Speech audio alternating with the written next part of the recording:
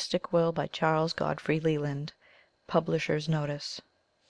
This wonderful treatise was first published in England several years ago under the title of Have You a Strong Will? And has run through several editions there. In its original form it was printed in quite large type, double leaded, and upon paper which bulked out the book to quite a thick volume.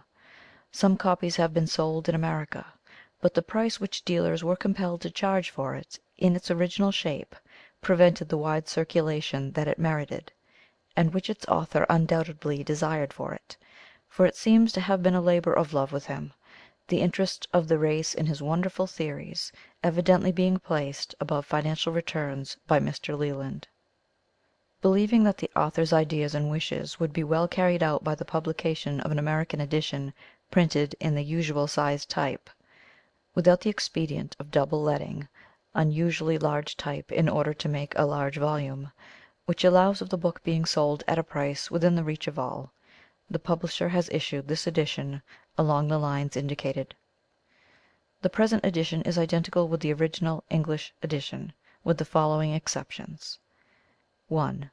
There has been omitted from this edition a long tiresome chapter contained in the original edition, entitled On the Power of the Mind to Master Disordered Feelings by Sheer Determination, as set forth by Immanuel Kant in a letter to Hufeland, but which chapter had very little to say about the power of the mind, but very much indeed about hygiene, dietetics, sleep, care of oneself in old age, hypochondria, work, exercise, eating and drinking, illness, etc., etc., from the point of view of the aged German metaphysician, which, while interesting enough in itself, and to some people, was manifestly out of place in a book treating upon the development of mental faculties by the will, etc.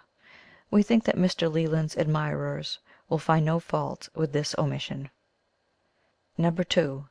The word suggestion has been substituted for the word hypnotism in several places in the original text, where the former word was manifestly proper according to the present views of psychologists, which views were not so clearly defined when the book was written. 3. The chapter headings of the original book have been shortened and simplified in accordance with the American form. 4. The title The Mystic Will has been substituted in place of that used in the original edition, which was Have You a Strong Will? This change was made for the reason that the original title did not give one the correct idea of the nature of the book, but rather conveyed the idea of an inquiry regarding the iron will, etc., which the author evidently did not intend. The use of the will, as taught in the book by Mr. Leland, is not along the lines of the iron will, but is rather in the nature of the employment of a mystic, mysterious, and almost weird power of the human will, and the title of the present edition is thought to more correctly represent the nature of the book, and the author's own idea, than the inquiry embodied in the title of the original edition. 5. Several unimportant footnotes, references to other books, etc., have been omitted after careful consideration. Those who would wish to read the book in its original English edition will be able to procure it from the English publisher, Mr. Philip Welby, 6 Henrietta Street, Covent Garden, London, W.C., England. To the few readers of this book who are not familiar with the author, Mr. Charles G. Leland, it may be said that this gifted man was an American by birth, but who lived in Europe for many years before his death. He died March 20th, 1903, at Florence, Italy, at the ripe age of 79 years, active until the last, and leaving unpublished manuscripts, some not completed. He lived up to his ideas and profited by them. His writings are spread over a period of nearly or fully 50 years, and his range of subjects was remarkable in its variety, style, and treatment.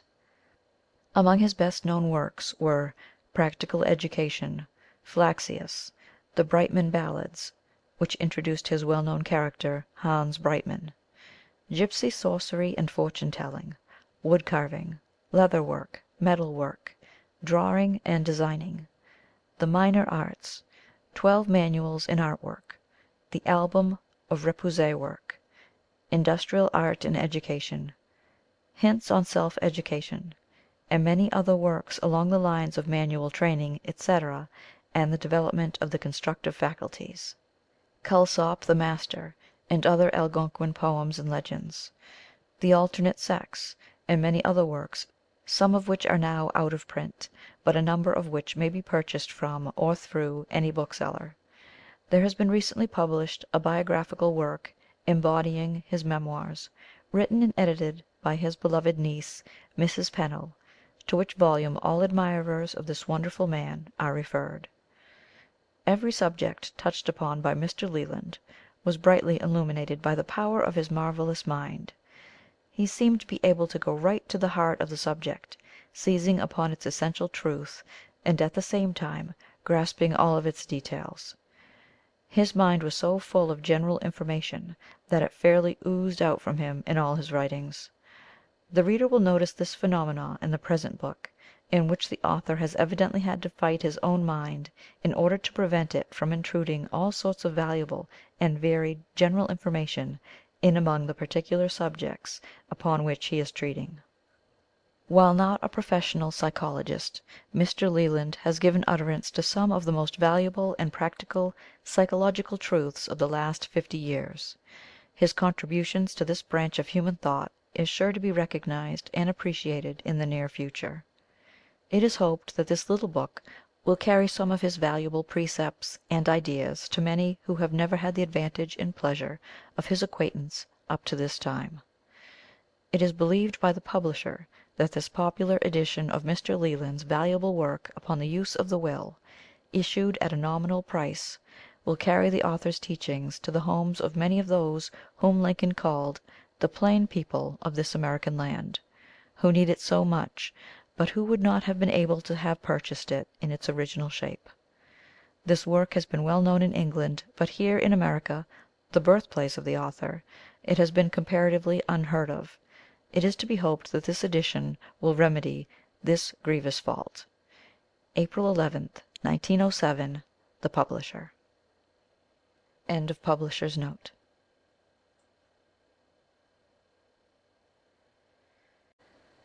The Mystic Will by Charles Godfrey Leland. The Author's Preface.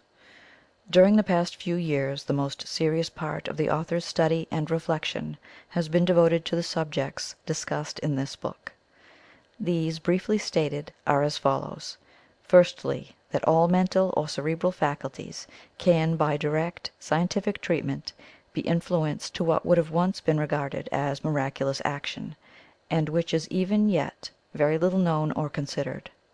Secondly, in development of this theory, and as confirmed by much practical and personal experience, that the will can by very easy processes of training, or by aid of autosuggestion, be strengthened to any extent in states of mind soon induced, which can be made by practice habitual.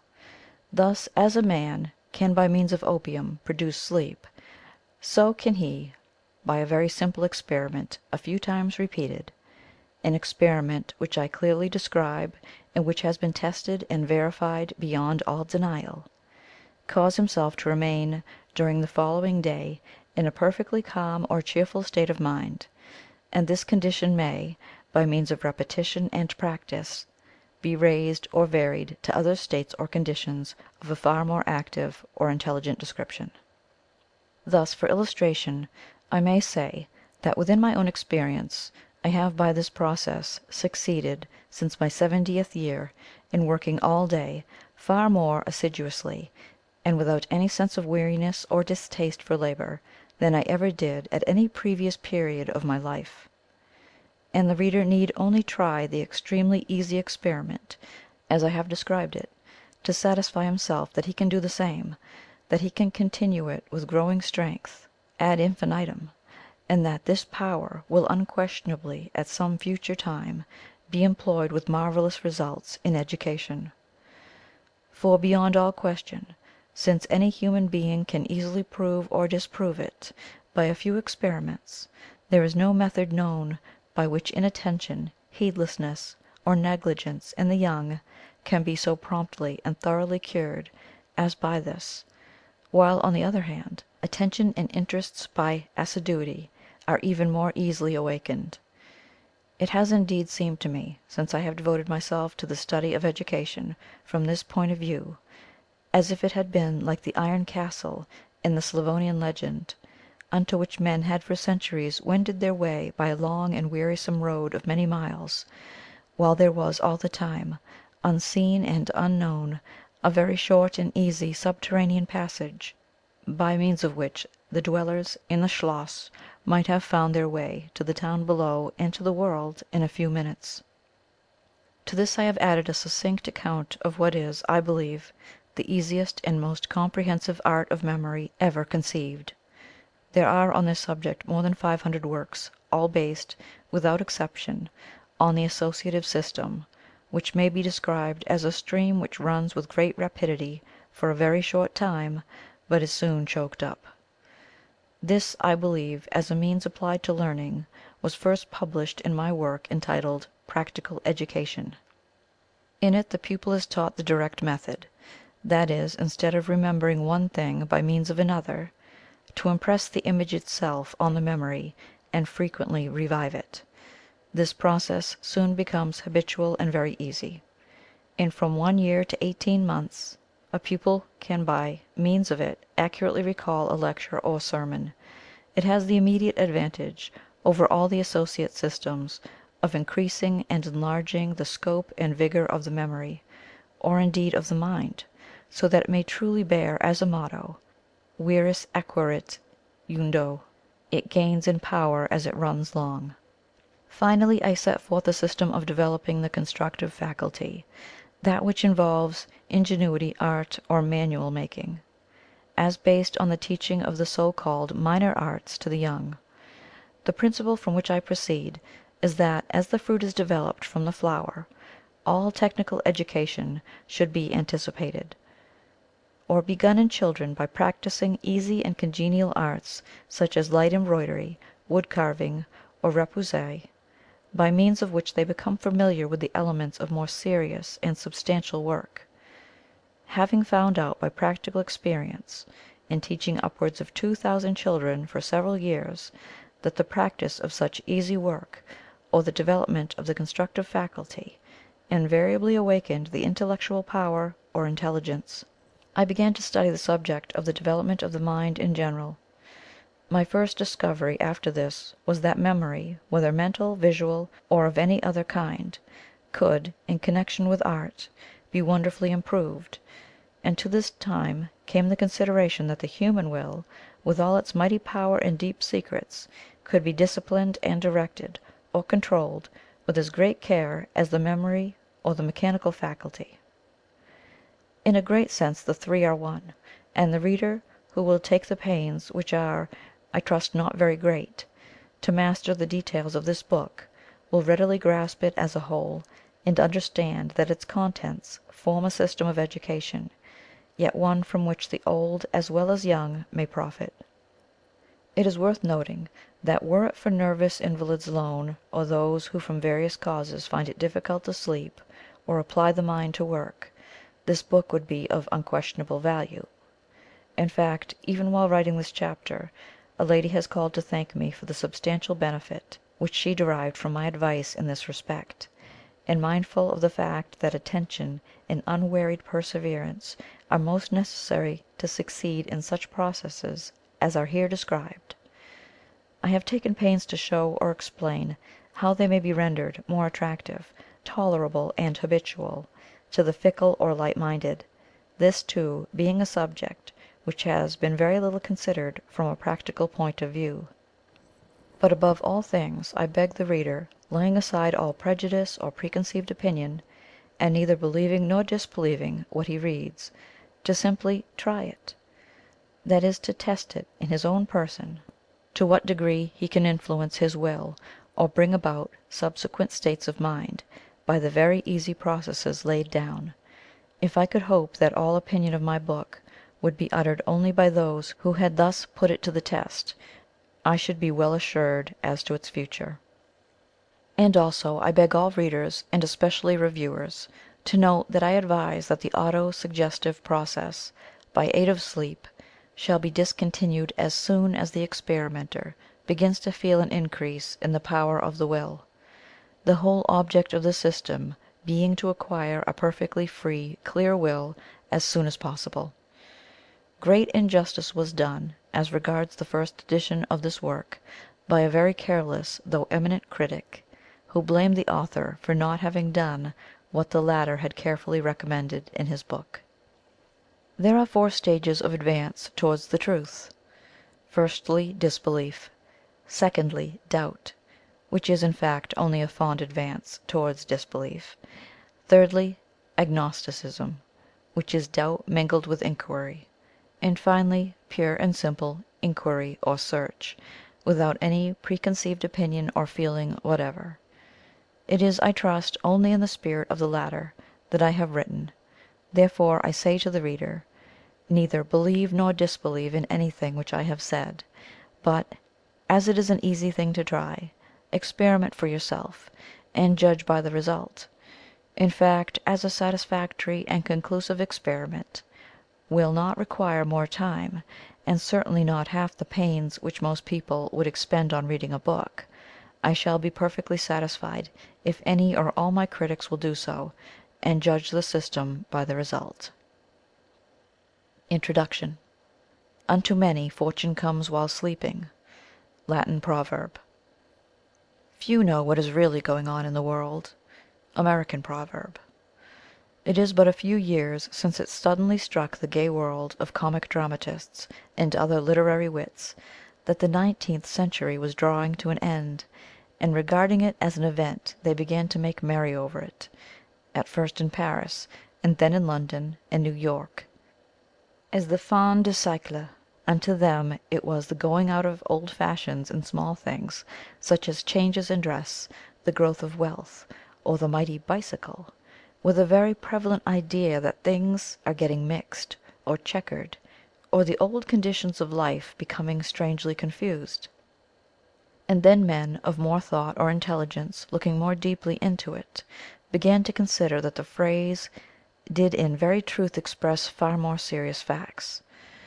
As in an old Norman tale, he who had entered as a jester or minstrel in comic garb laid aside his disguise, and appeared as a wise counsellor or brave champion who had come to free the imprisoned emperor. For it began to be seen that this fin de siècle was developing with startling rapidity changes of stupendous magnitude, which would ere long be seen careering with thunder speed along, and that all the revolutions and reforms recorded in history were only feeble or partial, scattered or small, compared to the world-wide unification of human interests, led by new lights, which has begun to manifest itself in every civilized country. That well nigh every person or real culture or education, guided by pure science, has within a very few years advanced to a condition of liberal faith which would have been in my university days generally reprobated as infidelity, is not to be denied, and the fact means beyond all question that, according to its present rate of advance, in a very few years more this reform will end in the annulling of innumerable traditions, forms of faith and methods. Upharsin is writ on the wall. More than this, it is not clear that art and romance, poetry and literature, as hitherto understood or felt, are either to utterly vanish before the stupendous advance of science, or, what is perhaps more probable, will, coalescing with it, take new forms, based on a general familiarity with all the old schools or types. A few years ago it seemed, as regarded all aesthetic creation, that man had exhausted the old models, and knew not where to look for. Now the aim of art is to interest or please, by gratifying the sense or taste for the beautiful or human genius in making, also to instruct and refine, and it is evident that science is going to fulfill all these conditions on such a grand scale in so many new ways, that when man shall be once engaged in them, all that once gratified him in the past will seem as childish things to be put away before pursuits more worthy of manly dignity. If art in all forms has of late been quiet, it has been because it has drawn back like the tiger in order to make the greater bound. One of the causes why some are laying aside all old spiritualism, romance, and sentiment, is that their realization takes up too much time, and science, which is the soul of business, seeks in all things brevity and directness. It is probable that the phrase, "but to the point," has been oftener repeated during the past few years than it ever was before, since time begun, of which directness I shall have more to say anon. And this is the end to which these remarks on the fin de siècle were written, to lay stress upon the fact that with the year 1900 we shall begin a century during which civilized mankind will attain its majority and become manly, doing that which is right as a man should because it is right and for no other reason, and shunning wrong for as good cause. For while man is a child he behaves well or misbehaves for reasons such as the fear of punishment or hope of reward, but in a manly code no reasons are necessary, but only a persuasion or conviction that anything is right or wrong, and a principle which is as the earth unto a seed. For as the world is going on or getting to be, it is very evident that, as it is popularly said, he who will tell a lie will generally not hesitate to commit perjury. So he who cannot be really honest per se, without being sustained by principle based only on tradition and the opinion of others, is a poor creature, whose morality or honesty is in fact merely theatrical or acted to satisfy certain conditions or exigencies from which he were better freed. The spirit of scientific directness and economy of thought, and trouble by making the principle of integrity the basis of all forms, and cutting all ethical theories down to be good because you ought, is rapidly astonishing us with another marvelous fact which it illustrates, namely, that as in this axiom, as in man himself, there are latent undiscovered powers, so in 1,000 other sayings, or things known to us all, used by us all, and regarded as commonplace, there are astounding novelties and capacities as yet undreamed of. For as very few moralists ever understood in full what is meant by the very much worn or hackneyed saying, "We ought to do what is right," so the world at large little suspects that such very desirable qualities as attention, interest, memory, and ingenuity have that within them which renders them far more attainable by man than has ever been supposed. Even the great problem of happiness itself, as really being only one of a relative state of mind, may be solved or reached by some far simpler or more direct method than any thinker has ever suggested. It all depends on exertion of the will. There are in this world a certain number of advanced thinkers who, if they knew how to develop the will which exists in them, could bring this reform to pass in an incredibly short time. That is to say, they could place the doctrine or religion of honesty for its own sake so boldly and convincingly before the world that its future would be assured. Now the man who can develop his will has it in his power not only to control his moral nature to any extent, but also to call into action or realize very extraordinary states of mind, that is, faculties, talents, or abilities which he has never suspected to be within his reach. It is a stupendous thought, yes, one so great that from the beginning of time to the present day no sage or poet has ever grasped it in its full extent, and yet it is a very literal truth, that there lie hidden within us all, as in a sealed up spiritual casket, or like the bottled up gin in the Arab tale, innumerable powers or intelligences, some capable of bestowing peace or calm, others of giving happiness, or inspiring creative genius, energy, and perseverance. All that man has ever attributed to an invisible world without lies in fact within him, and the magic key which will confer the faculty of sight and the power to conquer is the will. It has always been granted that it is a marvellously good thing to have a strong will, or a determined or resolute mind, and great has been the writing thereon. I have by me the last book on the subject, in which the faculty is enthusiastically praised, and the reader is told, through all the inflections of sentiment, that he ought to assert his will, to be vigorous in mind, etc., but unfortunately the how to do it is utterly wanting. It will be generally admitted by all readers that this "how to do it" has been always sought in grandly heroic or sublimely vigorous methods of victory over self. The very idea of being resolute, brave, persevering, or stubborn awakens in us all thoughts of conflict or dramatic self conquering. But it may be far more effectively attained in a much easier way. Even as the ant climbed to the top of the tree and gnawed away and brought down the golden fruit unto which the man could not rise, there are easy methods, and by far the most effective, of awakening the will, methods within the reach of every one, and which, if practised, will lead on ad infinitum to marvellous results. The following chapters will be devoted to setting forth, I trust, clearly and explicitly, how by an extremely easy process, or processes, the will may be, by any person of ordinary intelligence and perseverance, awakened and developed to any extent, and with it many other faculties or states of mind. I can remember once being told by a lady that she thought there ought to be erected in all great cities temples to the will, so as to encourage mankind to develop the divine faculty. It has since occurred to me that an equal number of schoolhouses, however humble, in which the art of mastering the will by easy processes seriatim should be taught, would be far more useful.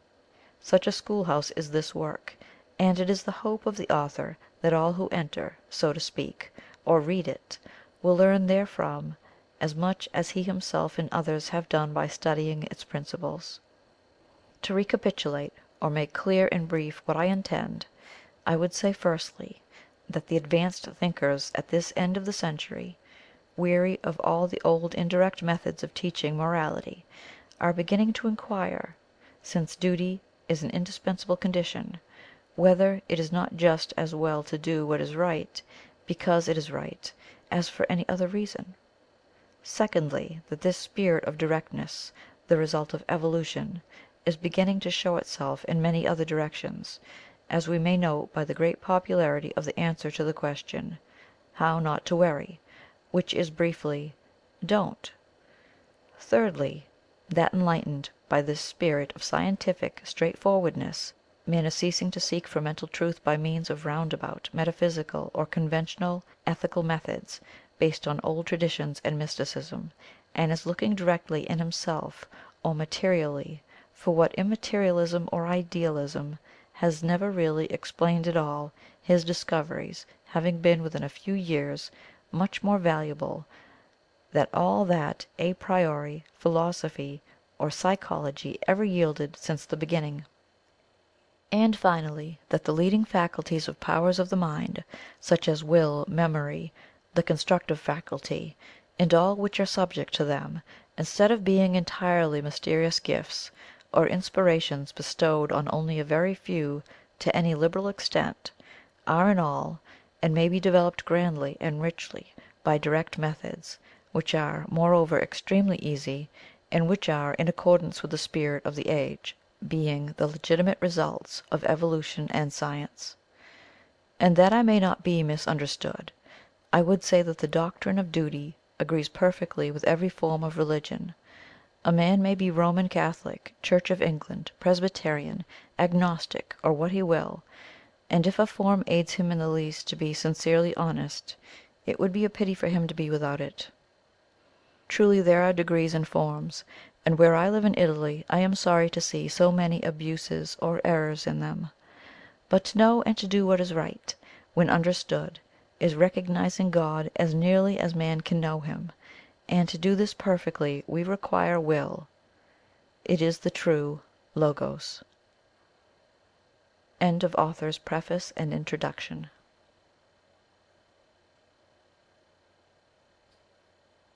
The Mystic Will by Charles Godfrey Leland. Chapter 1. Attention and Interest. To the fairies' determination and good will, all things are possible. The Man of the Family by C. Reed. It happened recently to me, as I write, to see one afternoon, lying on the sidewalk in the Via Calziole in Florence, what I thought was a common iron screw, about 3 inches in length, which looked as if it had been dropped by some workman. And recalling the superstition that it is lucky to find such an object, or a nail, I picked it up, when to my astonishment I found that it was a silver pencil case, but made to exactly resemble a screw. Hundreds of people had perhaps seen it, thought they knew all about it or what it was, and then passed it by, little suspecting its real value. There is an exact spiritual parallel for this incident or parable of the screw pencil in innumerable ideas at which well nigh everybody in the hurrying stream of life has glanced, yet no one has ever examined, until some one with a poetic spirit of curiosity, or inspired by quaint superstition, pauses, picks one up, looks into it, and finds that it has ingenious use, and is far more than it appeared to be.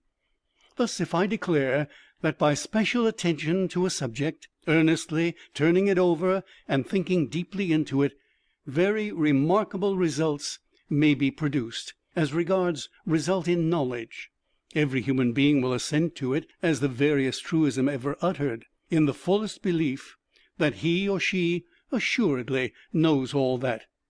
And yet it was not until within a very few years that I discovered that this idea, which seemed so commonplace, had within it mysteries and meanings which were stupendously original or remarkable.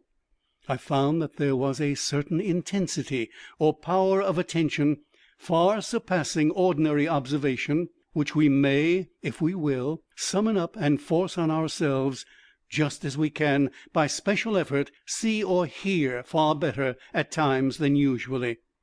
The Romans show, by such a phrase as animum adducere, and numerous proverbs and synonyms, that they had learned to bend their attention energetically. They were good listeners, therefore keen observers. Learning to control or strengthen the will is closely allied to developing attention and interest, and for reasons which will soon be apparent, I will first consider the latter, since they constitute a preparation or basis for the former, and as preliminary I will consider the popular or common error to the effect that every one has allotted to him or to her just so much of the faculty of attention or interest as it has pleased nature to give, the same being true as regards memory, will, the constructive or artistic abilities, and so on, when in very truth, and on the warrant of experience, all may be increased ad infinitum. Therefore we find ignorant men complacently explaining their indifference to art and literature or culture on the ground that they take no interest in such subjects, as if interest were a special heaven-sent gift. Who has not heard the remark, "He or she takes such an interest in so many things, I wish that I could"? Or, as I heard it very recently expressed, "It must be delightful to be able to interest oneself in something at any time," which was much the same as the expression of the Pennsylvania German girl, "Ach Gott, I wished I had genius und could make a pudding." No one can be expected to take an interest at once and by mere will in any subject, but where an earnest and serious attention has been directed to it, interest soon follows. Hence it comes that those who deliberately train themselves in society, after the precept enforced by all great writers of social maxims, to listen politely and patiently, are invariably rewarded by acquiring at last shrewd intelligence, as it is well known to diplomatists. That mere stolid patience subdues impatience sounds like a dull, commonplace saying, but it is a silver pencil disguised as an iron screw. There is a deep subtlety hidden in it, if it be allowed with a little intelligence, forethought, and determination towards a purpose. Let us now consider the mechanical and easy processes by which attention may be awakened. According to E.D. von Hartmann, Attention is either spontaneous or reflex, the voluntary fixing our mind upon or choosing an idea, image, or subject is spontaneous attention. But when the idea for some reason impresses itself upon us, then we have enforced or reflex attention, and that is simply to say, there is active or passive observation, the things which we seek or which comes to us unsought. And the seeking for or spontaneous action can be materially aided and made persevering, if before we begin the search or set about devoting attention to anything, we pause, as it were, to determine or resolve that we will be thorough, and not leave off until we have mastered it. For strange as it may seem, the doing of this actually has in most cases a positive and very often a remarkable result, as the reader may very easily verify for himself. This forethought is far more easily awakened or exerted than attention itself, but it prepares it, just as attention prepares interest. Attention is closely allied to memory. When we would give attention to a subject for continued consideration, we must memorize it, or it will vanish.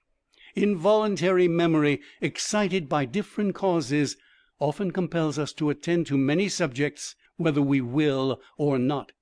Everyone has been haunted with images or ideas, even unto being tormented by them.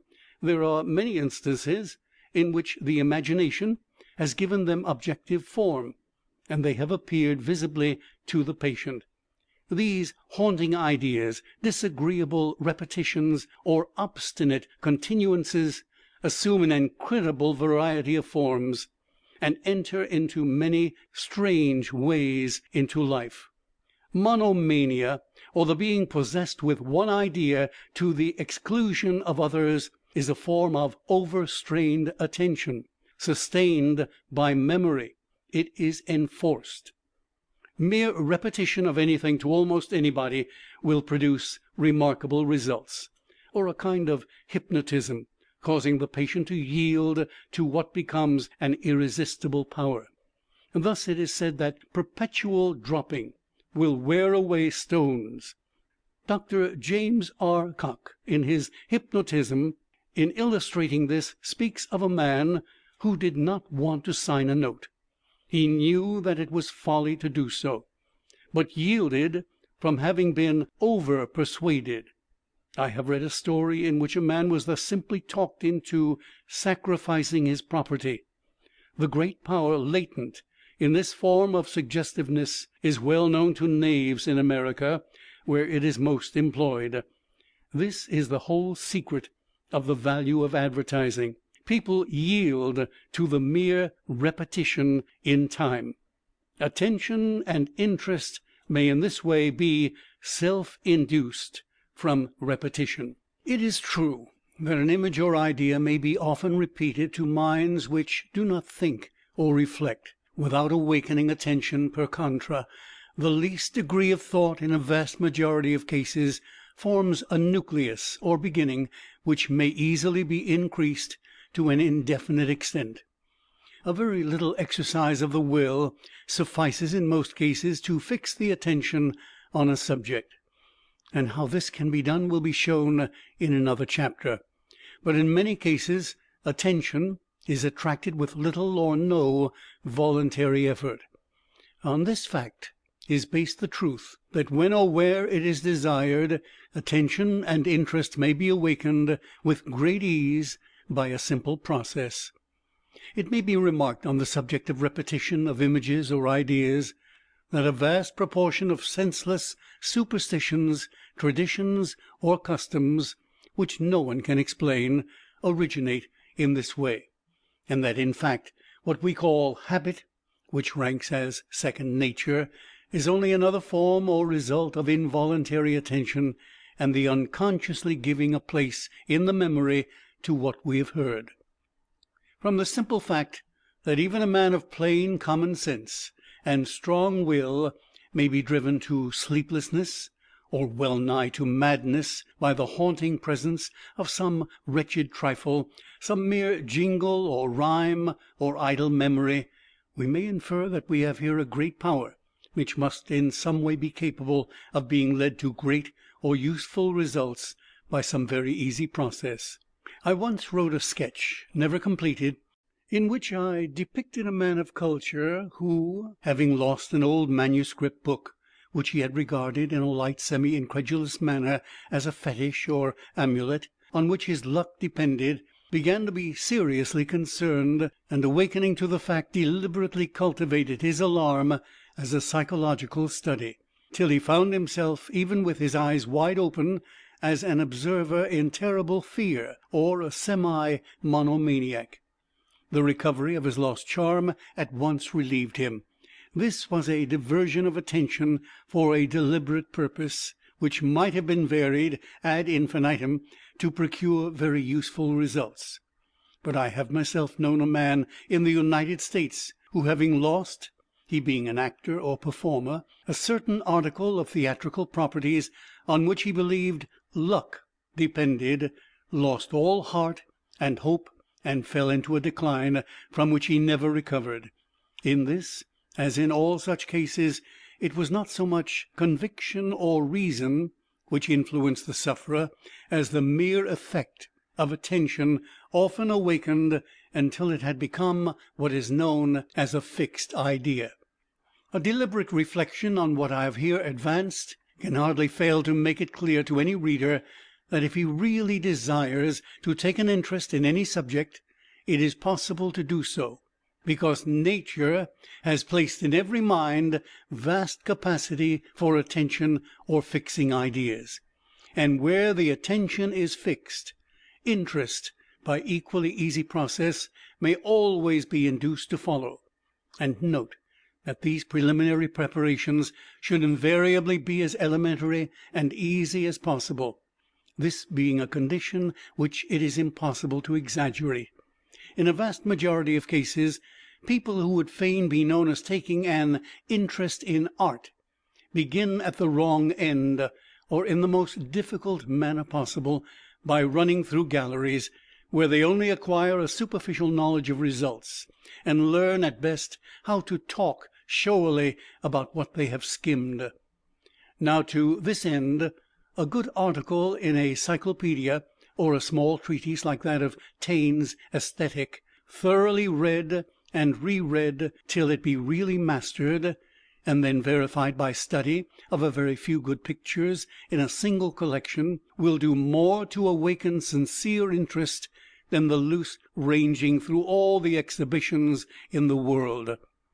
I have read in many novels thrilling descriptions of the effect and results, when all the glories of the Louvre or Vatican first burst upon some impassioned and unsophisticated youth, who from that moment found himself an artist. But I still maintain that it would have been 100 times better for him had his attention and interest been previously attracted to a few pictures, and his mind accustomed to reflect on them. Be the subject in which we would take an interest, artistic or scientific, literary or social, the best way to begin herewith is to carefully read the simplest and easiest account of it which we can obtain, in order that we may know just exactly what it is, or its definition. And this done, let the student at once, while the memory is fresh in mind, follow it up by another research or reading, observations or inquiries on the same subject, for 3 books read together on anything will profit more than 100 at long intervals. In fact, a great deal of broken, irregular, or disjointed reading is often as much worse than none at all, as a little coherent study is advantageous. Many people would very willingly take an interest in many subjects if they knew how. It is a melancholy thing to see a man retired from business, with literally nothing to do but fritter away his time on nothings, when he might be employed at something absorbing and useful. But they hesitate to act, because, as is the rule in life, they see everything from its most difficult and repulsive side. There is no man who could not easily take an intelligent interest in art in some form, but I venture to say that a majority of even educated people who had never taken up the subject would be appalled at it in their secret hearts, or distrust its use, or their own capacity to master it. Or again, many put no faith in easy manuals to begin with, believing in their ignorance that a mere collection of rudiments cannot have much in it. We are all surrounded by thousands of subjects in which we might all take an interest, and do good work, if we would, selecting one, give it a little attention, and by easy process proceed to learn it. As it is in general society, the man or woman who has any special pursuit, accomplishment, or real interest for leisure hours beyond idle gossip and empty time-killing is a great exception. And yet I sincerely believe that in perhaps a majority of cases there is a sincere desire to do something which is killed by simple ignorance of the fact that with a very little trouble, indeed, interest in something is within the easy reach of all. I have dwelt on this subject that the reader may be induced to reflect on the fact, firstly, that if he wishes to learn how to develop his will and strengthen it, it is absolutely necessary to take an interest in it. I beg him to consider how this art of acquiring attention and interest has been, or is, obscured in most minds, and the difficulties of acquiring it exaggerated. Secondly, I would point out that the method of process for making a will is so closely allied to that laid down for attention that it will seem like a deduction from it, both being allied to what may claim to be an original art of memory, to which I shall devote a chapter in its due place. For as I hope clearly to prove, it is an easy matter to create a strong will, or strengthen that which we have to a marvelous extent. Yet he who would do this must first give his attention firmly and fixedly to his intent or want, for which purpose it is absolutely necessary that he shall first know his own mind regarding what he means to do, and therefore meditate upon it, not dreamily or vaguely, but earnestly. And this done, he must assure himself that he takes a real interest in the subject, since, if such be the case, I may declare that his success is well nigh certain. And here it may be observed that if beginners, before taking up any pursuit, would calmly and deliberately consider the virtues of attention and interest, and how to acquire them or bring them to bear on the proposed study or work, we should hear much less of those who had begun German without learning it, or who failed in any other attempt, for there would in very truth be few failures in life if those who undertake anything first gave to it long and careful consideration, by leading observation to every detail, and in fact becoming familiar with the idea, and not trusting to acquire interest and perseverance in the future.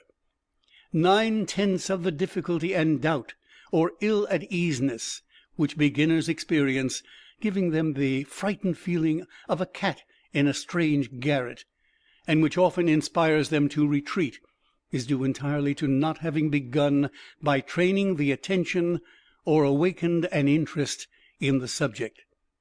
It has often seemed to me that the reason for failure, or the ultimate failing to attain success, in a vast number of faith cures, is simply because the people who seek them, being generally of a gushing, imaginative nature, are lacking in deep reflection, application, or earnest attention. They are quick to take hold, and as quick to let go.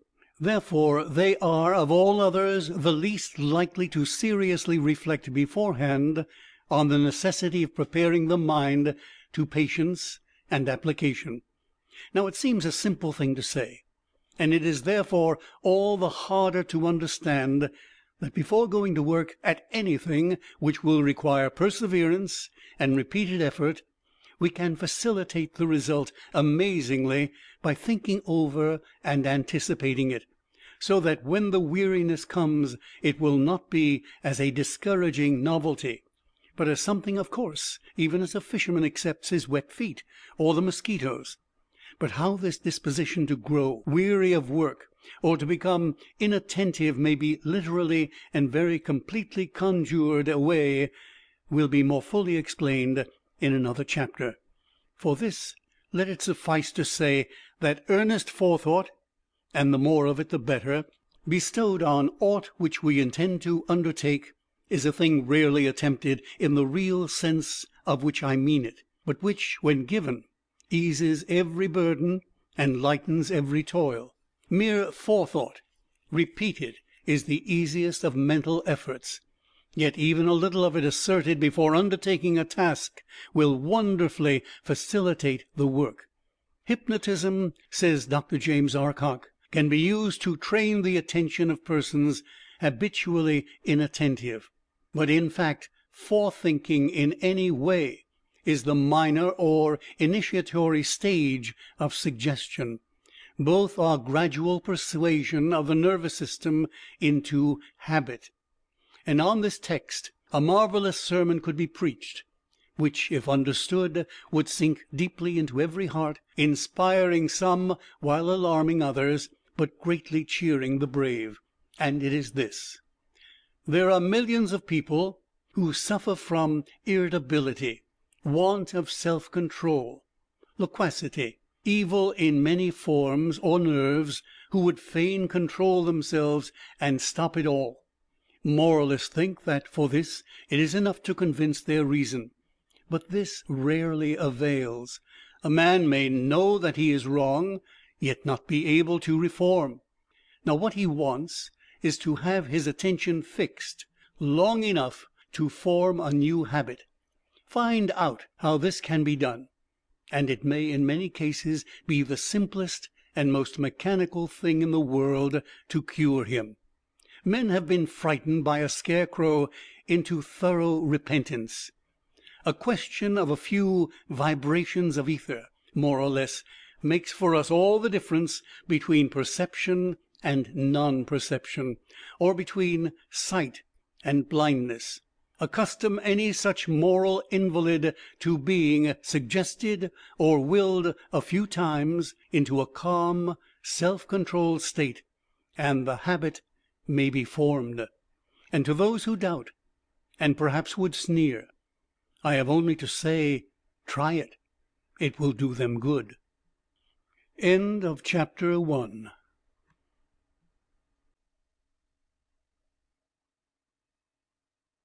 The Mystic Will, by Charles Godfrey Leland.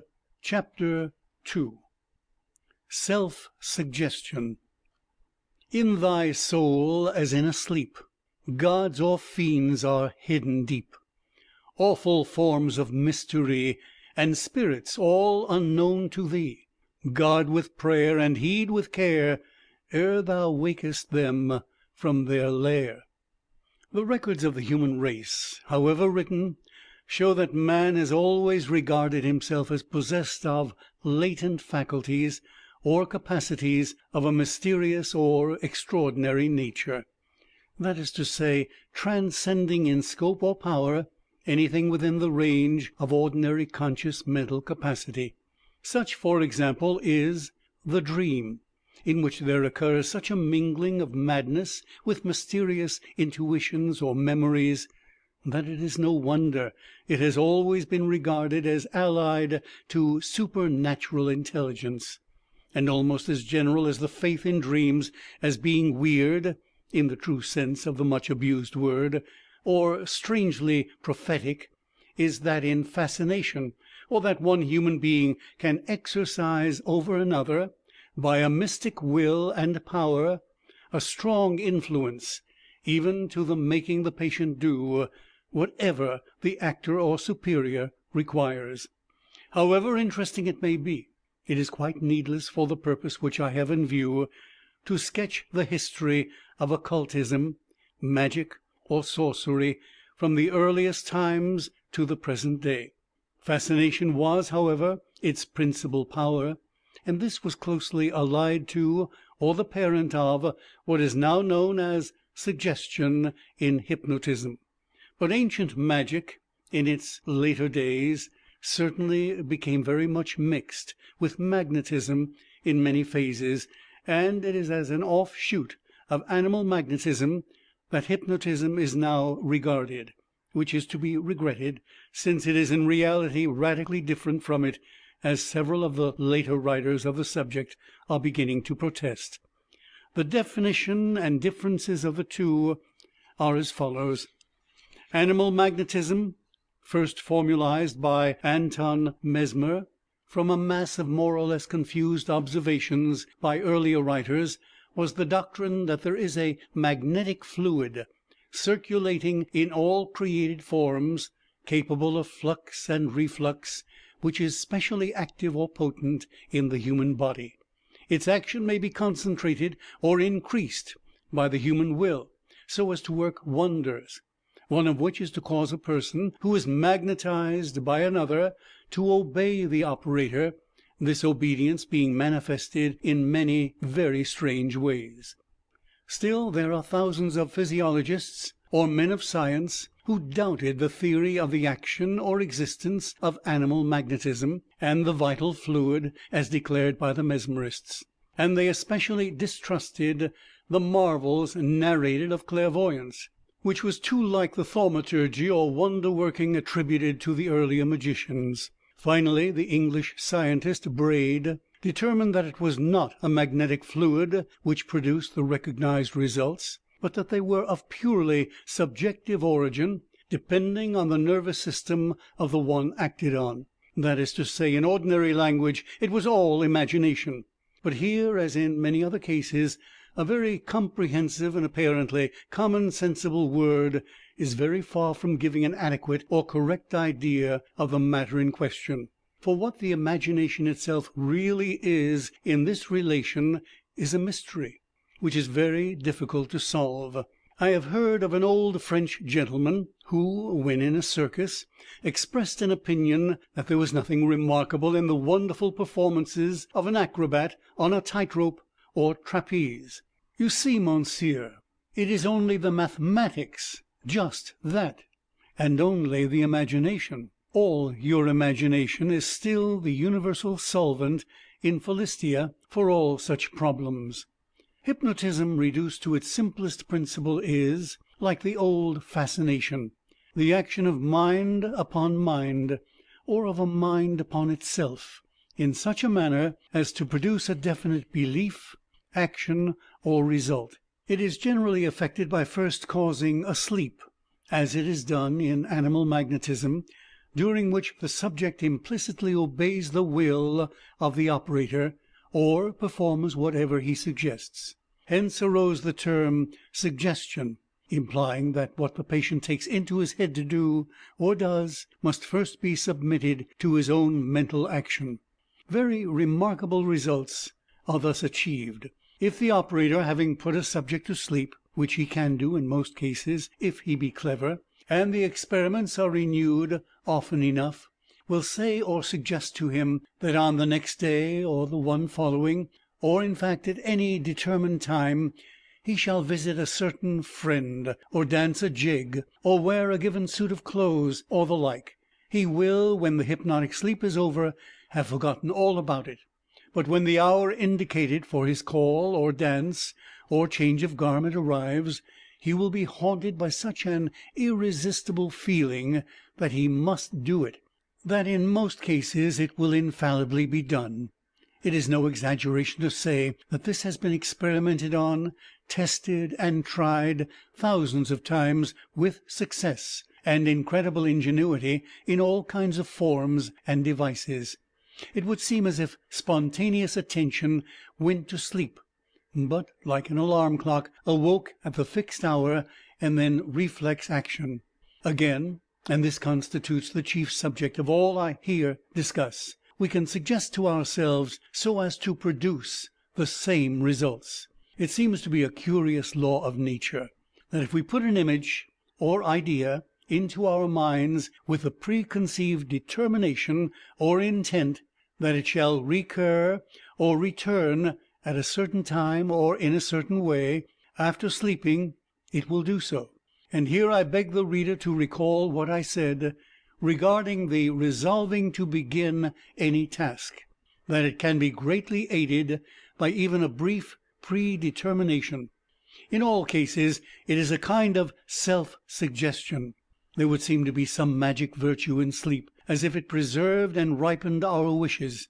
Hence the injunction in the proverbs of all languages to sleep over a resolve or subject, and that night brings counsel.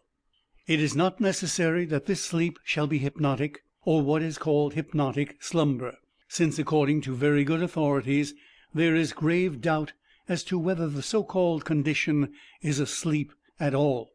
Hypnotism is at any rate a suspension of the faculties, resembling sleep, caused by the will and act of the operator. He effects this by fixing the eyes on the patient, making passes as in mesmerism, giving a glass of water, or simply commanding sleep. And this, as Dr. Koch has experienced and described, can be produced to a degree by any one on himself. But as I have verified by experiment, if we, after retiring to rest at night, will calmly yet firmly resolve to do something on the following day, or be as much as possible in a certain state of mind, and if we then fall into our ordinary natural sleep just as usual, we may on waking have forgotten all about it, yet will none the less feel the impulse and carry out the determination. What gives authority for this assertion, for which I am indebted originally to no suggestion or reading, is the statement found in several authorities that a man can hypnotize another without putting him to sleep, that is, make him unconsciously follow suggestion. I had read in works on hypnotism of an endless number of experiments, how patients were made to believe that they were monkeys or madmen, or umbrellas or criminals, women or men, a volante.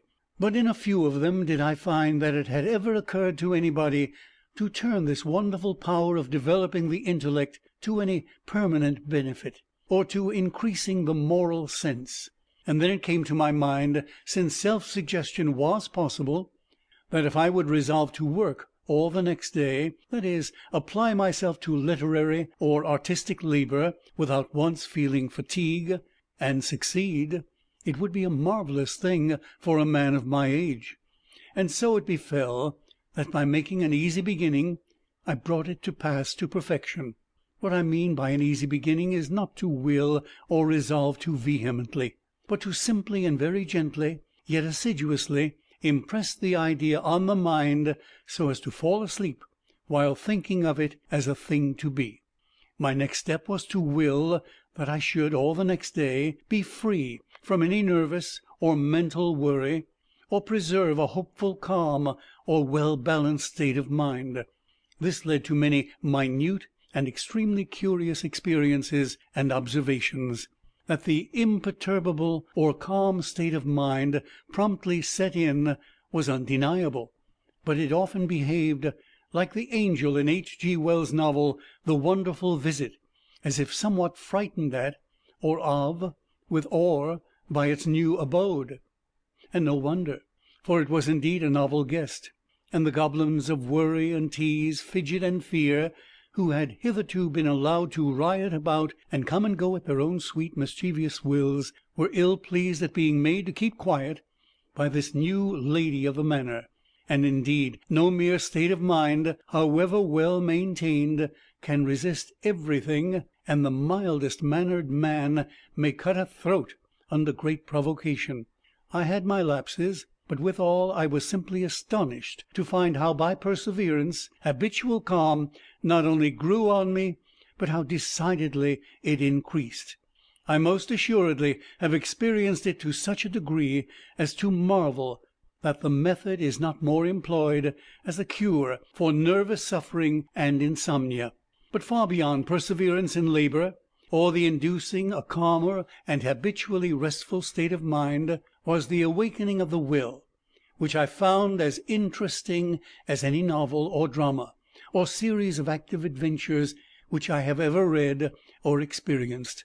I can remember, when most deeply engaged in it, rereading De Quincey's Confessions of an Opium Eater. I took it by chance on my birthday, August 15th, which was also his, and as I read, I longed from my very heart that he were alive, that I might consult with him on the marvelous fairyland which it seemed to me had been discovered. And then I remembered how Dr. Tuckey, the leading English hypnotist, had once told me how easy it was for his science to completely cure the mania for opium and other vices. And this is the discovery. Resolve, before going to sleep, that if there be anything whatever for you to do which requires will or resolution, be it to undertake repulsive or hard work or duty, to face a disagreeable person, to fast or make a speech, to say no to anything, in short, to keep up to the mark or make any kind of effort, that you will do it as calmly and as unthinkingly as may be. Do not desire to do it sternly or forcibly, or in spite of obstacles, but simply and coolly make up your mind to do it, and it will be much more likely be done. And it is absolutely true, crede experto, that if persevered in, this willing yourself to will by easy impulse unto impulse given will lead to marvelous and most satisfactory results. There is one thing of which the young, or over sanguine or heedless, should be warned. Do not expect from self-suggestion, nor anything else in this life, prompt perfection, or the maximum of success.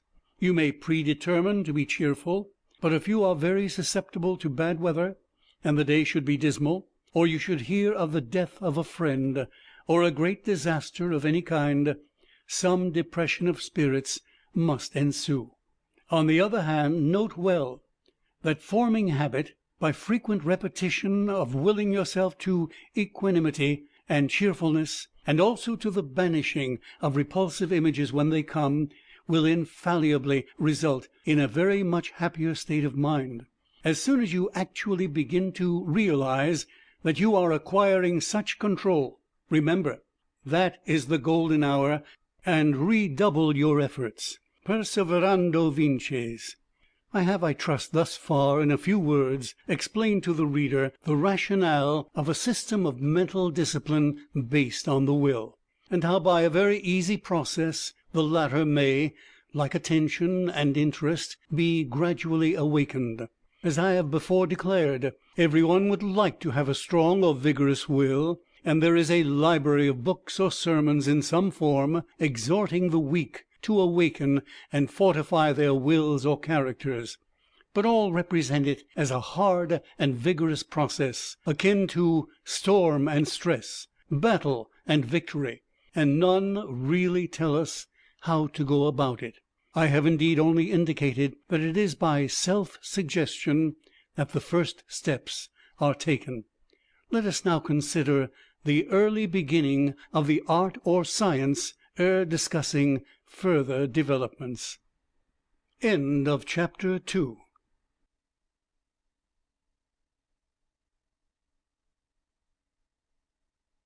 The Mystic Will by Charles Godfrey Leland. Chapter 3. Will Development. Ce domaine de la suggestion est immense.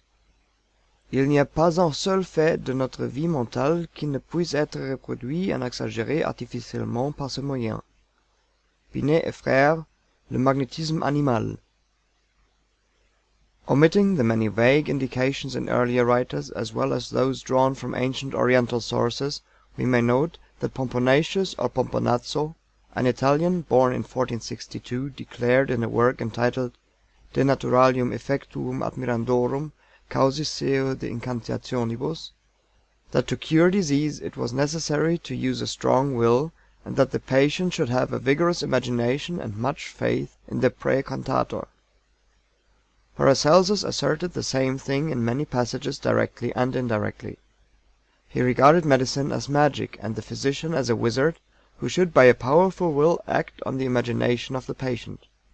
But from some familiarity with the works of Paracelsus (the first folio of the first full edition is before me as I write), I should say that it would be hard to declare what his marvelous mind did not anticipate in whatever was allied to medicine and natural philosophy. Thus I have found that long before Van Helmont, who has the credit of the discovery, Paracelsus knew how to prepare silicate of soda or water glass. Hypnotism as practiced at the present day, and with regard to its common results, was familiar to Johann Joseph Gassner, a priest in Swabia, of whom Louis Figuier writes as follows in the Histoire des Merveilleux dans le Temps Moderne, published in 1860: Gassner, like the Englishman Valentine Great Rakes, believed himself called by divine inspiration to cure diseases. According to the precept of proper charity he began at home, that is to say on himself. After being an invalid for 5 or 6 years, and consulting all in vain many doctors and taking their remedies all for naught, the idea seized him that such an obstinate malady as his must have some supernatural evil origin, or in other words, that he was possessed by a demon. Therefore he conjured this devil of a disorder in the name of Jesus Christ to leave him, so it left, and the good Gassner has put it on record that for 16 years after he enjoyed perfect health and never had occasion for any remedy, spiritual or otherwise. This success made him reflect whether all maladies could not be cured by exorcism. The experiment which he tried on the invalids of his parish were so successful that his renown soon opened through all Swabia and the regions round about. Then he began to travel, being called for everywhere. Gassner was so successful that at Ratisbon he had, it is said, 6,000 patients of all ranks encamped in tents. He cured by simply touching with his hands. But that in which he appears original was that he not only made his patients sleep, or become insensible by ordering them to do so, but caused them to raise their arms and legs, tremble, feel any kind of pain, as is now done by the hypnotist. In a young lady of good family he caused laughter and weeping, stiffness of the limbs, absence of sight and hearing, and anesthesia so as to make the pulse beat at his will. M. Figuier and others do not seem to have been aware that a century before Gassner, a Pietro Piperno of Naples published a book in which there was a special exorcism, or conjurations as he calls them, for every known disorder, and that this possibly gave the hint for a system of cure to the Swabian. I have a copy of this work, which is extremely rare, it having been put on the Roman prohibited list, and otherwise suppressed. But Gassner himself was suppressed ere long, because the Emperor Joseph II cloistered, that is to say imprisoned him for life in the monastery of Pondorf near Ratisbon. One must not be too good or apostle-like or curative, even in the Church, which discourages trop de zèle. But the general accounts of Gassner give the impression, which has not been justly conveyed, that he owed his remarkable success in curing himself and others, not to any kind of theory, nor faith in magnetism, or in religion, so much as unconscious suggestion, aided by a powerful will which increased with successes. To simply pray to be cured of an illness, or even to be cured by prayer, was certainly no novelty to any Catholic or Protestant in those days.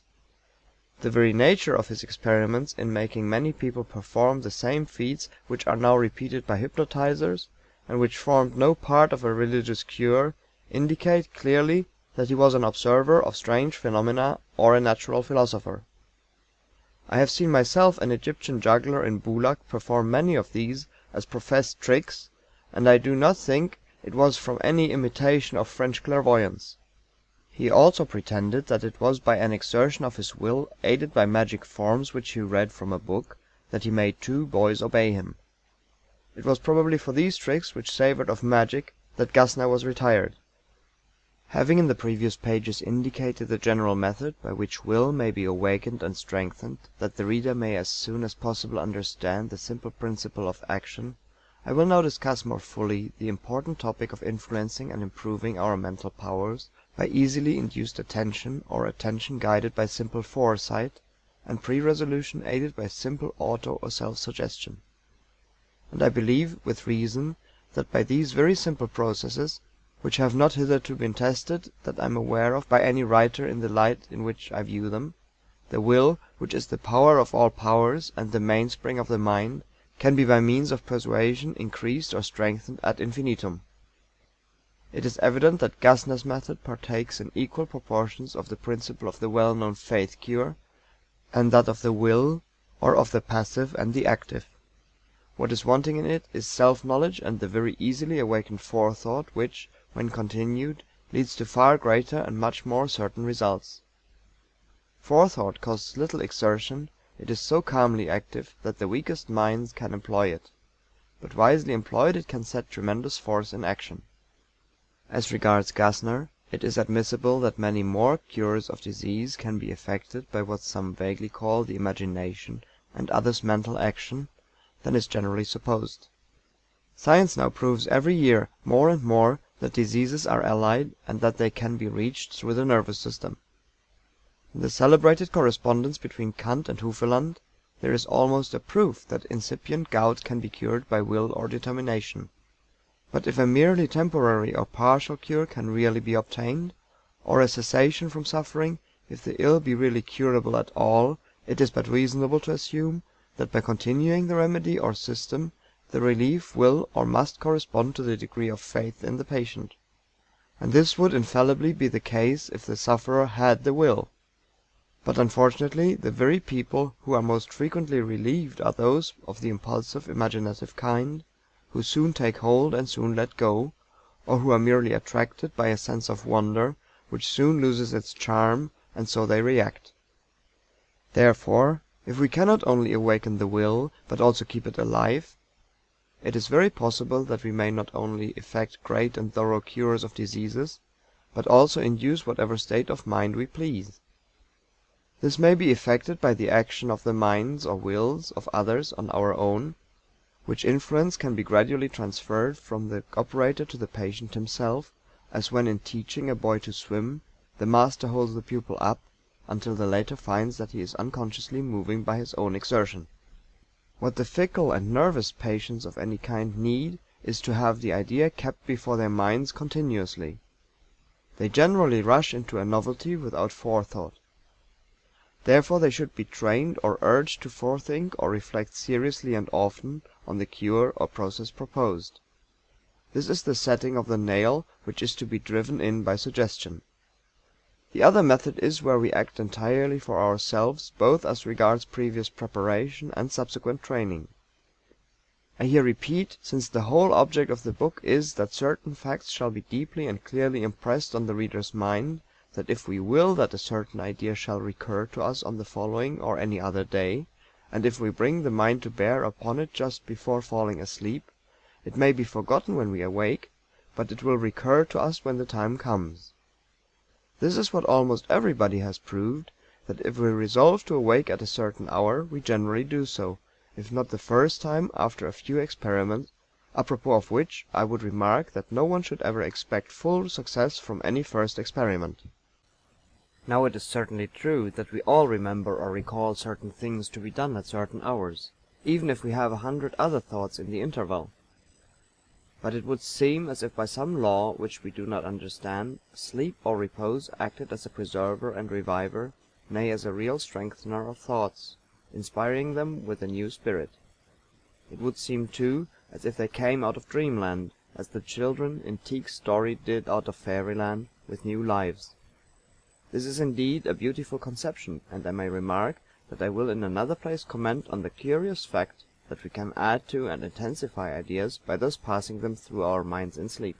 Just by the same process as that which enables us to awake at a given hour, and simply by substituting other ideas for that of time, can we acquire the ability to bring upon ourselves predetermined or desired states of mind.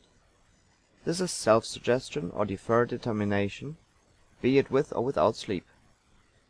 It becomes more certain in its result with every new experiment or trial. The great factor in the whole is perseverance or repetition.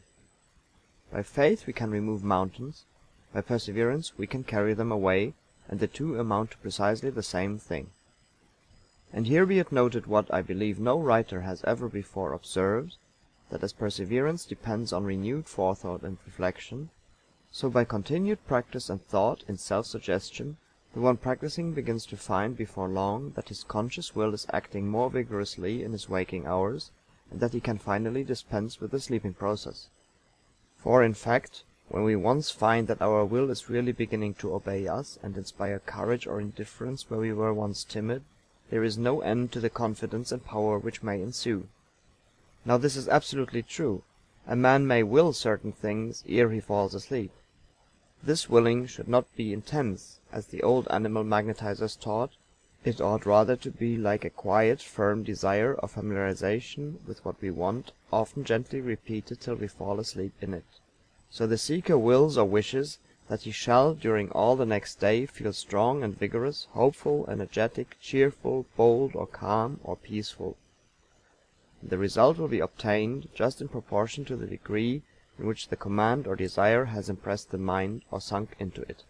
But as I have said, do not expect that all of this will result from a first trial. It may even be that those who succeed very promptly will be more likely to give out in the end than those who work up from small beginnings.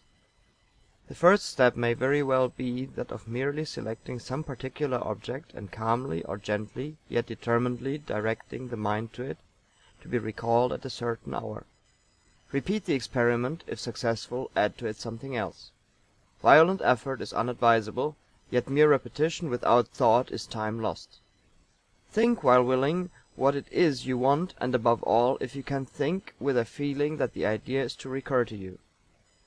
This acting or working two thoughts at once may be difficult for some readers to understand, though all writers on the brain illustrate it. It may be formulated thus: I wish to remember tomorrow at 4 o'clock to visit my bookseller. Booksellers, 4 o'clock, 4 o'clock. But with practice the two will become as one conception. When the object of a state of mind, as, for instance, calmness all day long, is obtained, even partially, the operator, who must of course do all to help himself to keep calm should he remember his wish, will begin to believe in himself sincerely, or in the power of his will to compel a certain state of mind. This won, all may be won, by continued reflection and perseverance. It is the great step gained, the alphabet learned, by which the mind may pass to boundless power. It may be here interesting to consider some of the states of mind into which a person may be brought by hypnotism. When subject to the will of an operator, the patient may believe anything: that he is a mouse or a girl, drunk or inspired. The same may result from self-hypnotism by artificial methods, which appeal powerfully to the imagination.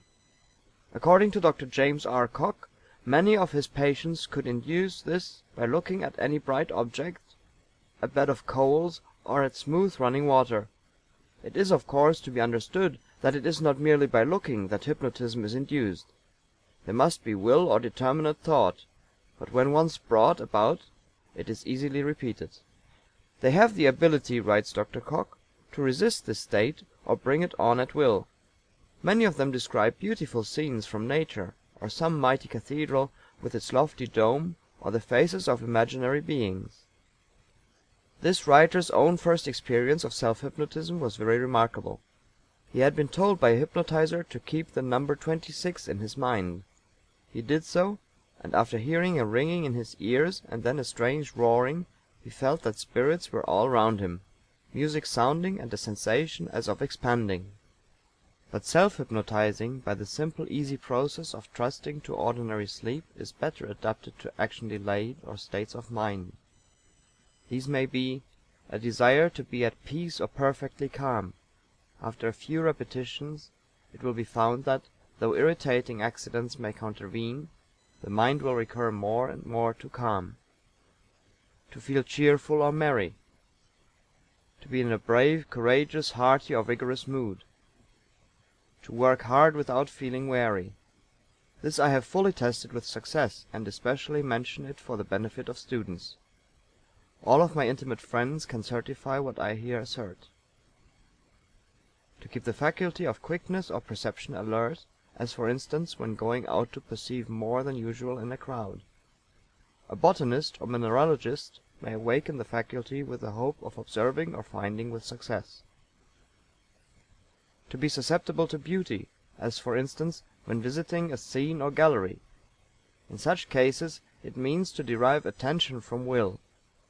The habitually trained forethought or attention is here a great aid to perception.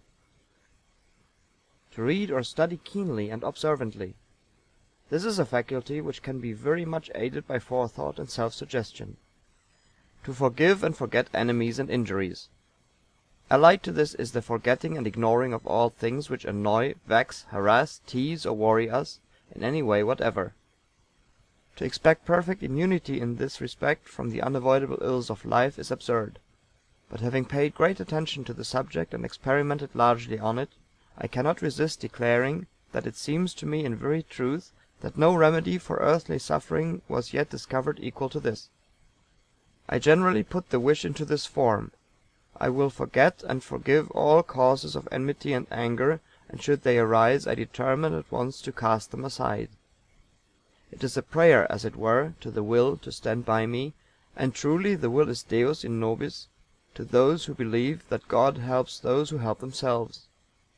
For as we can get into the fearful state of constantly recalling all who have ever vexed or wronged us, or nursing the memory of what we hate or despise, until our minds are like sewers or charnel houses of dead and poisonous things, so we can resolutely banish them, at first by forethought, then by suggestion, and finally by waking will. And verily there are few people living who would not be better for such exercise. Many there are who would say that they would fain forget and be serene, yet cannot. I do not believe this. We can all exorcise our devils, all of them, if we will. To restrain irritability in our intercourse with others. It will not be quite sufficient as regards controlling the temper to merely will or wish to subdue it.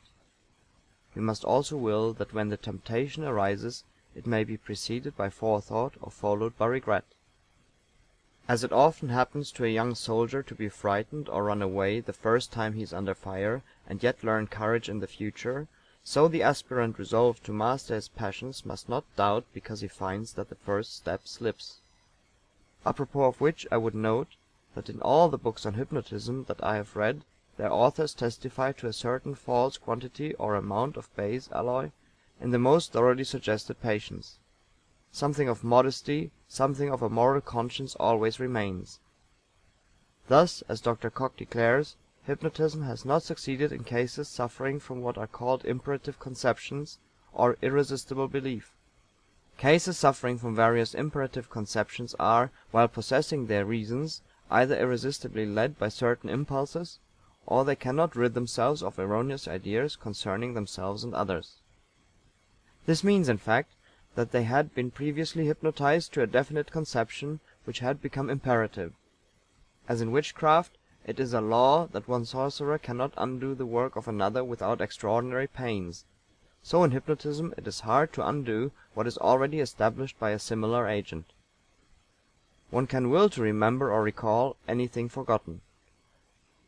I will not be responsible that this will invariably succeed at the first time, but that it does often follow continued determination, I know from experience. I believe that where an operator hypnotizes a subject it very often succeeds, if we may believe the instances recorded. And I am also inclined to believe that in many cases, though assuredly not in all, whatever is effected by one person upon another can also be brought about in one's self by patience in forethought, self-suggestion, and the continued will which they awaken. We can revive by this process old, well nigh forgotten trains of thought. This is difficult but possible. It belongs to an advanced stage of experience, or may be found in very susceptible subjects. I do not belong at all to the later, but I have perfectly succeeded in continuing a dream, that is to say, I have woke up 3 times during a dream, and being pleased with it, wished it to go on, then fallen asleep, and it went on, like 3 successive chapters in a novel. We can subdue the habit of worrying ourselves and others needlessly about every trifling or serious cause of irritation which enters our minds. There are many people who from a mere idle habit or self-indulgence and irrepressible loquacity make their own lives and those of others very miserable, as all my readers can confirm from experience. I once knew a man of great fortune, with many depending on him, who vented his ill temper and petty annoyances on almost every one to whom he spoke. He was so fully aware of this failing that he at once, in confessing it to a mutual friend, shed tears of regret. Yet he was a millionaire man of business, and had a strong will which might have been directed to a cure. All peevish, fretful, and talkative, or even complaining people should be induced to seriously study this subject. We can cure ourselves of the habit of profanity or using vulgar language. No one doubts that a Negro who believes in sorcery, if told that if he uttered an oath voodoo would fall upon him and cause him to waste away, would never swear again; or that the South Sea Islander would not do the same for fear of taboo. Now both these forms of sorcery are really hypnotizing by action on belief, and forethought aided by the sleep process has precisely the same result. It establishes a fixed idea in the mind, or a haunting presence. We can cure ourselves of intemperance. This was, I believe, first established or extensively experimented on by Dr. Charles Lloyd Tuckey. This can be aided by willing that the liquor, if drunk, shall be nauseating. We can repress to a remarkable degree the sensations of fatigue, hunger, and thirst. Truly no man can defy the laws of nature, but it is very certain that in cases like that of Dr. Tanner and the Hindu ascetics, who were boxed up and buried for many weeks, there must have been mental determination as well as physical endurance. As regards this very important subject of health, or the body, and the degree to which it can be controlled by the mind, or will, it is to be observed that of late years physiologists are beginning to observe that all mental or corporeal functions are evidently controlled by the same laws, or belong to the same organization. If the emotions, say of anger or love, in their more emphatic forms, are plainly accompanied by varying changes of the heart and blood vessels, the viscera and muscles, it must follow that changes or excitement in the physical organs must react on the emotions. All modes of sensibility, whatever their origin, says Louis, are physiologically transported into the sensorium. From fiber to fiber, from sensitive element to sensitive element, our whole organism is sensitive. Our whole sentient personality, in fact, is conducted, just as it exists, into the plexuses of the sensorium commune. Therefore, if every sensation in the body acts on the brain by the aid of secondary brains or ganglions, it must be that the brain in turn can in some way act on the body. And this has hitherto been achieved or attempted by magicians, miracle-mongers, thaumaturgists, mesmerists, and the like, and by the modern hypnotizer, in which we may observe that there has been at every step less and less mysticism or supernaturalism, and a far easier process or way of working. And I believe it may be fairly admitted that in this work I have simplified the process of physically influencing mental action and rendered it easier. The result from the above conclusions being that we can control many disorders or forms of disease. This is an immense subject, and it would be impossible within a brief sketch to determine its limits or conditions. That what are called nervous disorders, which are evidently the most nearly allied to emotions, as for instance a headache, or other trouble induced by grief, can be removed by joy, or some counteracting emotion, or mere faith, is very well known and generally believed. But of late science has established that the affinities between the cerebral and the other functions are so intimately, extensively, and strangely sympathetic or identical that it is becoming impossible to say what disease may not be temporarily alleviated or cured by new discoveries in directing the nervo-mental power or will. The faith cure, magic, mesmerism, religious thaumaturgy, and other systems have given us a vast number of authentic cures of very positive disorders. But from the point of view taken by many people, what has been wanting in all this is, firstly, a clear and simple scientific method free from all spiritualism or wonder, and secondly, the art of perfecting the cures by perseverance. For what will relieve for an hour can be made to cure forever if we exercise foresight and make perpetuity a part of our whole plan. Now as regards curing disorders, I beg the reader to specially observe that this, like many other works, depends on the state of the mind. Nor can it be undertaken with hope of success unless the operator has by previous practice in easy experiments succeeded in perfectly convincing himself that he has acquired control of his will. Thus having succeeded in willing himself to work all day without fatigue, or to pass the day without being irritable, let him begin to consider, reflect, and realize that he can make himself do this or that, for the more he simply induces the belief and makes himself familiar with it, the stronger and more obedient his will be. However, this is simply true that to any self-suggestionist whatever who has had some little practice and attained to even a moderate command over his will, a very great degree of the power to relieve bodily suffering is easy to develop, and it may be increased by practice to an incredible extent. Thus in case of suffering by pain of any kind in another, begin by calmly persuading him or her that relief has been obtained thousands of times by the process, and endeavor to awaken belief, or at least so much attention and interest that the fact will remain as forethought in the mind. The next step should be to promise relief, and then induce sleep by the showing a coin, passes with the hands, etc., or allowing the subject to sink into a natural slumber. If there be no success the first time, repeat the experiment.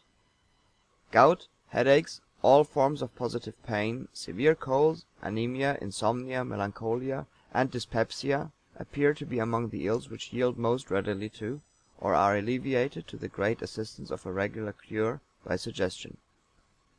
As regards curing disorders, producing insensibility to hunger and thirst, heat or cold, and the like, all are aware that to a man who is under the influence of some great and overpowering emotion, such as rage or surprise or joy, no pain is perceptible. In like manner, by means of persuasion, sleep, a temporary oblivion, and a skillfully awakened will, the same insensibility or ignoring can be effected.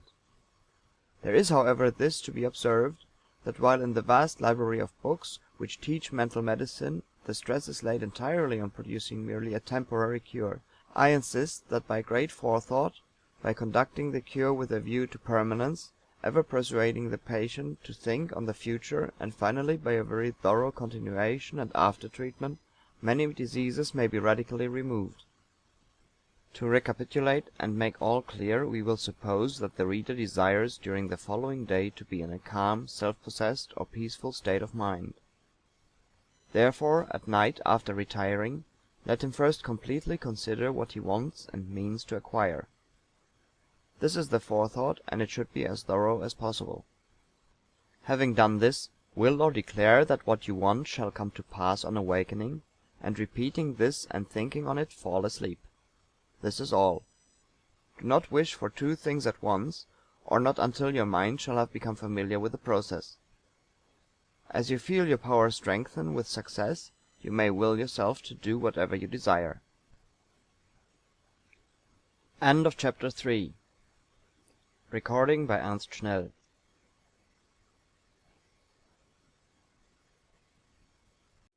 The Mystic Will by Charles Godfrey Leland.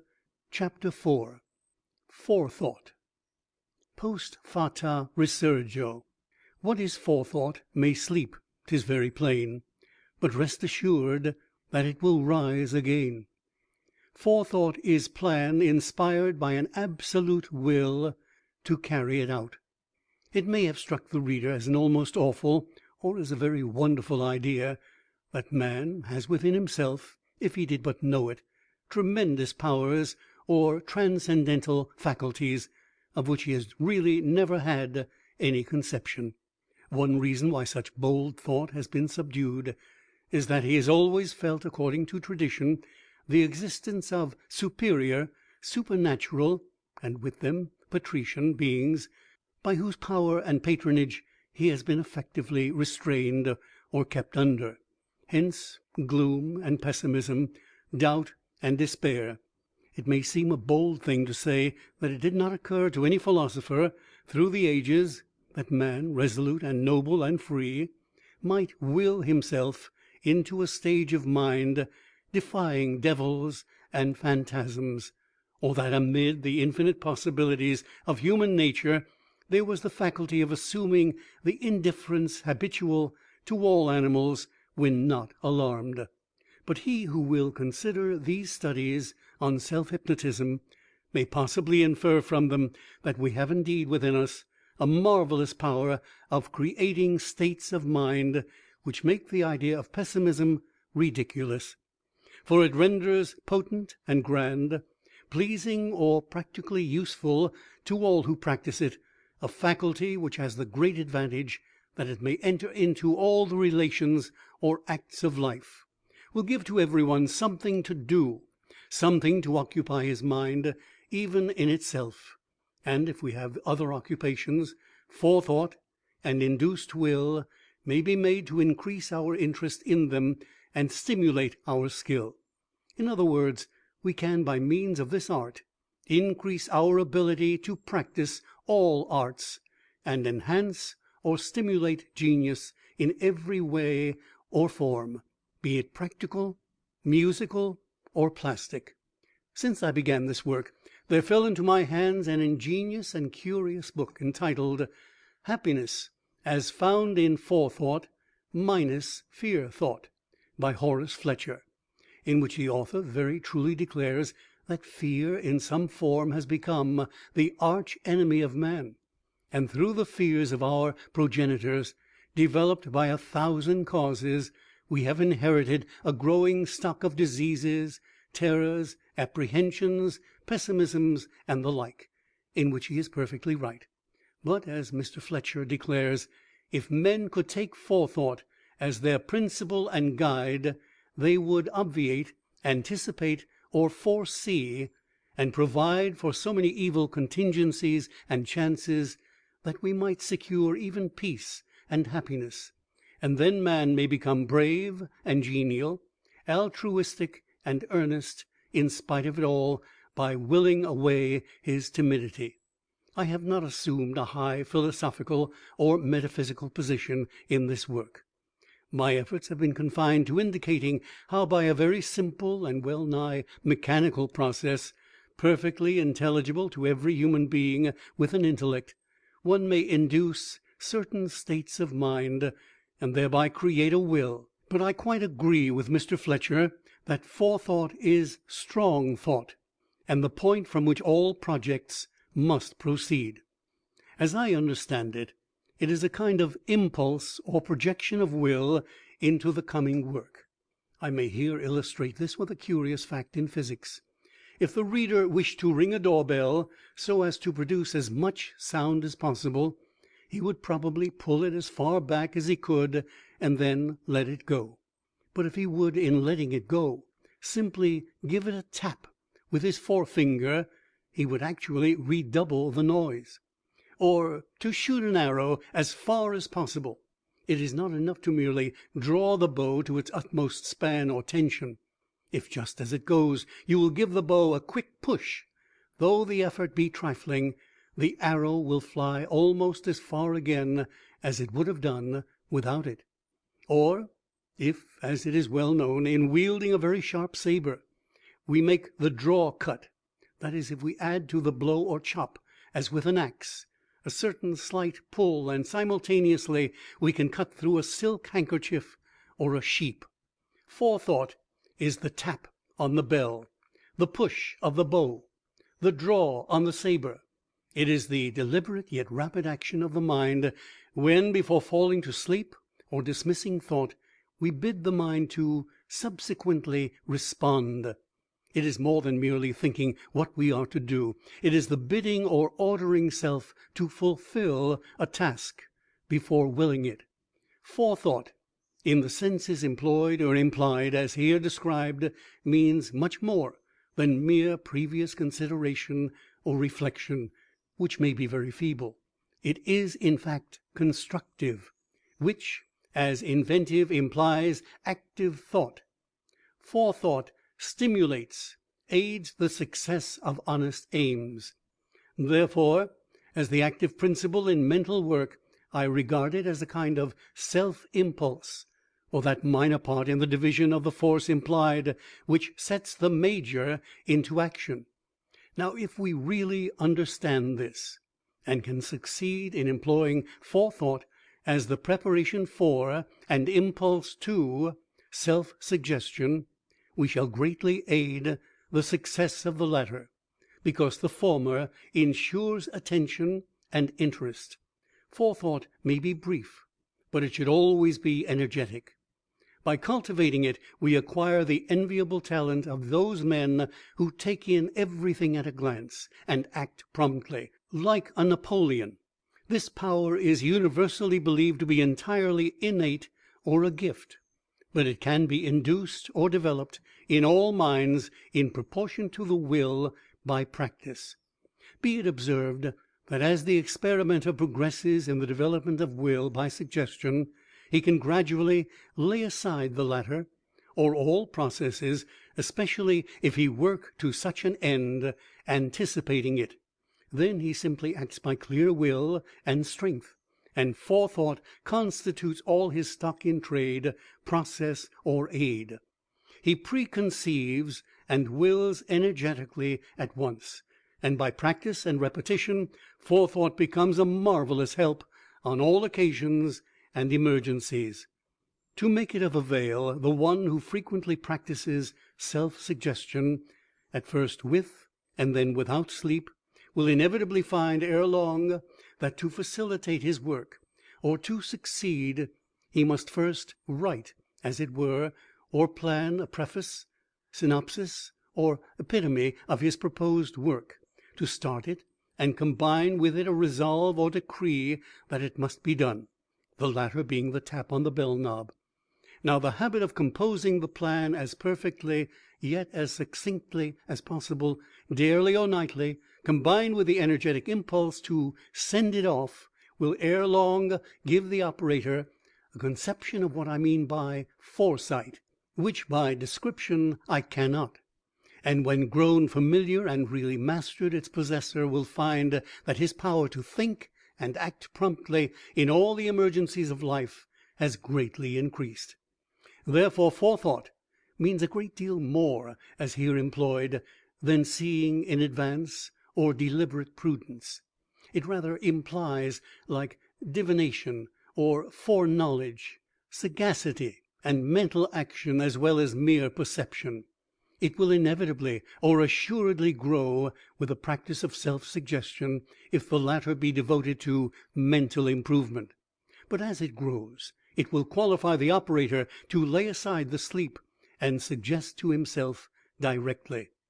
All men of great natural strength of mind, gifted with the will to do and dare, the beings of action and genius, act directly, and are like athletes who lift a tree by the simple exertion of the muscles. He who achieves his aim by self-culture, training, or suggestion is like one who raises the weight by means of a lever, and if he practices often enough, he may in the end become as strong as the other. There is a curious and very illustrative instance of forethought, in the sense in which I am endeavoring to explain it, given in a novel, The Scalp Hunters, by Mayne Reid, with whom I was well acquainted in bygone years. Not having the original, I translate from a French version. His aim with the rifle is infallible, and it would seem as if the ball obeyed his will. There must be a kind of directing principle in his mind, independent of strength of nerve and sight. He and one other are the only men in whom I have observed this singular power. This means simply the exercise in a second, as it were, of the tap on the bell knob, or the projection of the will into the proposed shot, and which may be applied to any act. Gymnasts, leapers, and the like are all familiar with it.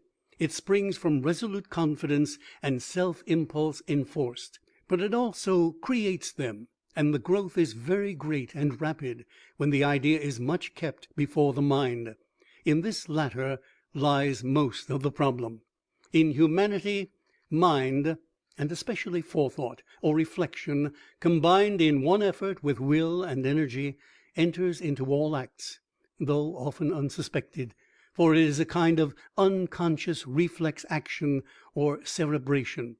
Thus I once discovered to my astonishment in a gymnasium that the extremely mechanical action of putting up a heavy weight from the ground to the shoulder, and from the shoulder to the full reach of the arm above the head, became much easier after a little practice, although my muscles had not grown, nor my strength increased during the time. And I found that whatever the exertion might be, There was always some trick or knack, however indescribable, by means of which the man with a brain could surpass a dolt at anything, though the latter were his equal in strength.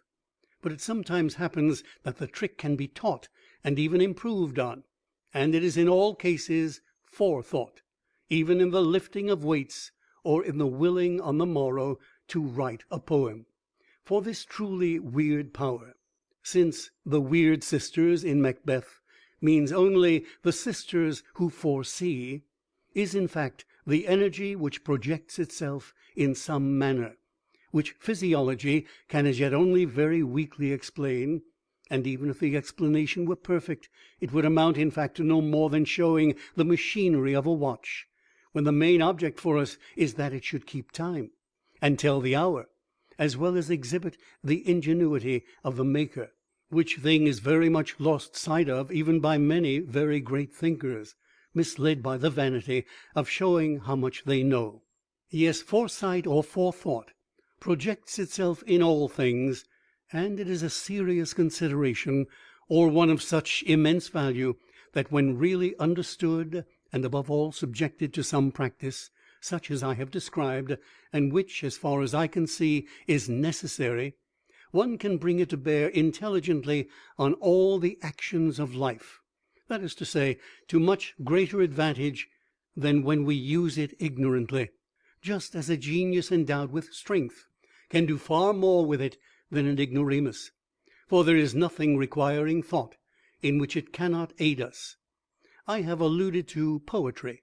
Now, this does not mean that a man can become a Shakespeare or Shelley by means of all the forethought and suggestion in the world, but they will, if well developed and directed, draw out from the mystic depths of mind such talent as he has, doubtless in some or all cases more than he has ever shown. No one can say what is hidden in every memory. It is like the sounding ocean with its buried cities, and treasures and wondrous relics of the olden time. This much we may assume to know, that every image or idea or impression which ever reached us through any of our senses entered a cell when it was ready for it, where it sleeps or wakes, most images being in the former condition. In fact, every brain is like a monastery of the Middle Ages or a beehive, but it is built on a gigantic scale, for it is thought that no man, however learned or experienced he might be, ever contrived during all his life to so much as even half fill the cells of his memory. And if any reader should be apprehensive lest it come to pass with him in this age of unlimited supply of cheap knowledge that he will fill all his cells, let him console himself with the reflection that it is supposed that nature in such a case will have a further supply of new cells ready, she never as yet having failed in such rough hospitality, though it often leaves much to be desired. Yes, they are all there, every image of the past, every face which ever smiled on us, the hopes and fears of bygone years, the rustling of grass and flowers, and the roar of the sea, the sound of trumpets in processions grand, the voices of the great and good among mankind, or what you will. Every line ever read in print, every picture and face and house is there. Many an experiment has shown this to be true. Also that by mesmerizing or hypnotizing processes, the most hidden images or memories can be awakened.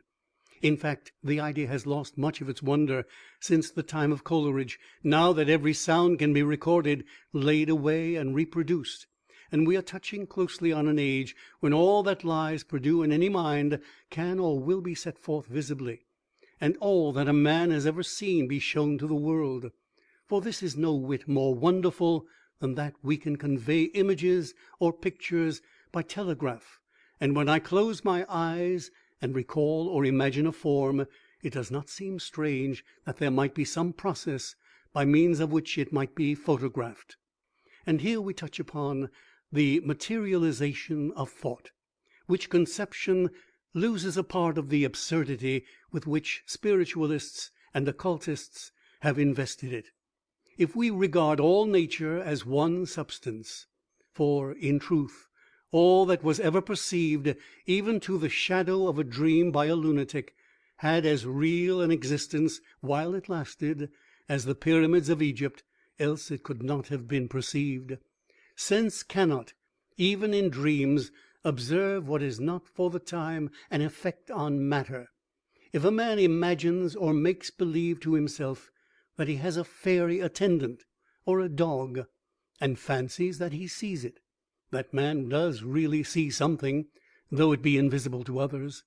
There is some kind of creative brain action going on, some employment of atoms and forces, and if this be so, we may enter it among the possibilities of the future, that the material in any form whatever may be advanced or further materialized or made real.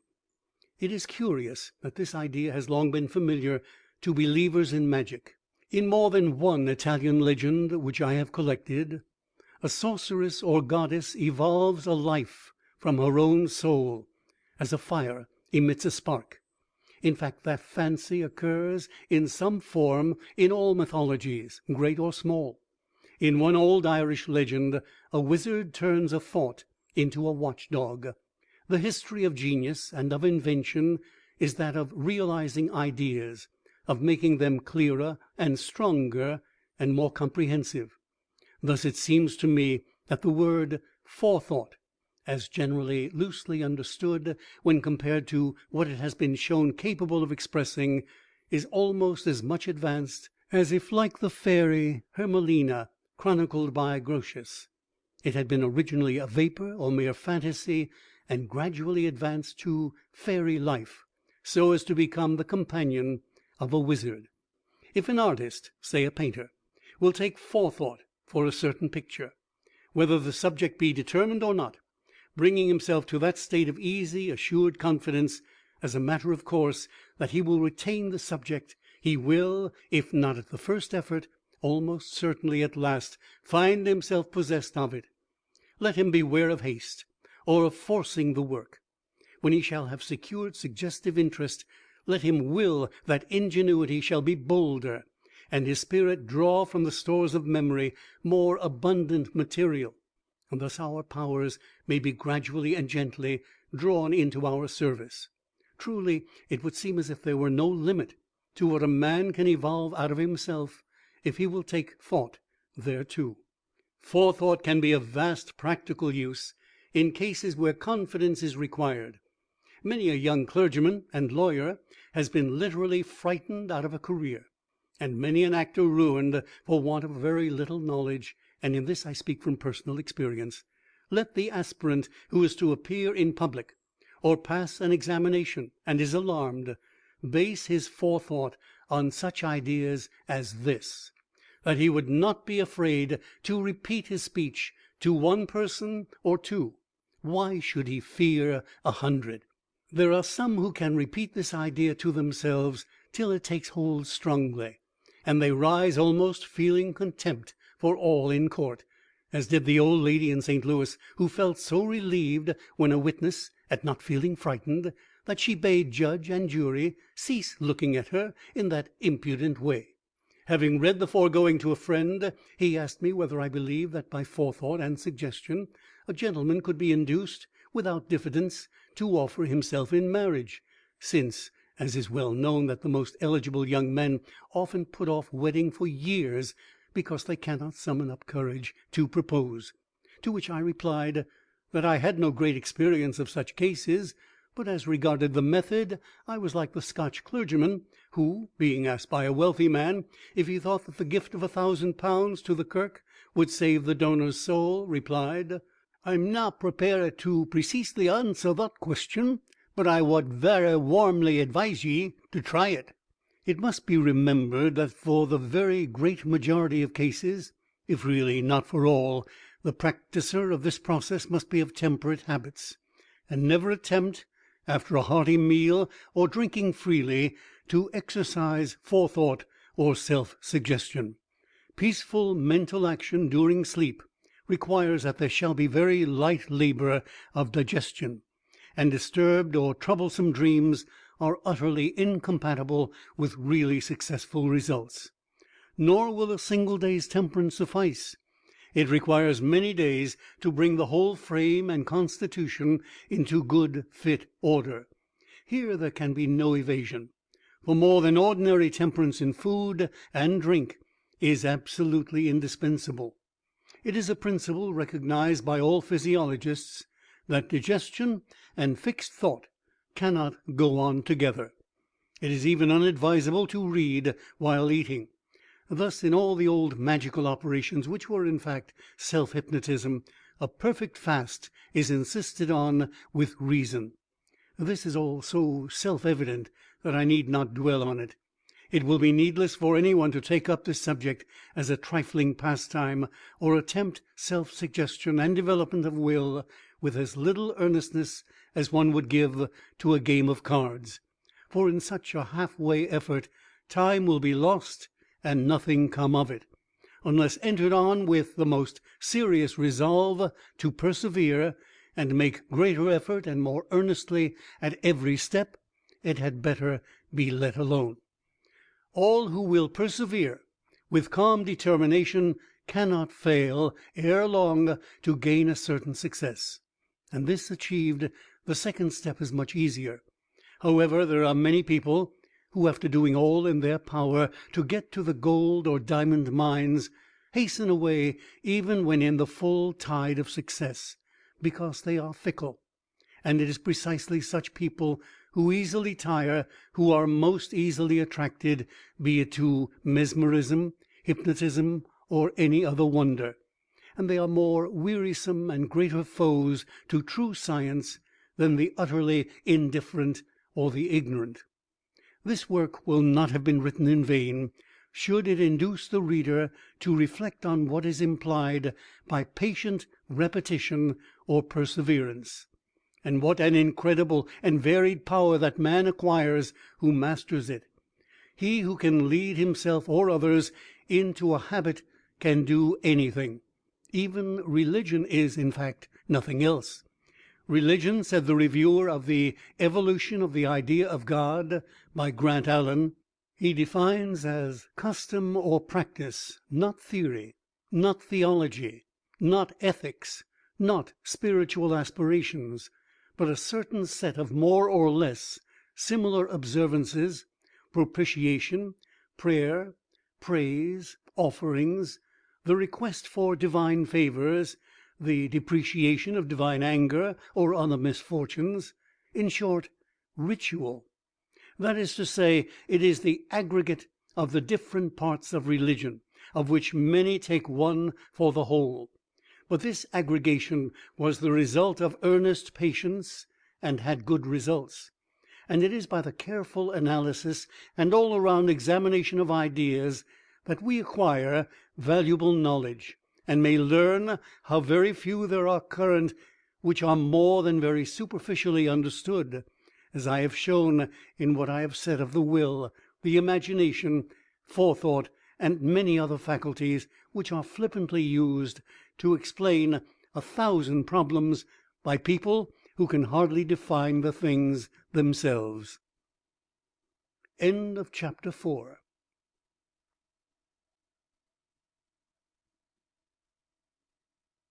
Interposed, whose dwelling is all in the mind of man, a motion and a spirit that impels all thinking things.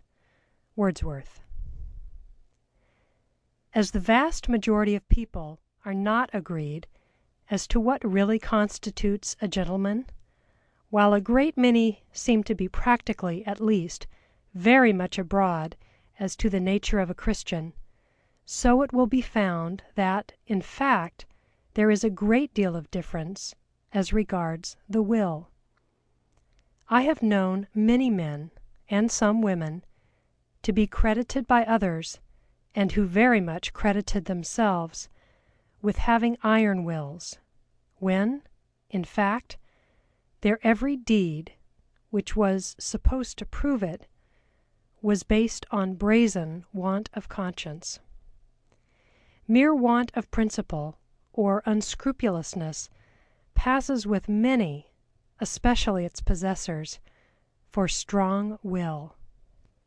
And even decision of character itself, as McGinn remarks, is often confounded with talent. A bold woman always gets the name of clever among fools, though her intellect may be of a humble order and her knowledge contemptible. Among the vulgar, especially those of greedy, griping race and blood, the children of the thief, a robber of the widow and orphan, the scamp of the syndicate, and soulless promoter in South or North America, bold robbery or selfishness without scruple or timidity always appears as will. But it is not the whole of the real thing, or real will in itself. When Mucius Caius Savola thrust his hand into the flames, no one would have greatly admired his endurance if it had been found that the hand was naturally insensible and felt no pain. Nor would there have been any plaudits for Marcus Curtius when he leapt into the gulf, had he been so drunk as not to know what he was about. The will which depends on unscrupulousness is like the benumbed hand or intoxicated soul. Quench conscience as a sense of right and obligation, and you can, of course, do a great deal from which another would shrink, and therefore be called weak-minded by the fools. There is another type of person who imposes on the world and on self as being strong-minded and gifted with will. It is the imperturbable, cool being, always self-possessed, with little sympathy for emotion. In most cases, such minds result from artificial training, and they break down in real trials. I do not say that they cannot weather a storm or a duel, or stand fire, or get through what novelists regard as superlative stage trials, but in a moral crisis, the gentleman or lady whose face is all Corinthian brass is apt, like that brass, in a fire to turn pale. These folk get an immense amount of undeserved admiration as having will or self-command, when they owe what staying quality they have, like the preceding class, rather to a lack of good qualities than their inspiration. There are, alas, not a few who regard will as simply identical with mere obstinacy or stubbornness, the immovability of the ass, or bull, or bear. That is, they reduce it to an animal power. But as this often or generally amounts in animal or man to mere insensible sulkiness, as far remote as possible from enlightened mental action, it is surely unjust to couple it with the voluntary or pure intelligent will, by which all must understand the very acme of active intellect. Therefore it follows that the errors, mistakes, and perversions which have grown about will in popular opinion, like those which have accumulated round Christianity, are too often mistaken for the truth. Pure will is, and must be, by its very nature, perfectly free. For the more it is hindered, or hampered, or controlled in any way, the less is it independent volition. Therefore, pure will, free from all restraint, can only act in, or as, moral law. Acting in accordance with very mean, immoral, obstinate motives is, so to speak, obeying, as a slave, the devil. The purer the motive, the purer the will, and in very truth, the purer, the stronger, or firmer. every man has his own idea of will according to his morality, even as it is said that every man's conception of God is himself infinitely magnified, or, as Sidney Smith declared, that a certain small clergyman believed that St. Paul was 5 feet 2 inches in height and wore a shovel hat. And here we may note that if the fundamental definition of a gentleman be a man of perfect integrity, or one who always does simply what is right, he is also one who possesses will in its integrity. Therefore it follows that if the pure will, which is the basis of all firm and determined action, be a matter of moral conviction, it should take the first place as such. Napoleon I was an exemplar of a selfish, corrupted will, Christ the perfection of will in its purity. And if I can make my meaning clear, I would declare that he who would create within himself a strong and vigorous will by hypnotism or any other process will be most likely to succeed if, instead of aiming at developing a power by which he may subdue others and make all things yield to him, or similar selfish aims, he shall, before all, seriously reflect on how he may use it to do good. For I am absolutely persuaded, from what I know, that he who makes altruism and the happiness of others a familiar thought to be coupled with every effort, even as a lamb is always painted with or appointed unto St. John, will be the most likely to succeed. There is something in moral conviction or the consciousness of right which gives a sense of security or a faith in success which goes far to secure it.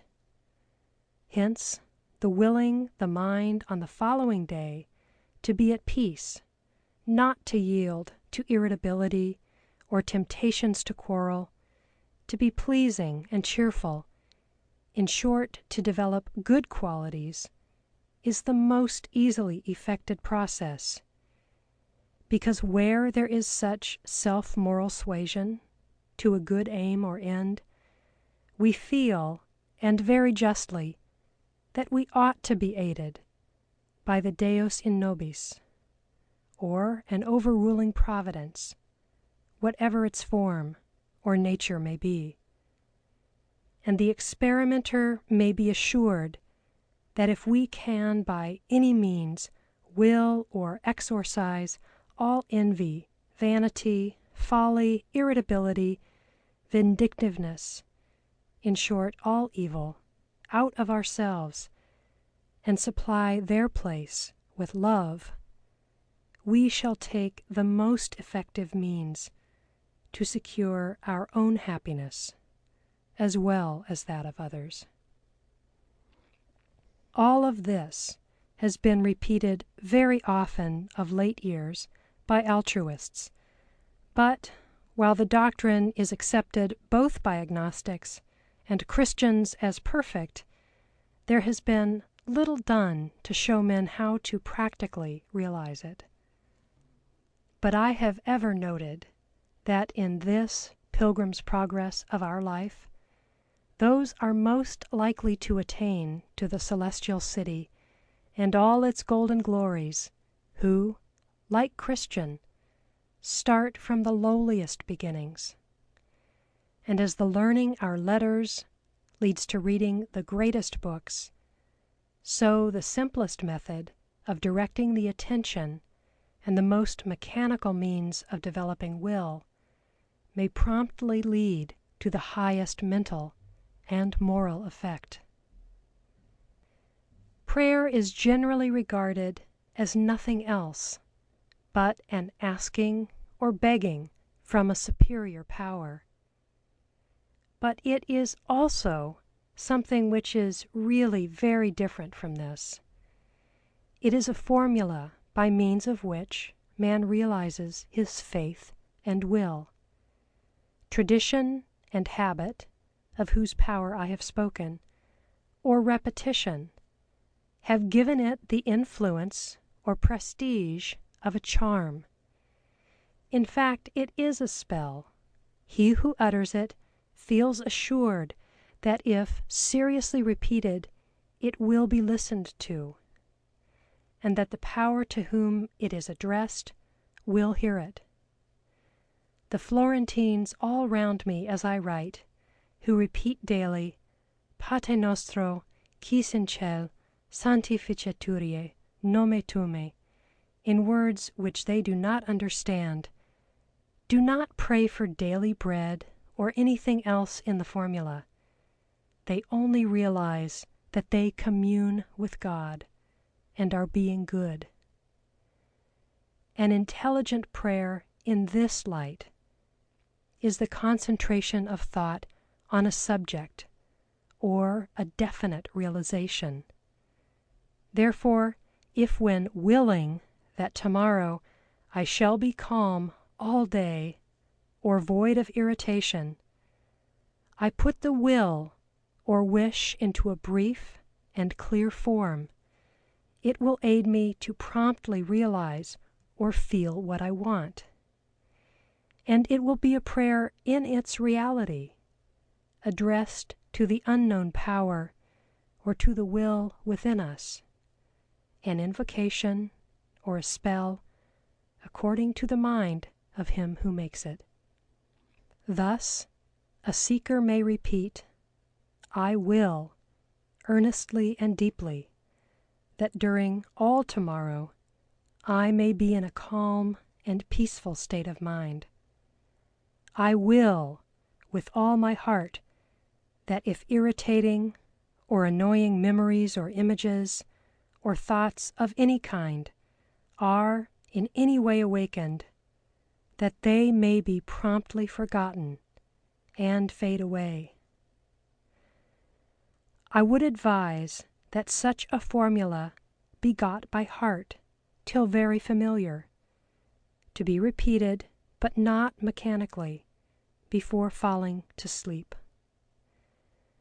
What is of the very utmost importance is that the operator shall feel its meaning, and at the same time give it the impulse of will by the dual process before described.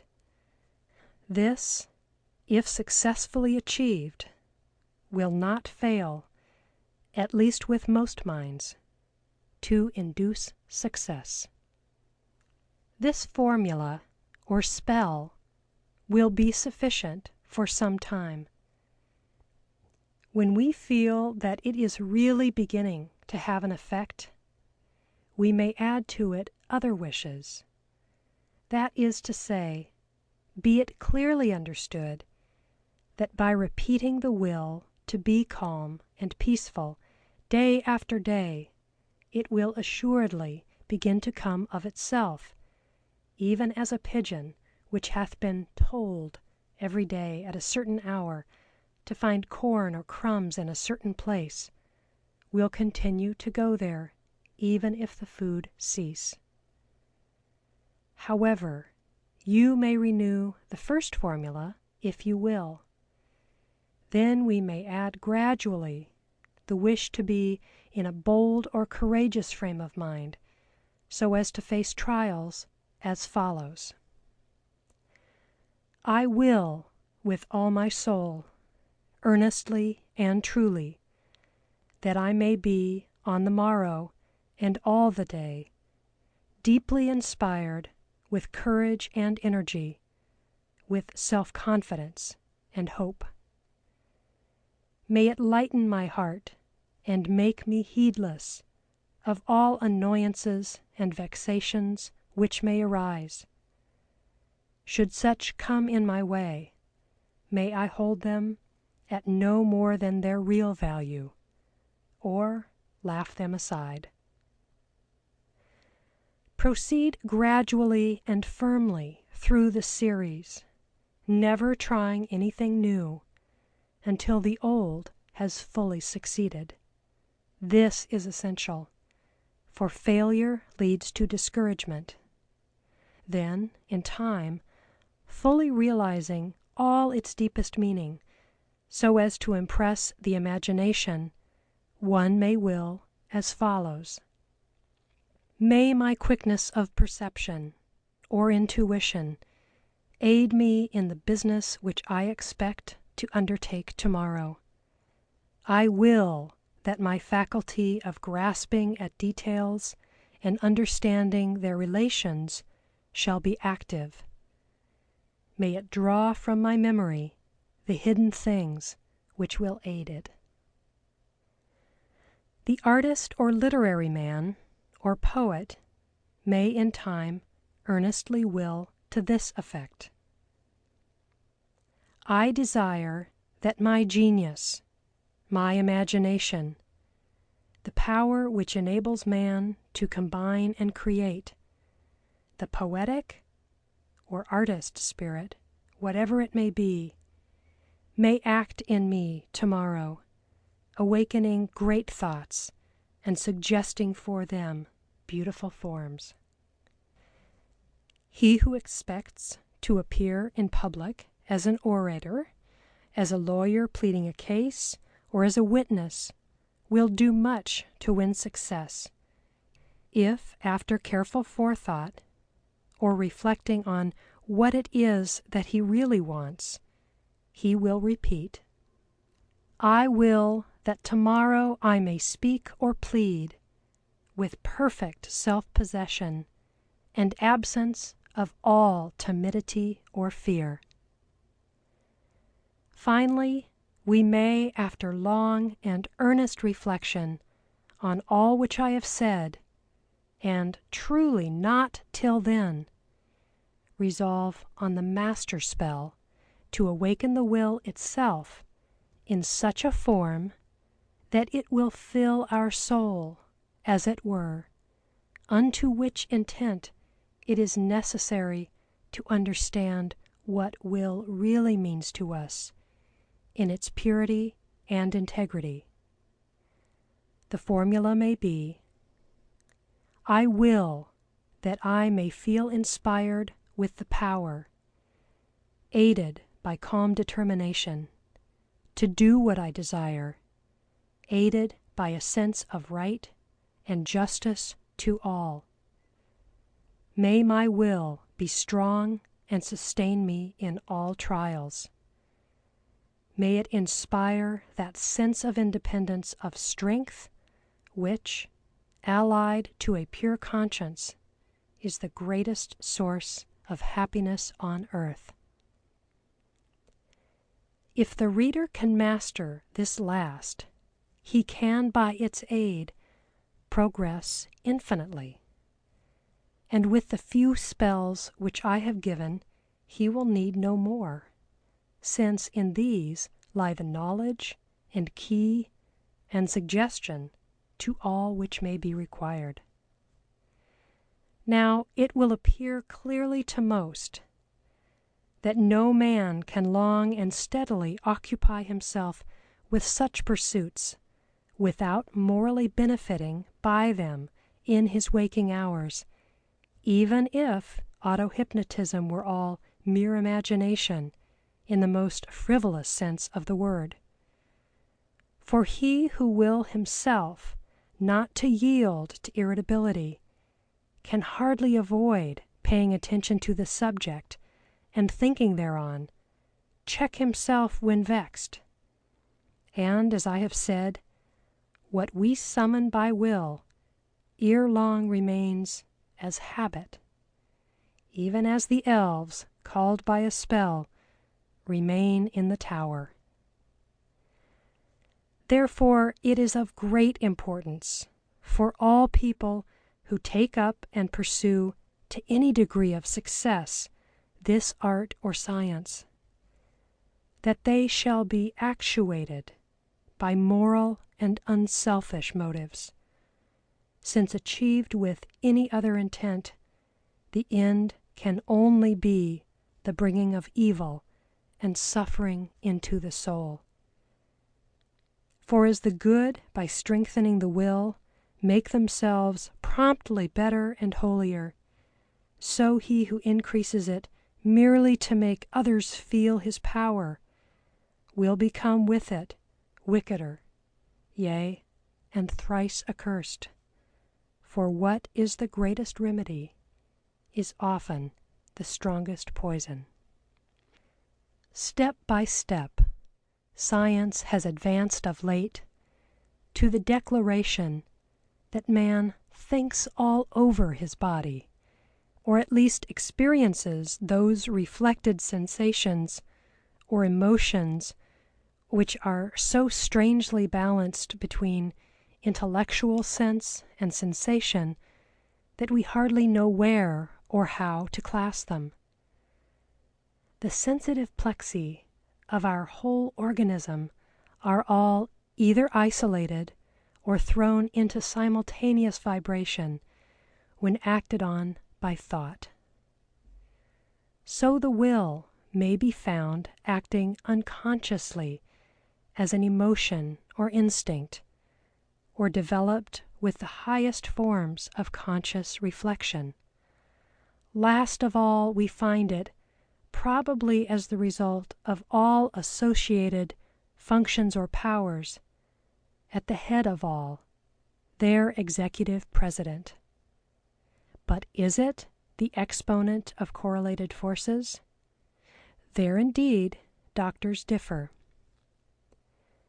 There is a very curious Italian verb, invogliare, which is thus described in a dictionary of idioms.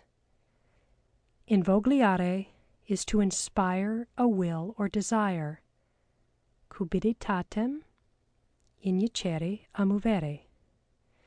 To invogliare anyone is to awake in him the will or the ability or capacity, an earnest longing or appetite, an ardent wish, alicuius re cupiditatem a desiderium alicni movere, to bring into action a man's hankering, solicitude, anxiety, yearning, ardor, predilection, love, fondness and relish, or aught which savors of willing.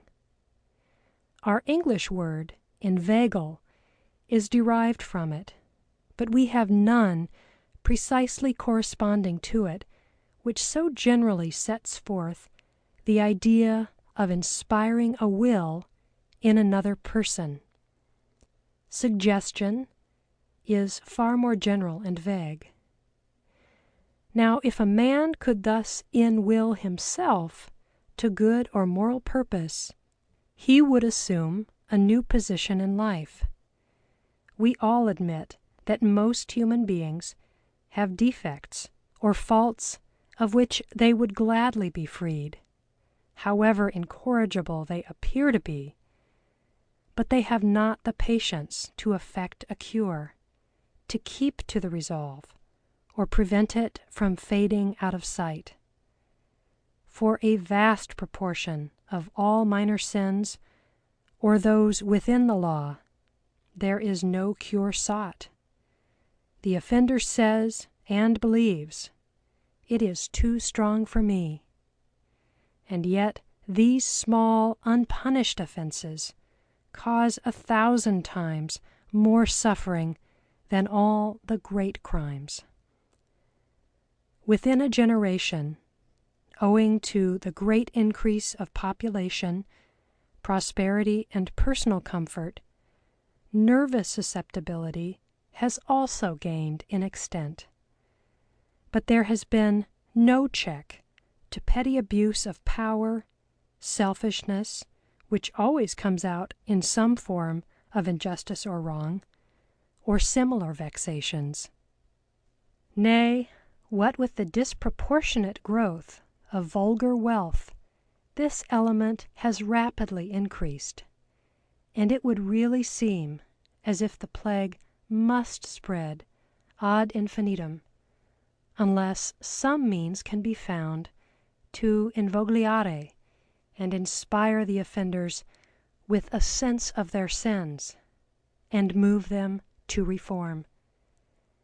And it is more than probable that if all who are at heart sincerely willing to reform their morals and manners could be brought to keep their delinquencies before their consciousness in the very simple manner which I have indicated, the fashion or mode might at least be inaugurated.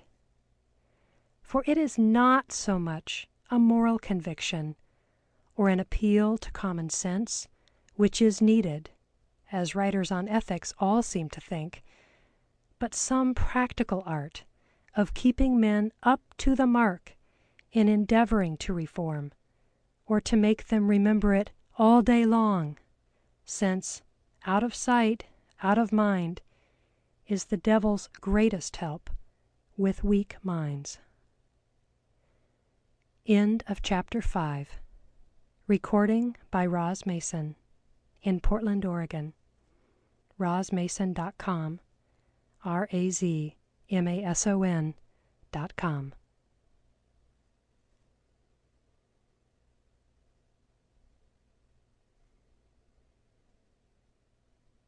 The Mystic Will by Charles Godfrey Leland.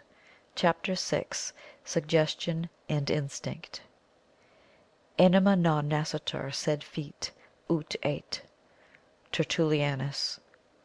Postquam locuti sumista anima rationali intellectuali immortali, et quia ad inferiores descendimus iam gradus animae. Silicet animae mortalis quae animalium est. Petrus Gregorius Tholosanus. It must have struck many readers that the action of a mind under hypnotic influence, be it of another or of self, involves strange questions as regards consciousness. For it is very evident from recorded facts that people can actually reason and act without waking consciousness, in a state of mind which resembles instinct, which is a kind of cerebration, or acting under habits and impressions supplied by memory and formed by practice, but not according to what we understand by reason or judgment. All things in nature have their sleep or rest. Night is the sleep of the world, death the repose of nature or life. The solid temples, the great globe itself, dissolve to awaken again. So man hath in him, as it were, a company of workmen, some of whom labour by day, while others watch by night, during which time they, unseen, have their fantastic frolics known as dreams. The guardian or master of the daily hours appears in a great measure to conform his action closely to average duties of life, in accordance with those of all other men. He picks out from the millions of images or ideas in the memory, uses and becomes familiar with a certain number, and lets the rest sleep. This master or active agent is probably himself a master idea, the result of the correlative action of all the others, a kind of consensus made personal, an elected queen bee, as I have otherwise described him or her. But he is not the only thinker. There are all over the body ganglions which act as a kind of fluid instinct, born of repetition, and when the tired master even drowses or nods or falls into a brown study, then a marvellously curious mental action begins to show itself, for dreams at once flicker and peer and steal dimly about him. This is because the waking consciousness is beginning to shut out the world and its set of ideas. So consistent is the system that even if waking reason abstract itself, not to sleep, but to think on one subject, such as writing a poem or inventing a machine, certain affinities will sleep or dreams begin to show themselves. When genius is really at work, it sweeps along as it were in a current, albeit it has enough reason left to also use the rudder and oars or spread and manage a sail. The reason for the greater fullness of unusual images and associations, i.e. the action of genius, during the time when one is bent on intellectual invention is that the more the waking consciousness, reason, drowses or approaches to sleep, the more do many images in memory awaken and begin to shyly open the doors of their cells and peep out. In the dream we also proceed, or rather drift, loosely on a current, but are without oars, rudder, or sail. We are hurtled against or hurried away from the islands of images or ideas, that is to say, all kinds of memories, and our course is managed or impelled or guided by tricky water sprites, whose minds are all on mischief bent, or only idle merriment. In any case they conduct us blindly and wildly from isle to isle, sometimes obeying a far cry which comes to them through the mist, some echoing signal of our waking hours, so in a vision ever on we go. That is to say that even while we dream there is an unconscious cerebration or voluntarily exerted power loosely and irregularly imitating by habit something like the action of our waking hours, especially its brown studies and fancies in drowsy reveries or play. It seems to me as if this sleep master or mistress, I prefer the latter, who attends to our dreams, may be regarded as instinct on the loose, for like instinct she acts without conscious reasoning. She carries out or realizes trains of thought or sequences with little comparison or deduction.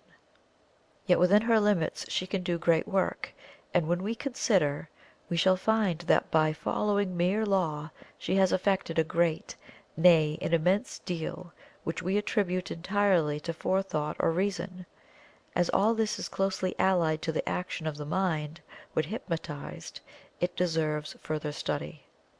Now it is a wonderful reflection that as we go back in animated nature from man to insects, we find self-conscious intellect or reason based on reflection disappear, and instinct taking its place. Yet instinct in its marvelous results, such as ingenuity or adaptation, often far surpasses what semi-civilized man could do, or it does the same things as man, only in an entirely different way which is not as yet understood. Only from time to time someone tells a wonderful story of a bird, a cat, or a dog, and then asks, "Was not this reason?" What it was, in a great measure, was an unconscious application of memory or experience. Bees and ants and birds often far outdo savage men in ingenuity of construction. The Red Indians, in their persistent use of flimsy, cheerless bark wigwams, were far behind the beaver or oriole as regards dwellings. In this respect the Indian indicated mere instinct of a low order, as all do who live in circles of mere tradition. Now to advance what seems a paradox. It is evident that even what we regard as inspired genius comes to man in a great measure from instinct, though, as I have noted before, it is aided by reflection. As the young bird listens to its mother and then sings till as a grown nightingale it pours forth a rich flood of varying melody, so the poet or musician follows masters and models and then like them creates, often progressing, but is never entirely spontaneous or original. When the artist thinks too little he lacks sense, when he thinks too much he loses fire. In the very highest and most strangely mysterious poetical flights of Shelley and Keats or Wordsworth, I find the very same instinct which inspires the skylark and nightingale, but more or less allied to and strengthened by thought or consciousness. If human will or wisdom alone directed all our work, then every man who had mere patience might be a great original genius, and it is indeed true that man can do inconceivably more in following and imitating genius than has ever been imagined. However, thus far the only talent which enables a man to write such a passage as that of Tennyson, "The tides of music's golden sea setting towards eternity," results from a development of instinct, or an intuitive perception of the beautiful, such as Wordsworth believed existed in all things which enjoy sunshine, life, and air. The poet himself cannot explain the processes, though he may be able to analyze in detail how or why he made or found 1,000 other things. It is not only true that genius originates in something antecedent to conscious reflection or intellect, but also that men have produced marvellous works of art almost without knowing it, while others have shown the greatest incapacity to do so after they have developed an incredible amount of knowledge. Thus Mr. Whistler reminded Ruskin that when the world had its greatest artists there were no critics. And it is well to remember that while the Greeks in all their glory of art and poetry were unquestionably rational or consciously intelligent, there was not among them the thousandth part of the anxious worrying, the sentimental self seeking and examination, or the introversion which worms itself in and through all modern work. Action and thought, even as mercury in an air pump, will permeate the hardest wood. For the Greeks worked more in the spirit of instinct, that is, more according to certain transmitted laws and ideas, than we realize, albeit this tradition was of a very high order. We have lost art because we have not developed tradition, but have immensely increased consciousness or reflection out of proportion to art. It was from India and Egypt in a positive form that man drew the poison of sentimental egoism, which became comparative in the Middle Ages and superlative in this our time. It is very evident that as soon as men became self conscious of great work, or ceased to work for the sake of enjoying art or its results, and turned all their attention to the genius or cleverness or character of style, self, etc., of the artist, or of themselves, a decadence sets in, as there did after the Renaissance, when knowledge or enjoyment of art was limited, and guided by familiarity with names and schools and manners or the like, far more than by real beauty in itself. Now out of all of this which I have said on art, strange conclusions may be drawn. The first being that even without self-conscious thought or excess of intellect, there can be a sense of enjoyment in any or every organism, also a further development of memory or that enjoyment, and finally a creation of buildings, music and song, with no reflection in animals and very little in man. And when man gets beyond working with simple nature and begins to think chiefly about himself, his art, as regards harmony with nature, deteriorates. We do not sufficiently reflect on the fact that natura naturans, or the action of nature, or simply following tradition, may, as is the case of transition architecture, involve the creation of marvellously ingenious and beautiful works, and the great enjoyment of them by instinct alone. It is not possible for ordinary man to even understand this now in all its fullness. He is indeed trying to do so, but it is too new for his comprehension. But a time will come when he will perceive that his best work has been done unconsciously, or under influences of which he was ignorant. Hypnotism acts entirely by suggestion, and he who paints or does other work entirely according to tradition, also carries out what is or has been suggested to him. Men of earlier times, who thus worked for thousands of years like the Egyptians in one style, were guided by the faith that it had been begun by the Creator or God.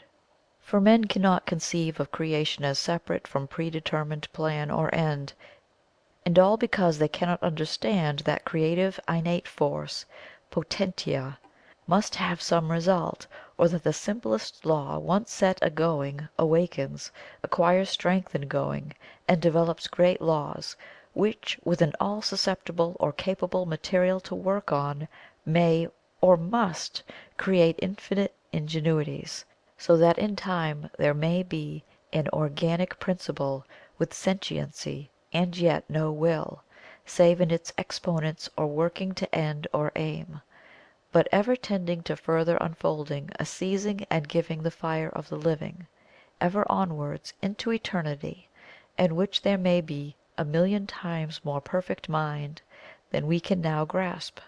Now, having for many years attempted at least to familiarize myself with the aspect or sound of this problem, Though I could not solve it, it seems at last to be natural enough that even matter, which so many persist in regarding as a kind of dust, or something resistant to the touch, but which I regard as infinite millions of degrees more subtle, may think just as well as it may act in instinct. It is indeed absurd to admit souls to idiots or savages who have not the sense to live as comfortably as many animals, and yet deny it to the latter. When we really become familiar with the idea it appears sensible enough, but its opponents do not become familiar with it. It irritates them. They call it atheistic, although it is nothing of the kind, just as if it were to say that a man who bravely and nobly pursued his way in life, doing his duty because it was his duty, and giving no thought as to future reward or punishment, must needs want soul, or be an atheist. If all men were perfectly good, they would act morally and instinctively, without consciousness of behaving well, and if we felt a high ideal of art it would be just the same. When art was natural, men never signed their names to their work, but now the name takes precedence of the picture. Therefore, as we go backward into the night of things, we find, though we forget it all the time, that instinct, or the living in the spirit of law, had its stars or planets which shone more brilliantly than now, at least in faith.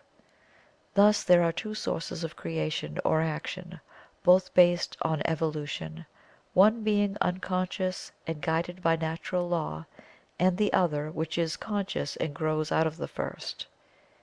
Hence cognito ergo sum, which well nigh all men really understand as cogito ergo sum Deus, or we may say that they assume, because I think, then God must think like me.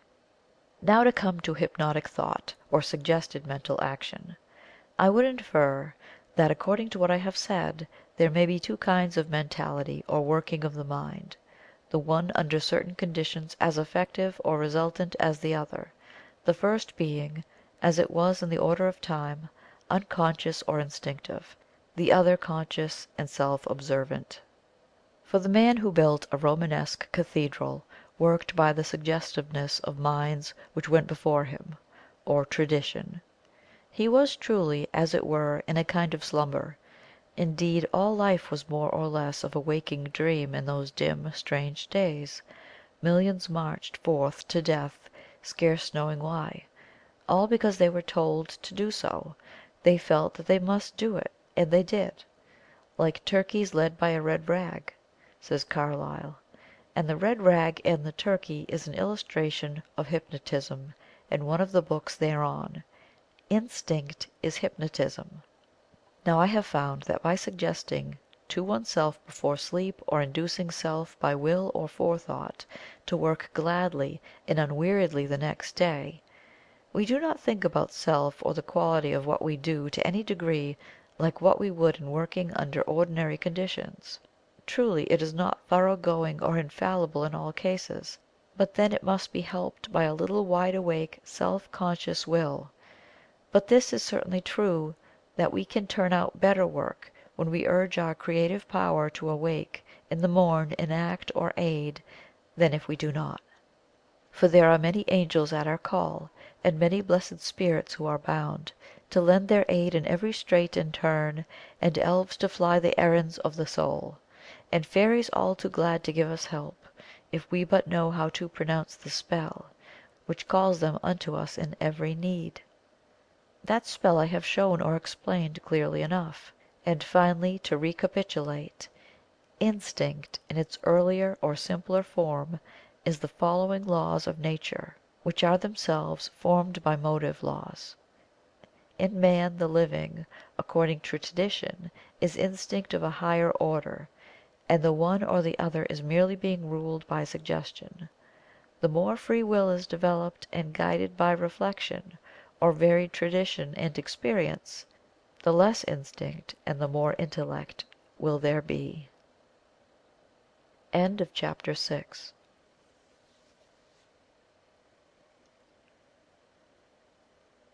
The Mystic Will by Charles Godfrey Leland. Chapter 7. Memory Culture. 'Twas wisely said by Plato, when he called Memory the mother of the intellect, for knowledge is to wisdom what his realm is to a monarch, that o'er which he rules; and he who hath the will can ever win such empire to himself. Will can do all. There is nothing in which the might of the will can be so clearly set forth as in the making of memory.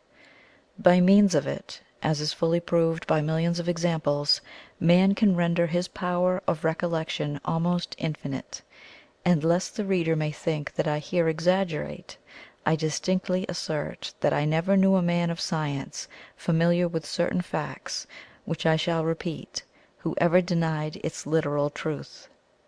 As I have already stated, there are two methods, and only two, by means of which we can retain images, facts, or ideas.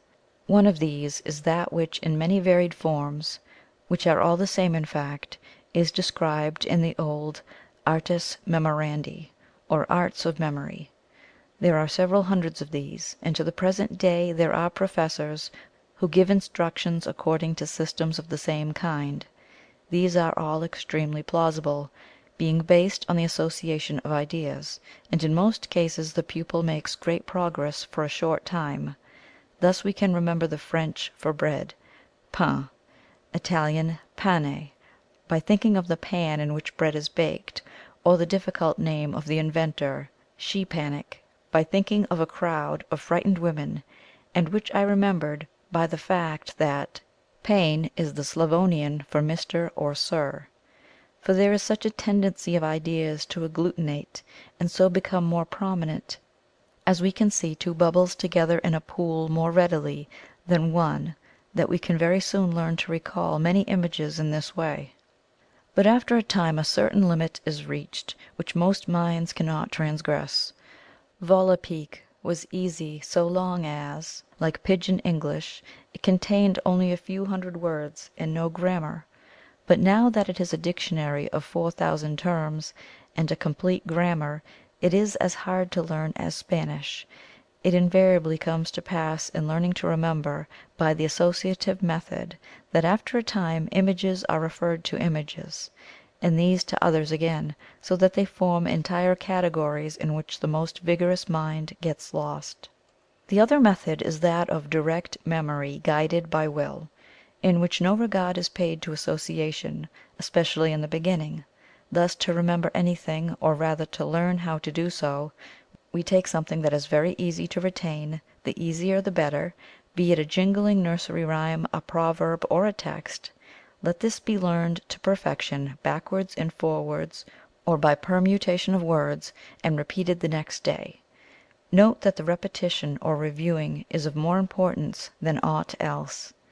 On the second day add another proverb or verse to the preceding, and so on, day by day, always reviewing and never learning another syllable until you are sure that you perfectly or most familiarly retain all that you have memorized. The result will be, if you persevere, that before long you will begin to find it easier to remember anything. This is markedly the case as regards the practice of reviewing, which is invariably hard at first, but which becomes ere long habitual and then easy. I cannot impress it too vividly on the mind of the reader that he cannot make his exercises too easy. If he finds that 10 lines a day are too much, let him reduce them to 5, or 2, or 1, or even a single word, but learn that, and persevere. When the memory begins to improve under this process, the tasks may of course be gradually increased. An uncle of the present Khedive of Egypt told me that when he was learning English he at first committed to memory 50 words a day, but soon felt himself compelled to very much reduce the number in order to permanently remember what he acquired. One should never overdrive a willing horse. Where there is a teacher with youthful pupils, he can greatly aid the process of mere memorizing by explaining the text, putting questions as to its meaning, or otherwise awakening an interest in it. After a time the pupils may proceed to verbal memorizing, which consists of having the text simply read or repeated to them. In this way, after a year or 18 months of practice, most people can actually remember a sermon or lecture word for word. This was the process which was discovered, I may say simultaneously, by David Kay and myself, as our books upon it appeared at almost the same time.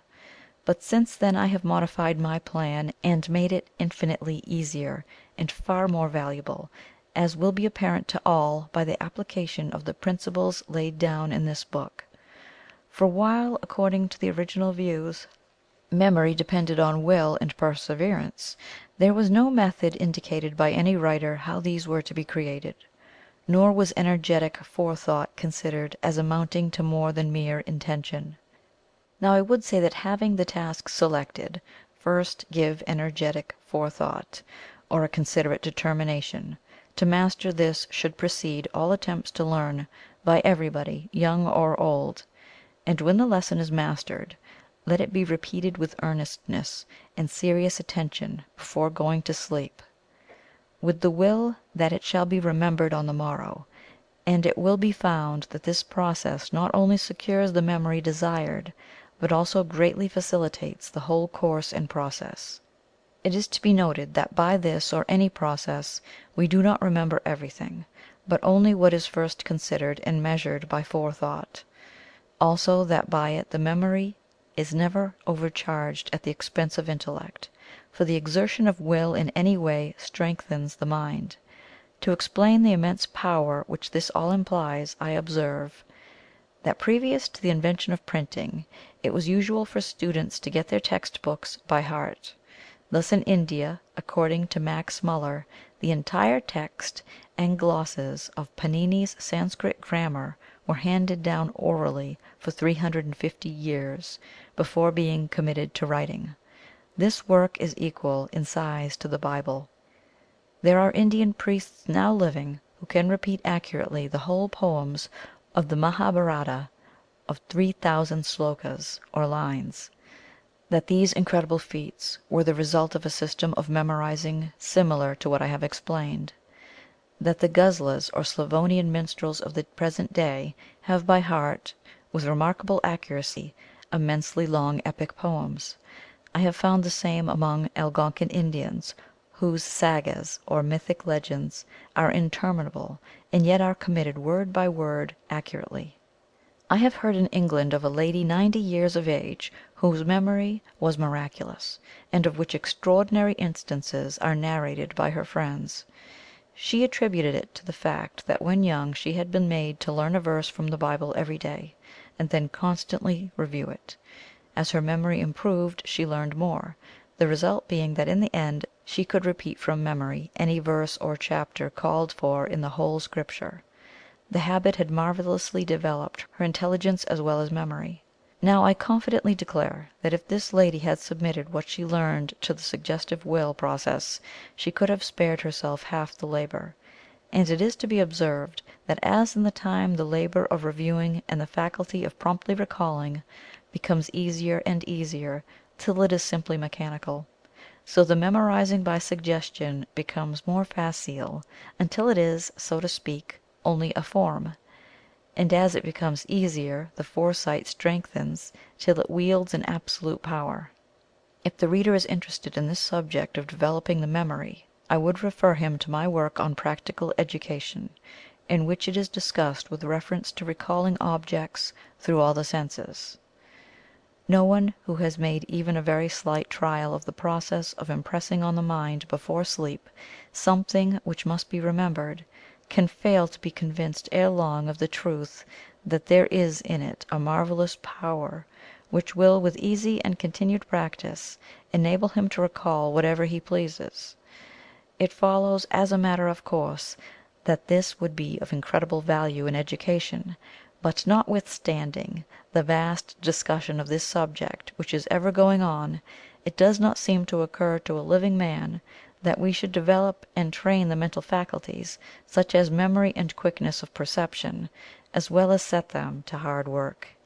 It is also safe to say that there is not a man living who was educated from boyhood upon this principle, and yet I am confident that no scientist in existence, knowing the facts on which my statement is based, will deny that it is as easy to develop the mental factors alluded to as to learn a language or play on the piano. It is not a matter of theory but of facts. Millions of men have in the past acquired the faculty of being able to repeat and remember whatever they heard, if they earnestly attended to it. Earnest attention in this case means a strong exercise of forethought or determination to an end of given purpose.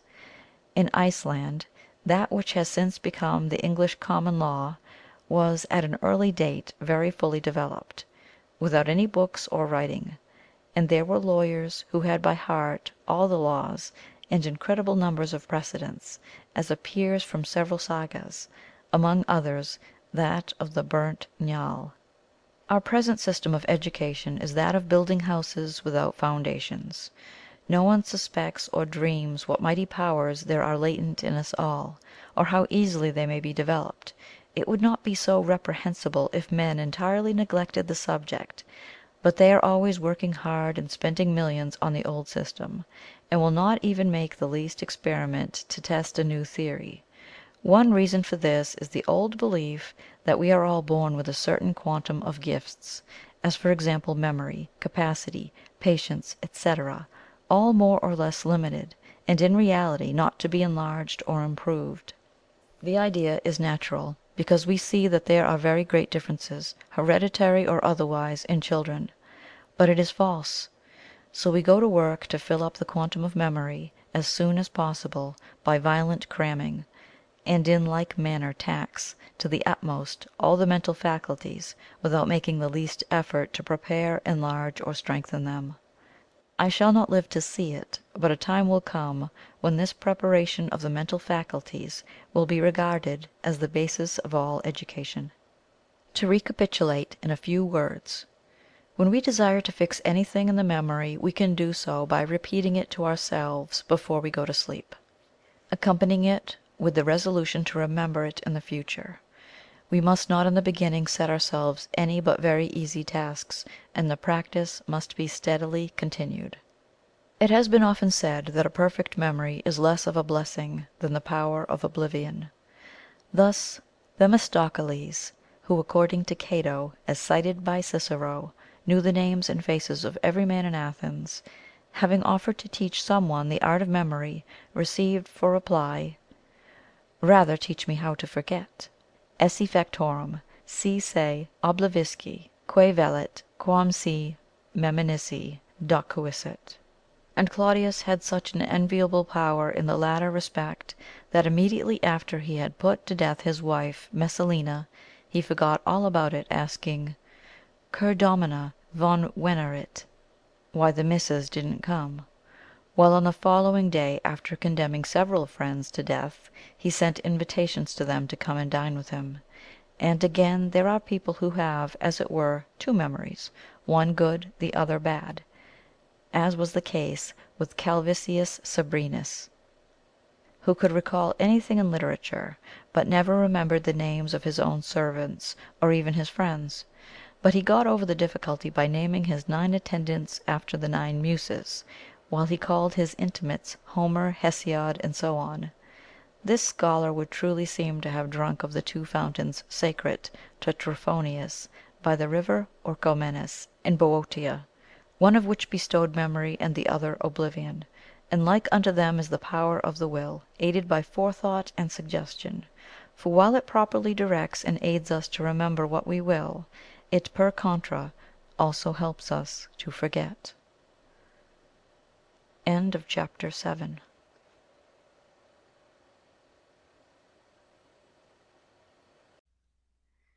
The Mystic Will by Charles Godfrey Leland. Chapter 8. The Constructive Faculties. He who hath learned a single art can thrive, I ween, in any part. German proverb. He would have taught you how you might employ yourself, and many did to him repair, and certes not in vain, he had inventions rare. Wordsworth. When I had, after many years of study and research, in England and on the Continent, developed the theory that all practical, technical education of youth should be preceded by a light or easy training on an aesthetic basis, or the minor arts, I for 4 years, to test the scheme, was engaged in teaching in the city of Philadelphia, every week in separate classes, 200 children, besides a number of ladies. These were from the public schools of the city. The total number of these public pupils was then 110,000. My pupils were taught, firstly, simple outline decorative design, with drawing at the same time. After this, according to sex, easy embroidery, wood carving, modeling in clay, leatherwork, carpentering, inlaying, repoussé modeling in clay, porcelain painting, and other small arts. Nearly all of the pupils, who were from 10 to 16 years of age, acquired 2 or 3, if not all, of these arts, and then very easily found employment in factories or fabrics, etc. Many people believed that this was all waste of money and time, and quite unknown to me. At their instigation, an inquiry was made of all the teachers in the public schools as to the standing of my art pupils in their other classes, it being confidently anticipated that they would be found to have fallen behind.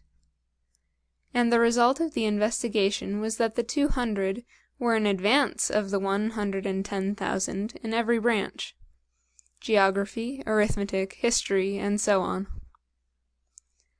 It was not remarkable, because boys and girls who had, at an average age of 12 or 13, learned the principles of design and its practical application to several kinds of handiwork, and knew the differences and characteristics of Gothic, Arabesque, or Greek patterns, all developed a far greater intelligence in general thought and conversation than others.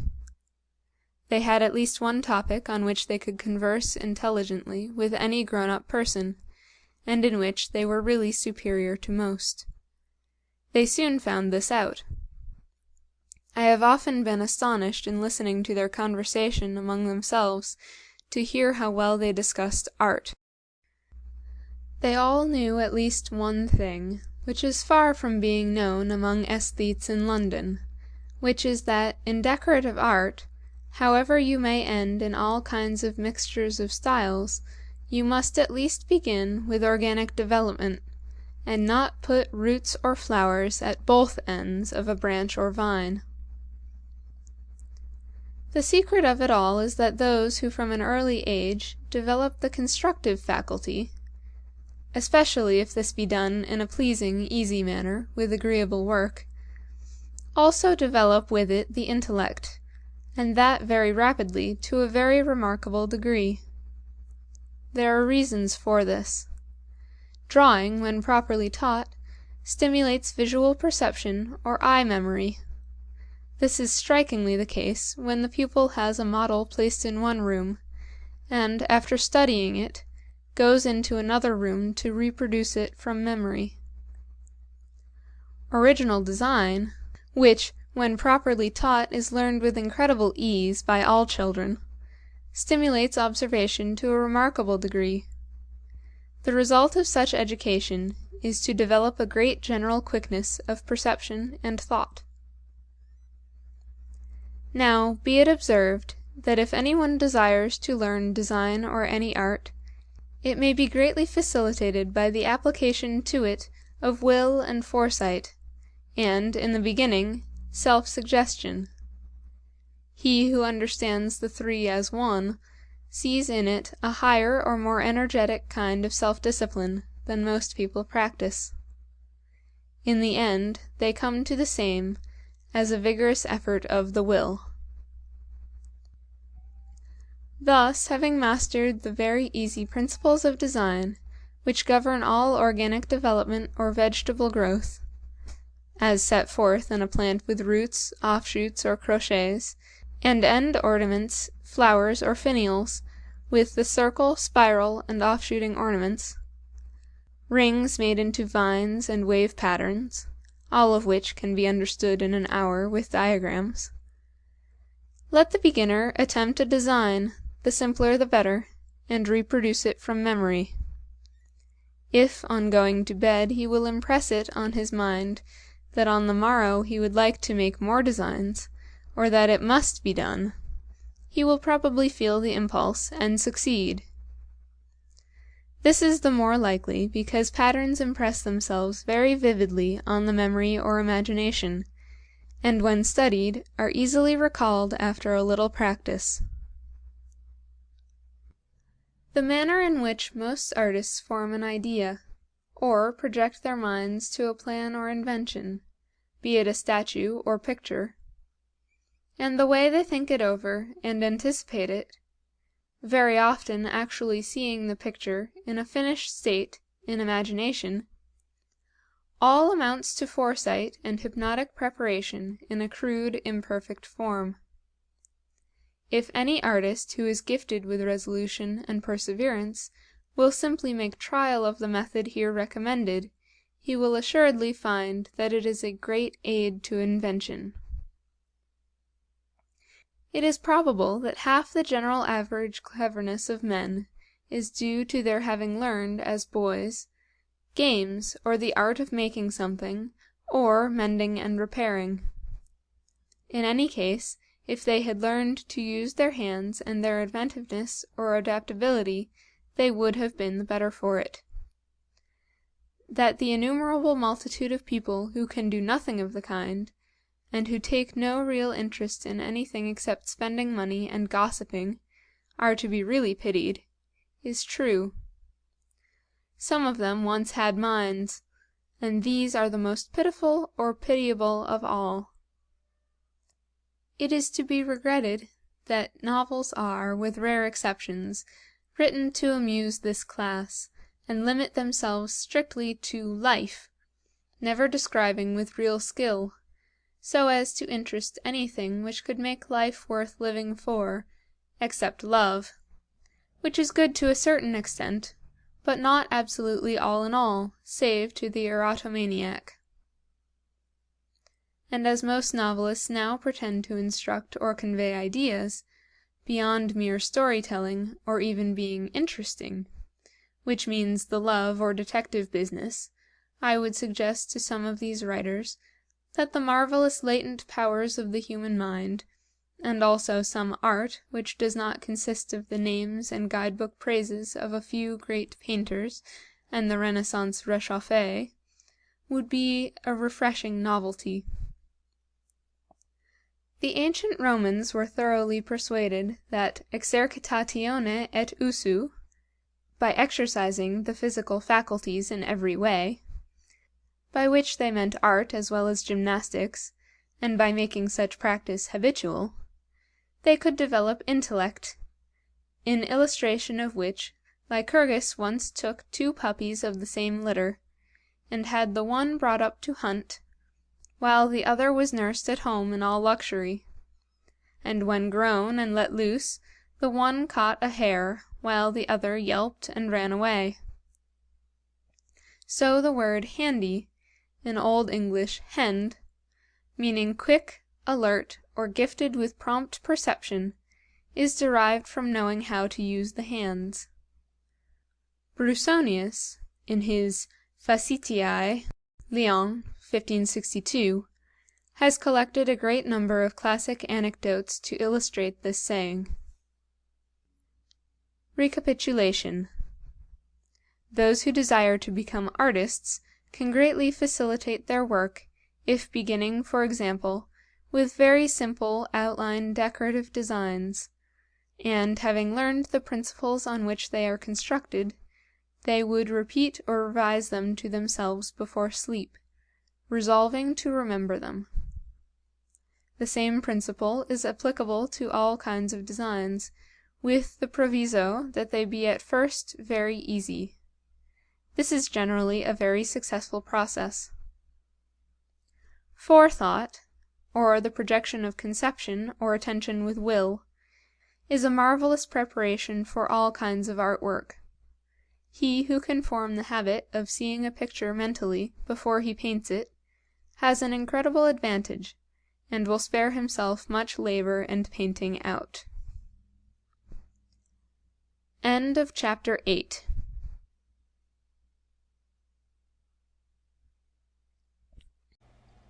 The Mystic Will by Charles Godfrey Leland. Chapter 9. Fascination.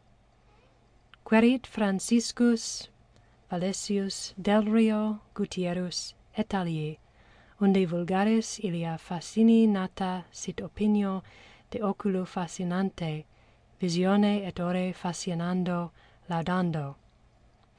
De fascinatione, fatatus, A.D. 1677. I have in Chapter 5th mentioned several of the subjects to attain which the will may be directed by the aid of self-hypnotism, preceded by forethought. If the reader has carefully studied what I have said and not merely skimmed it, he must have perceived that if the power be fully acquired, it makes, as it were, new existence for its possessor, opening to him boundless fields of action, by giving him the enviable power to acquire interest, that is to say, agreeable or profitable occupation, in whatever he pleases. In further illustration of which, I add the following. To recall bygone memories or imperfectly remembered sensations, scenes, and experiences or images. This is a difficult thing to describe, and no wonder, since it forms the greatest and most trying task of all poets to depict that which really depends for its charm on association, emotion, and a chiaroscuro of feelings. We have all delightful reminiscences which make ridiculous Dante's assertion that there is no greater grief than to recall in pain the happy days gone by, which, if true, would make it a matter of regret that we ever had a happy hour. However, I assume that it is a great pleasure to recall, even in grief, beautiful bygone scenes and joys, and trust that the reader has a mind healthy and cheerful enough to do the same. What constitutes a charm in many memories is often extremely varied. Darkly shaded rooms with shutters closed in on an intensely hot American summer day, Chinese matting on the floors, the mirrors and picture frames covered with tulle, silence, the scent of magnolias all over the house, the presence of loved ones, now long dead and gone. All of these, combined, form to me memory pictures in which nothing can be spared. The very scent of the flowers is like musk in a perfume or bouquet of odors. It fixes them well or renders them permanent. And it is all like a beautiful, vivid dream. If I had my life to live over again, I would do frequently and with great care what I thought of too late, and now practice feebly. I would strongly impress on my mind, and very often recall, many such scenes, pictures, times, or memories. Very few people do this. Hence, in all novels and poems, especially the French, description generally smacks of imitation and mere manufacture. It passes for beautiful writing, but there is always something in really unaffected truth from nature which is caught by the true critic. I read lately a French romance which is much admired, of this manufactured or second-hand kind. Every third page was filled with the usual botany, rocks, skies, colors, fore and backgrounds, all very fine, but in the whole of it not one of those little touches of truth which stir us so in Shakespeare, make us smile in Herrick or naive Pepys, or raise our hearts in Wordsworth. These were true men. To be true, we must be far more familiar with nature than with scene painting or photographs, and to do this we must, so to speak, fascinate ourselves with pictures in life, glad memories of golden hours, rock and river and greenwood tree. We must also banish resolutely from our past all recollections of enemies and wrongs, troubles and trials, and throw all our heart into doing so. Forgive and forget all enmities, those of misfortune and fate being included. Depend upon it that the brighter you can make your past, the pleasanter will be your future. This is just the opposite to what most people do. Hence the frequent and fond quotation of pessimistic poetry. It is all folly and worse. One result is that in modern books of travel, the only truthful or vivid descriptions are of sufferings of all kinds, even down to inferior luncheons and lost hairbrushes. Their joys they sketch with an indifferent skill, like Heine's monk, who made rather a poor description of heaven, but was gifted in hell, which he depicted with dreadful vigor. I find it a great aid to recall what I can of bygone beautiful associations, and then sleep on them with a resolve that they shall recur in complete condition. He who will thus resolutely clean up his past life, and clear away from it all sorrow, as well as he can, and refurnish it with beautiful memories, or make it better, coûte que coûte, will do himself more good than many a doleful moral adviser ever dreamed of.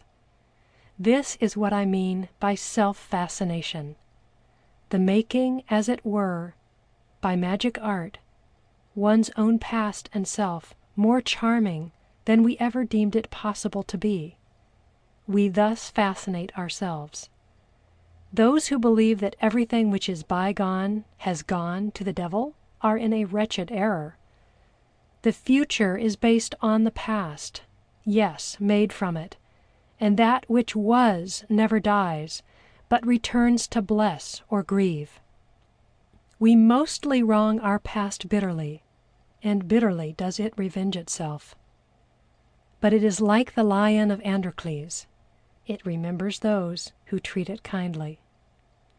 And lo, when Androcles was thrown to the lion to be devoured, the beast lay down at his feet and licked his hands. Yes, we have all our lions. To master difficult meanings.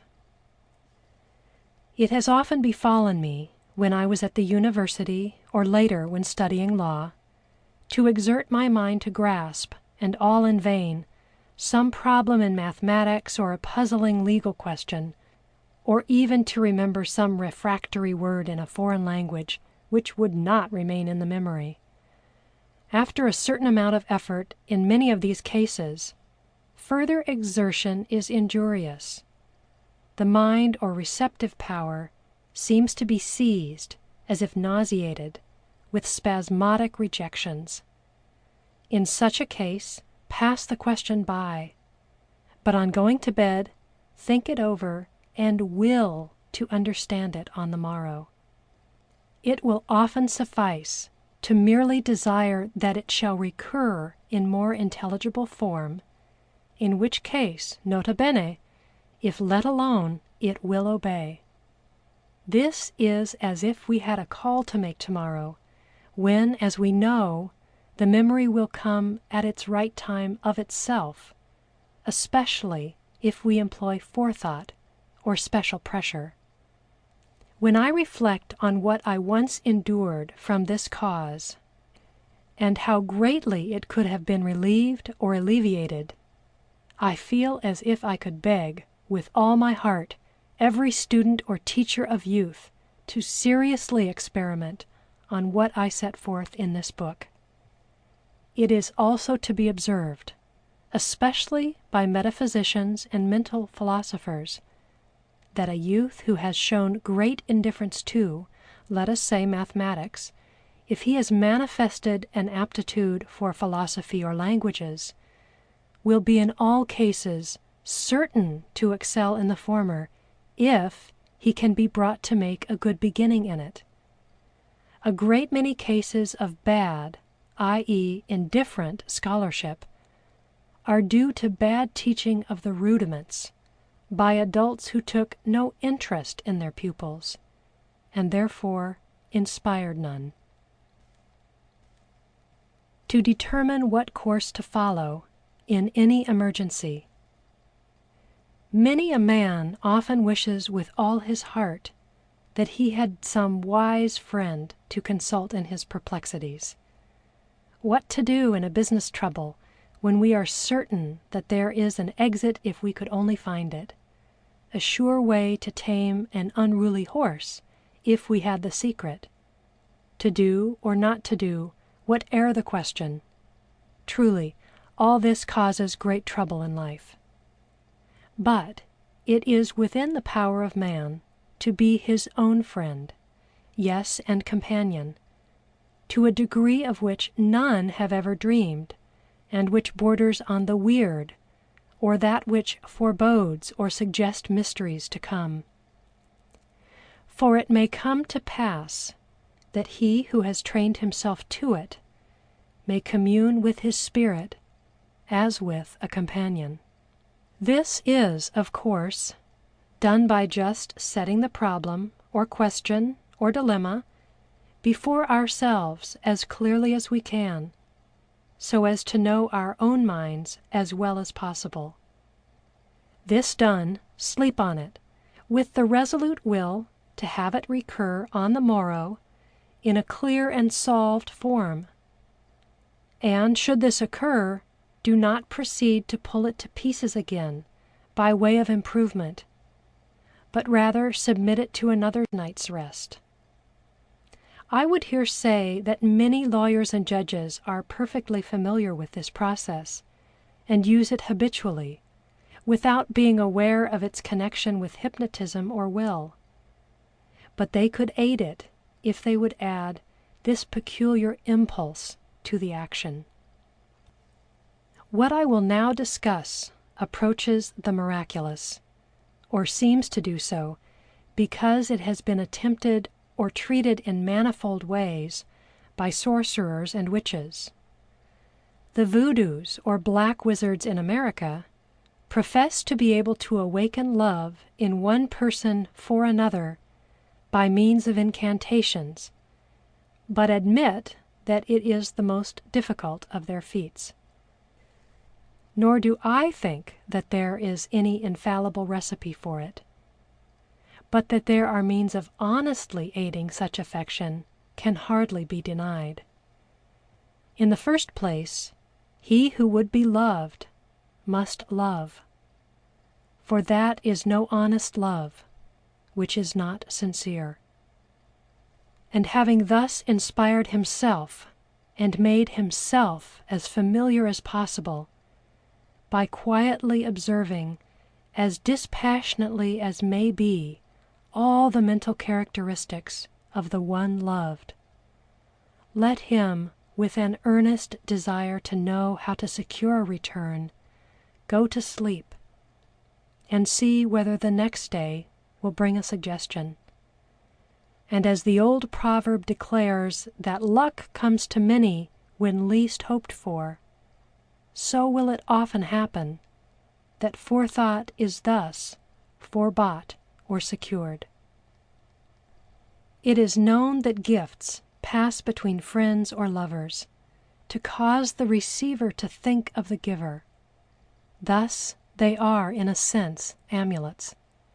If we believe, as Heine prettily suggests, that something of the life or the being of the owner or wearer has passed into the talisman, we are not far off from the suggestion that our feelings are allied.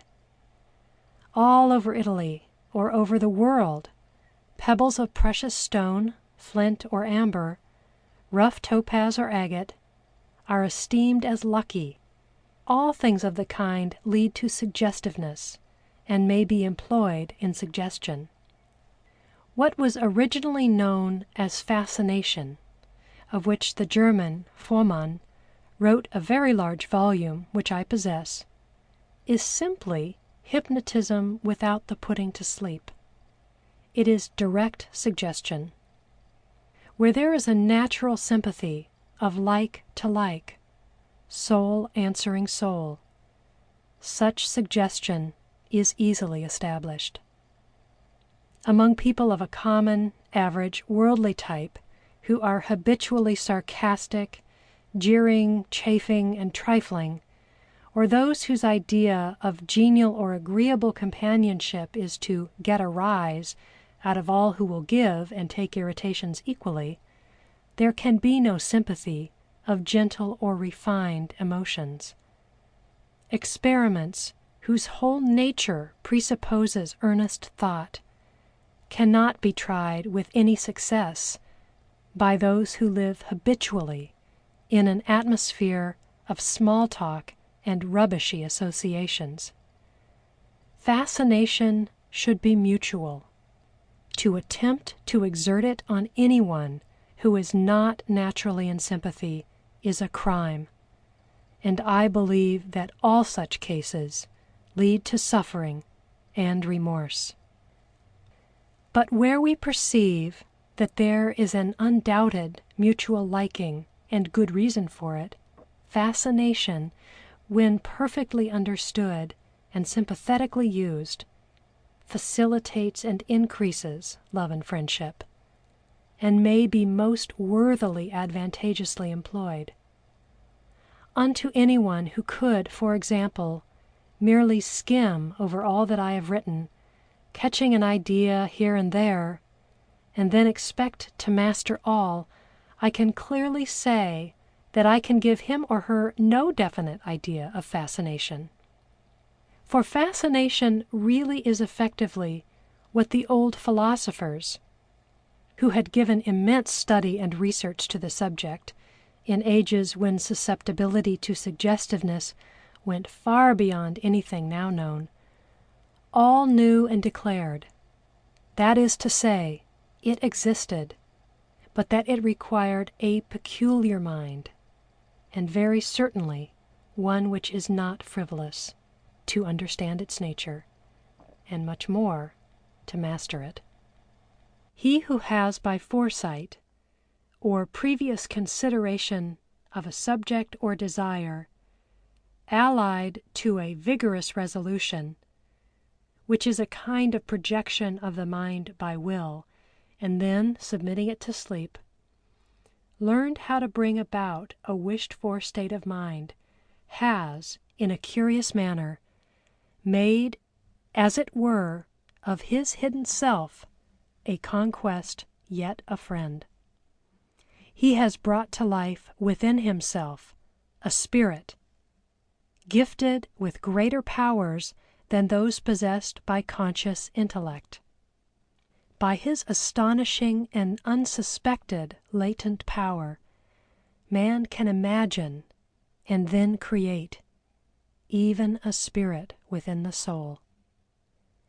We make at first the sketch, and then model it in clay, then cast it in gypsum, and finally sculpture it in marble. I read lately in a French novel a description of a young lady by herself, in which she assumed to have within her two souls, one good, of which she evidently thought very little, and another brilliantly diabolical, capricious, vividly dramatic and interesting esprit, to which she gave a great deal of attention. He who will begin by merely imagining that he has within him a spirit of beauty and light, which is to subdue and extinguish the other, or all that is in him of what is low, commonplace, and mean, may bring this idea to exert a marvelous influence. He can increase the conception and give it reality by treating it with forethought and will, by suggestion, until it gives marvelous result. This better self may be regarded as a guardian angel. In any case, it is a power by means of which we can learn mysteries. It is also our conscience, born of the perception of ideals. The ideal, or spirit, thus evolved, should be morally pure, else the experimenter will find, as did the magicians of old, that all who dealt with any but good spirits fell into the hands of devils, just as Allan Kardec says is the case with spiritualists. But to speak as clearly as I can, he who succeeds in winning or creating a higher self within himself and fascinating it by sympathy will find that he has, within moral limits, a strange power of fascinating those who are in sympathy with him. Whereupon many will say, of course, like and like together strike. Birds of a feather flock together. Similus similibus. But it often happens in this life, though they meet, they do not pair off. Very often indeed they meet, but to part. There must be, even where the affinity exists, consideration and forethought to test the affinity. It requires long practice, even for keen eyes, to recognize the amethyst or topaz or many other gems in their natural state as sea-worn pebbles.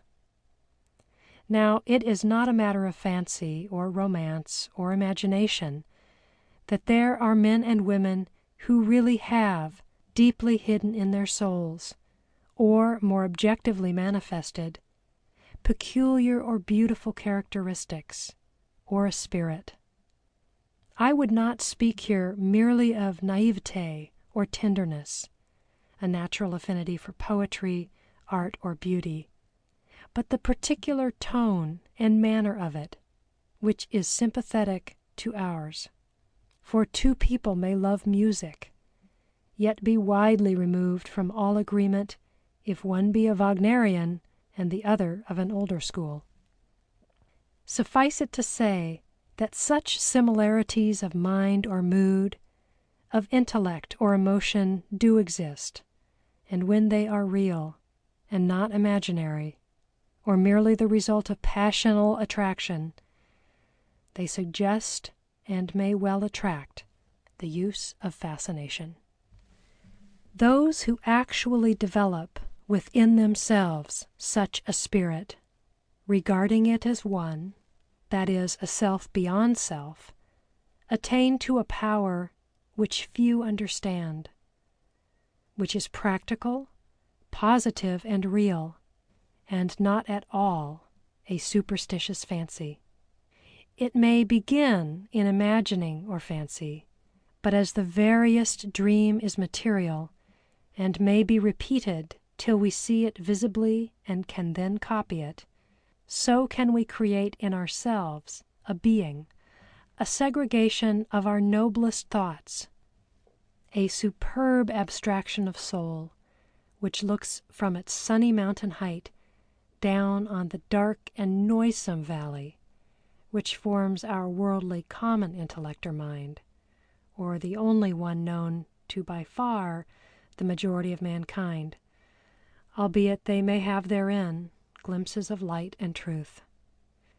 But it is to him who makes for himself, by earnest will and thought, a separate and better life or self, that a better life is given. Those who possess genius, or peculiarly cultivated minds of a highly moral cast, gifted with pure integrity, and above vulgarity and worldly commonplace habits, should never form a tie in friendship or love without much forethought. And then, if the active agent has disciplined his mind by self-hypnotism until he can control or manage his will with ease, he will know without further instruction how to fascinate, and that properly and legitimately.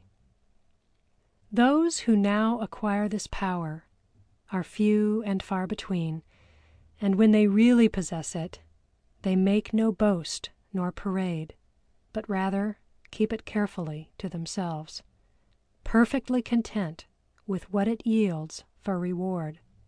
And here I may declare something in which I firmly believe, yet which very few I fear will understand as I mean it. If this fascination and other faculties like it may be called magical, albeit all is within the limits of science and matter, then there are assuredly in this world magicians whom we meet without dreaming that they are such. Here and there, however rare, there is mortal who has studied deeply, but softened all and tempered into beauty, and blended with lone thoughts and wanderings, the quest of hidden knowledge and a mind to love the universe. Such beings do not come before the world, but hide their lights, knowing well that their magic would defeat itself and perish if it were made common. Any person of the average worldly caste who could work any miracles, however small, would in the end bitterly regret it if he allowed it to be known. Thus I have read ingenious stories, for instance one by Hood, showing what terrible troubles a man fell into by being able to make himself invisible. Also another setting forth the miseries of a successful alchemist. The Algonquin Indians have a legend of a man who came to grief and death through his power of making all girls love him. But the magic of which I speak is of a far more subtle and deeply refined nature, and those who possess it are alone in life, save when by some rare chance they meet their kind. Those who are deeply and mysteriously interested in any pursuit for which the great multitude of all alike people have no sympathy, who have peculiar studies and subjects of thought, partake a little of the nature of the magus. Magic, as popularly understood, has no existence. It is a literal myth, for it means nothing but what amazes or amuses for a short time. No miracle would be one if it became common. Nature is infinite, therefore its laws cannot be violated. Ergo, there is no magic, if we mean by that an inexplicable contravention of law. But that there are minds who have simply advanced in knowledge beyond the multitude in certain things which cannot at once be made common property is true, for there is a great deal of marvelous truth not as yet dreamed of even by Herbert Spencers or Edisons or Röntgens or other scientists. And yet herein is hidden the greatest secret of future human happenings. What I was is passed by, what I am away doth fly, what I shall be none do see, yet in that my glories be. Now to illustrate this more clearly. Some of these persons who are more or less secretly addicted to magic, I say secretly because they cannot make it known if they would, take the direction of feeling or living with inexpressible enjoyment in the beauties of nature. That they attain to something almost or quite equal to life in fairyland is conclusively proved by the fact that only very rarely, here and there in their best passages, do the greatest poets more than imperfectly and briefly convey some broken idea or reflection of the feelings which are excited by thousands of subjects in nature, in many. The Mariana of Tennyson surpasses anything known to me in any language as conveying the reality of feeling alone in a silent old house, where everything in a dim, uncanny manner recalled the past, yet suggested a kind of mysterious presence, as in the passage, "All day within the dreary house, the doors upon their hinges creaked, the blue fly sang in the pane, the mouse behind the mouldering wainscot shrieked, or from the crevice peered about. Old faces glimmered through the doors, old footsteps trod the upper floors, old voices called her from without." Yet even this unsurpassed poem does no more than partially revive and recall the reality to me of similar memories of long, long ago, when, an invalid child, I was often left in a house entirely alone, from which even the servants had absented themselves.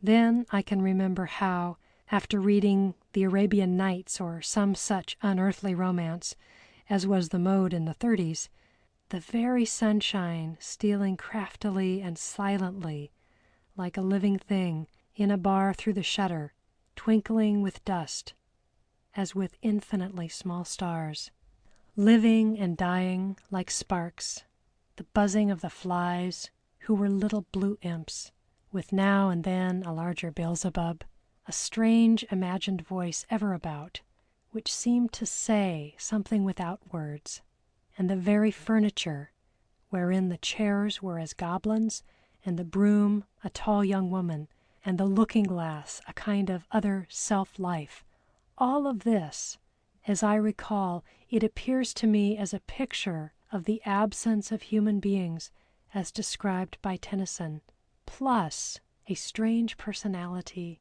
in every object, which the poet does not attempt to convey. This is, however, a very small or inferior illustration.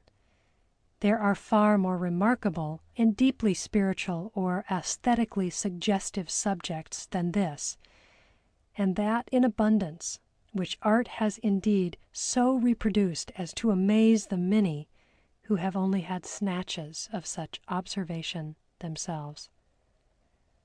But the magicians, Shelley or Keats or Wordsworth, only convey partial echoes of certain subjects or of their specialties. It is indeed beautiful to feel what art can do, but the original is worth far more, and if the reader would be such a magician, let him give his heart and will to taking an interest in all that is beautiful, good and true, or honest, for that it really can be done in all fullness is true beyond a dream of doubt. By the ordinary methods of learning, one may indeed acquire an exact, mechanically drawn picture, which we modify with what beauty chance bestows. But he who will learn by the process which I have endeavored to describe, or by studying with the will, cannot fail to experience a strange enchantment in so doing, as I have read in an Italian tale of a youth who was sadly weary of his lessons, but who, being taken daily by certain kind fairies into their school on a hill, found all difficulties disappear, and the pursuit of knowledge as joyful as that of pleasure. I have heard hypnotism, with regard to fascination, spoken of with great apprehension. "It is dreadful," said one to me, "to think of anybody's being able to exercise such an influence on anyone." And yet, widely known as it is, instances of its abuse are very rare. Thus, when cremation was first discussed, it was warmly opposed, because somebody might be poisoned, and then, the body being burned, there could be no autopsy. Nature has decreed some drawback to the best things. Nothing is perfect. But to balance the immense benefits latent in suggestion against the problematic abuses is like condemning the ship because a bucket of tar has been spilt on the deck. Sincere kindness and respect, which are allied unto identity, are the best or surest key to love, and they, in turn, are allied to fascination. Here I might observe that the action of the eye, which is a silent speech of emotion, has always been regarded as powerful in fascination, but those who are not by nature gifted with it cannot use it to much good purpose. That emotional, susceptible subjects ready to receive suggestion can be put to sleep or made to imagine anything terrible regarding anybody's glance is very true, just as an ignorant Italian will believe of any man that he has the malocchio, if he be told so, whence came the idea that Pope Gregory XVI had the evil eye. But where there is sincere, kindly feeling, it makes itself felt in a sympathetic nature by what is popularly called magic, only because it is not understood. The enchantment lies in this, that unconscious cerebration, or the power or powers, who are always acting in us, effect many curious and very subtle mental phenomena, all of which they do not confide to the common sense waking judgment or reason, simply because the latter is almost entirely occupied with common worldly subjects. It is as if someone whose whole attention and interest had been at all times given to some plain, hard drudgery, should be called on to review or write a book of exquisitely subtle poetry. It is, indeed, almost sadly touching to reflect how this innocent and beautiful faculty of recognizing what is good is really acting perhaps in evil and merely worldly minds, all in vain and all unknown to them. The more the conscious waking judgment has been trained to recognize goodness, the more will the hidden water fairies rise above the surface, as it were, to the sunshine. So it comes that true kindly feeling is recognized by sympathy, and those who would be loved cannot do better than make themselves truly and perfectly kind by forethought and will. And with this, the process of self-hypnotism will be a great aid. For it is not more by winning others to us than in willing ourselves to them that true love consists. Love or trusting sympathy from any human being, however humble, is the most charming thing in life, and it ought to be the main object of existence. Yet there are thousands all round us, yes, many among our friends or acquaintances, who live and die without ever having known it, because in their egotism and folly they conceive of close relations as founded on personal power, interest, or the weakness of others. The only fascination which such people can ever exercise is that of the low and devilish kind, the influence of the cat on the mouse, the eye of the snake on the bird, which in the end degrades them into deeper evil. That there are such people, and that they really make captive and oppress weaker minds by suggestion, is true, the marvel being that so few find it out. But in proportion as this kind of fascination is vile and mean, that which may be called altruistic or sympathetic attraction or enchantment is noble and pure, because it acquires strength in proportion to the purity and beauty of the soul or will which inspires it. It is as real and has as much power, and can be exercised by any honest person whatever, with wonderful effect, even to the performing what are popularly called miracles, which only means wonderful works beyond our power of explanation.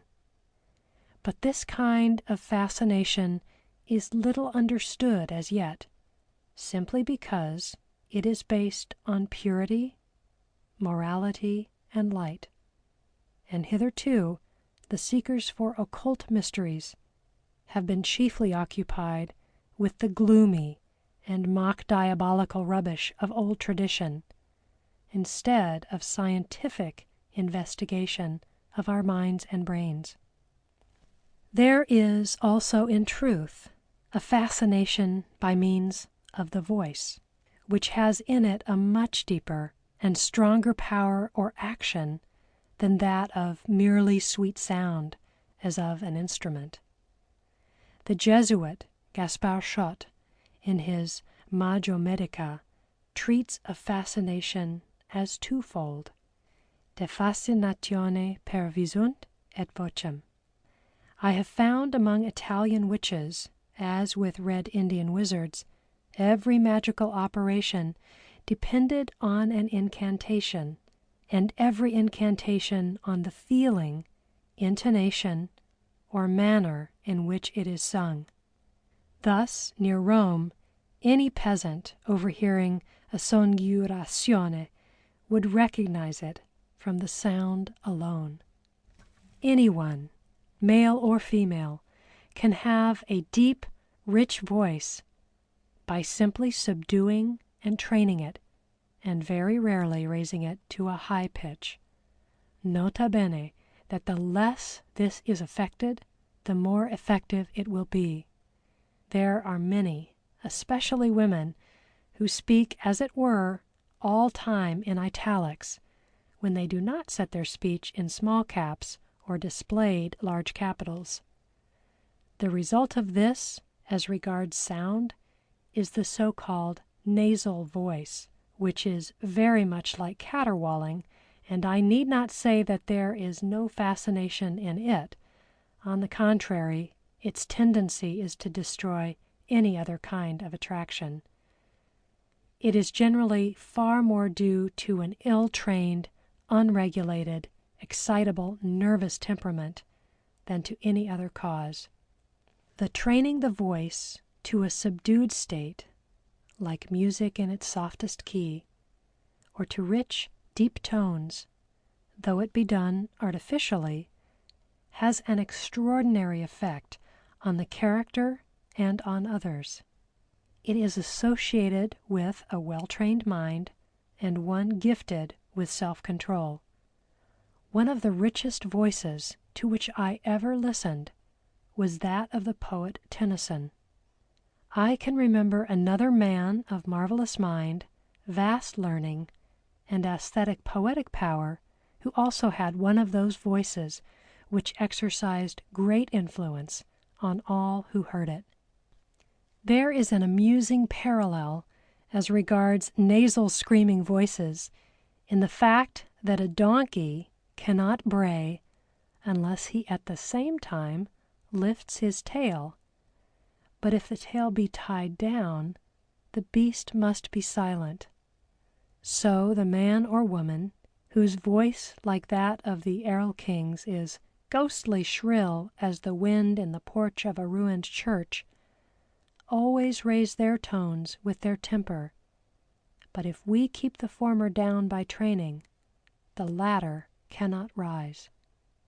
I once asked a very talented lady teacher of elocution in Philadelphia if she regarded shrill voices as incurable. She replied that they invariably yielded to instruction and training.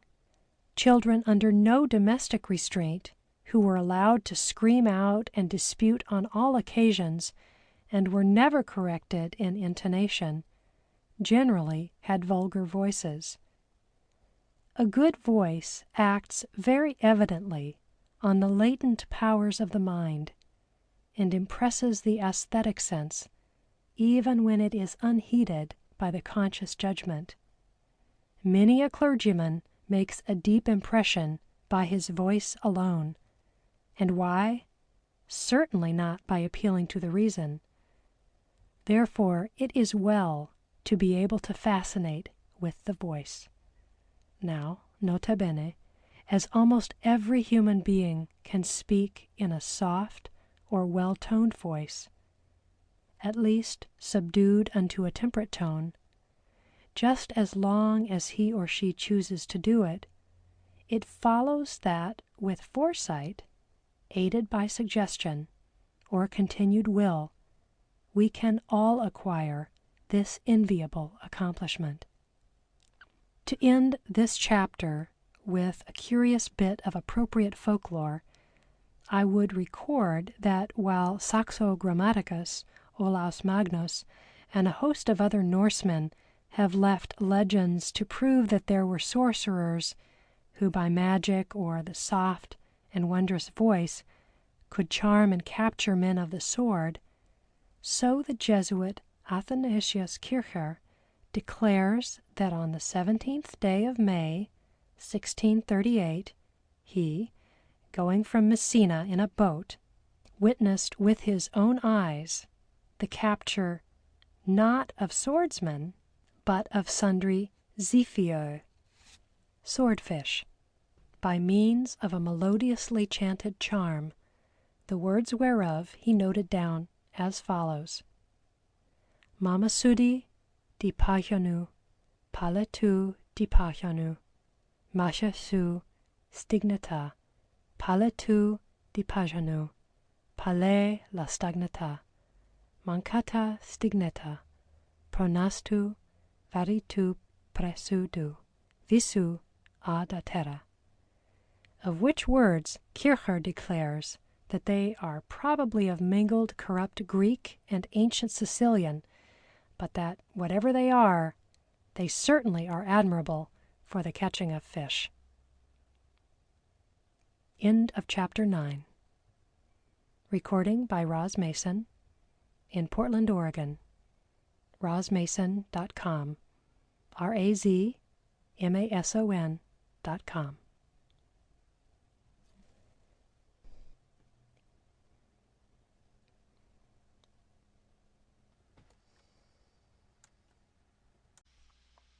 The Mystic Will by Charles Godfrey Leland. Chapter 10. The Subliminal Self. While the previous pages of this work were in the press, I received and read a very interesting and able book entitled Telepathy and the Subliminal Self, or an account of recent investigations regarding hypnotism, automatism, dreams, phantoms, and related phenomena, by R. Osgood Mason, A.M., Fellow of the New York Academy of Medicine. Dr. Mason, on the whole, may be said to follow Hartmann, since he places thaumaturgy, or working what have been considered as wonders, miracles, and the deeds of spiritualists, on the evolutionary or material basis. He is also far less superstitious, or prone to seek the miraculous and mysterious for its own sake, than his predecessors in occulta, and limits his beliefs to proofs sustained by good authority. He recognizes a second, or what he calls a subliminal self, the spirit of our soul, acting independently of waking conscious judgment, a mysterious alter ego which has marvelous power. This second, or inner self, I have also, through this work of mine, recognized as a reality, though it is, like the self-conscious soul, rather an aggregate than a distinct unity. Thus we may for convenience sake speak of the memory, when there are in fact millions of memories, since every image stored away in the brain is one, and the faculty of revising them for the use of the waking soul is certainly apart from the action of bringing them into play in dreams. In fact, if we regard the action of all known faculties, we might assume with the Egyptians that man had not merely 8 distinct souls, but 80, or even a countless number. And as the ancients, knowing very little about mental action, classed it all as one soul, so we may call that which is partially investigated and mysterious a second or inner soul spirit, or subliminal self; that is to say, provisionally, till more familiar with its nature and relations. Dr. Mason, to his credit be it said, has not accepted for gospel, as certain French writers have done, the tricks of self-confessed humbugs. He has only given us the cream of the most strictly attested cases, as related by French scientists and people of unquestioned veracity. And yet, admitting that in every instance the witness sincerely believed that he or she spoke the truth, the aggregate is so far from confirming the tales told, that consideration and comparison would induce very grave doubt. Thus, who could have been more sincere, purely honest, or pious than Justinus Kerner, whom I knew personally, Swedenborg, Eschenmayer, and all of their school, yet how utterly irreconcilable are all their revelations! Therefore, while I have cited illustration and example as affording unproved or hearsay evidence, I, in fact, decidedly reject not only all tradition as proof on occult subjects, but all assertion from any quarter, however trustworthy, asking the reader to believe in nothing which he cannot execute and make sure unto himself. Tradition and testimony are very useful to supply ideas or theories, but to actually believe in anything beyond his experience, a man should take sufficient interest in it to prove it by personal experiment. And therefore, as I have already declared, I not only ask but hope that no reader will put faith in anything which I have alleged or declared, until he has fully and fairly proved it to be true in his own person. The history of true culture, truth, or progress has been that of doubt or disbelief in all which cannot be scientifically proved, or made manifest to sensation and reflection, and even in this the most scrupulous care must be exercised, since our senses often deceive us. Therefore, in dealing with subjects which have undeniably been made the means of deceit and delusion thousands of times to one authentic instance, it is not well to accept testimony or any kind of evidence or proof, save that which we can establish for ourself. The day is not yet, but it is coming, when self-evidence will be claimed and granted as to all human knowledge, and the sooner it comes the better will it be for the world. But I would be clearly understood as declaring that it is only as regards making up our minds to absolute faith in what involves what may be called our mental welfare, which includes the most serious conduct of life, that I would limit belief to scientific proof. As an example, I will cite the very interesting case of the hypnotic treatment of a patient by Dr. Voisin, and as given by Mason. In the summer of 1884, there was at the Salpêtrière a young woman of a deplorable type, Jean S., who was a criminal lunatic, filthy, violent, and with a life history of impurity and crime. M. Auguste Voisin, one of the physicians of the staff, undertook to hypnotize her, May 31st. At that time she was so violent that she could only be kept quiet by a straitjacket and the constant cold douche to her head. She would not look at M. Voisin, but raved and spat at him. He persisted, kept his face near and opposite to hers, and his eyes following hers constantly. In 10 minutes she was in a sound sleep, and soon passed into a somnambulistic condition. The process was repeated many days, and she gradually became sane while in the hypnotic condition, but still raved when she woke. Gradually, then, she began to accept hypnotic suggestion, and would obey trivial orders given her while asleep, such as to sweep her room, then suggestions regarding her general behavior. Then, in her hypnotic condition, she began to express regret for her past life, and form resolutions of amendment, to which she finally adhered when she awoke. 2 years later she was a nurse in one of the Paris hospitals, and her conduct was irreproachable. M. Voisin has followed up this case by others equally striking. This is not only an unusually well authenticated instance, but one which seems to carry conviction from the manner of narration.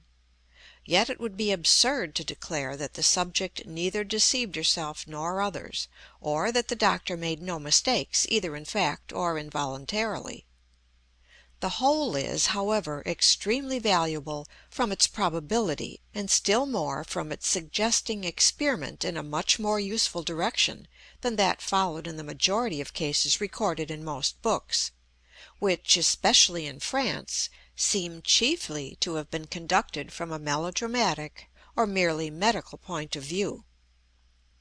Very few, indeed, seem to have ever dreamed that a hypnotized subject was anything but a being to be cured of some disorder, operated on without pain, or made to undergo and perform various tricks, often extremely cruel, silly, and wicked, the main object of all being to advertise the skill of the operator. In fact, if it were to be accepted that the main object of hypnotism is to repeat such experiments as are described in most of the French works on the subject, humanity and decency would join in prohibiting the practice of the art altogether. These books point out and make clear in the minutest manner how every kind of crime can be committed, and the mind brought to regard all that is evil as a matter of course.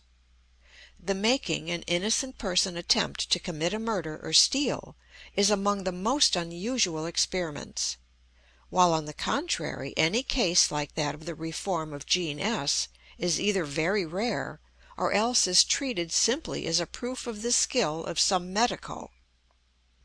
The fact that if the successes which are recorded are true, there exists a stupendous power by means of which the average morality and happiness of mankind can be incredibly advanced and sustained, and education, art in every branch, and, in a word, all culture, be marvelously developed on a far more secure basis than in the old systems, does not seem to have occurred to any of those who possessed, as it were, gold, without having the least idea of its value or even its qualities.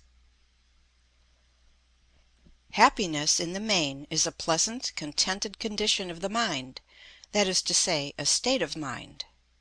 To be perfect, as appears from an enlarged study of all things or phenomena in their relations, since every part must harmonize with the whole, this happiness implies duty and altruism, every whit as much as self-enjoyment.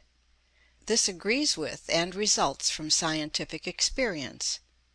Under the old a priori psychologic system, selfishness, which meant that every soul was to be chiefly or solely concerned in saving itself, guided by hope of reward and fear of punishment, it was naturally the basis of morality. Now, accepting the definition of happiness as a state of mind under certain conditions, it follows that it can be realized to a great degree, and in all cases to some degree, firstly by forethought or carefully defining what it is or what we desire, and secondly by making a fixed idea by simple, well-nigh mechanical means, without any resource to les grands moyens.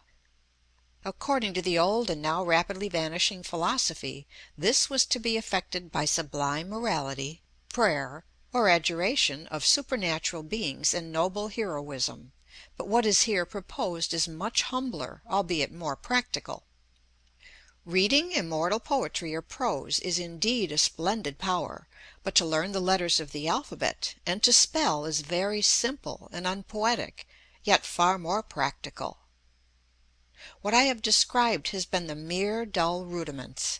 It is most remarkable that the world has always known that the art of Raphael, Michael Angelo, and Albert Dürer was based, like that of the greatest musicians, on extensive rudimentary study, and yet has never dreamed that what far surpasses all art in every way, and even includes the desire for it, may all proceed from, or be developed by, a process which is even easier than those required for the lesser branches.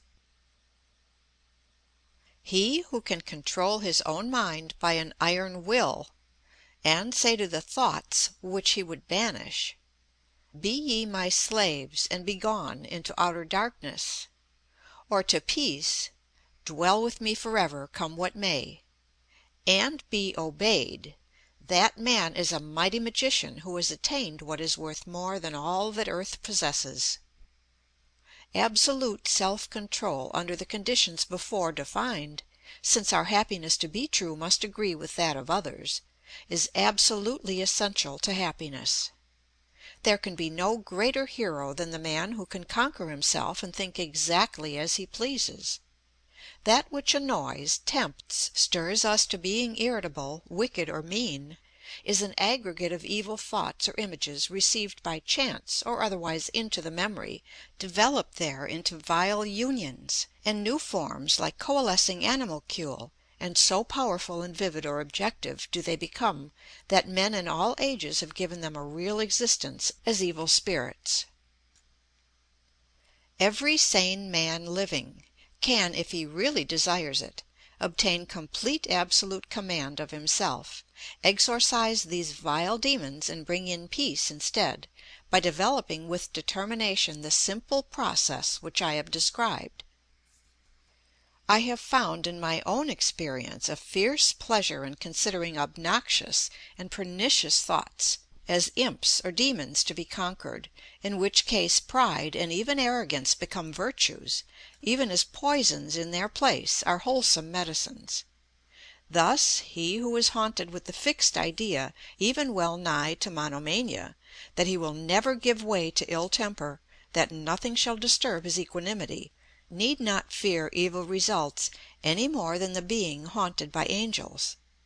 Now we can all have fixed or haunting ideas on any subject which we please to entertain.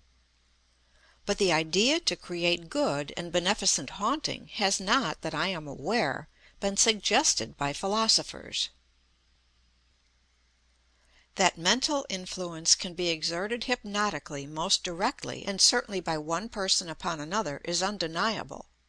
But this requires firstly a susceptible subject, or only one person in 3 or 4, and to a degree a specially gifted operator, and very often heaven-sent moments. However greatly mortals may require it, all cannot go to Corinth who desire it. But forethought, self-suggestion, and the bringing the mind to dwell continuously on a subject are absolutely within the reach of all who have any strength of mind whatever, without any aid. Those of feebler ability yield, however, all the more readily, as in the case of children, to the influence of others, or of hypnotism by a master.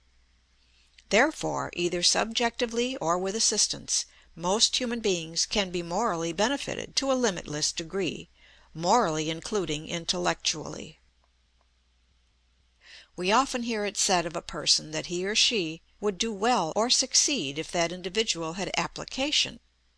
Now, as application, or sticking to it, or perseverance in earnest faith is the main condition for success in all that I have discussed, I trust that it will be borne in mind that the process indicated provides from the first lesson or experiment for this chief requisite. For the forethinking and hypnotizing our minds to be in a certain state or condition all the next day, by what some writers, such as Hartmann, treat as magical process, but which is just so much magical as the use of an electrical machine, is simply a beginning in attention and perseverance. So, like a snowball rolled in falling snow, it gathers size as it doth onward go.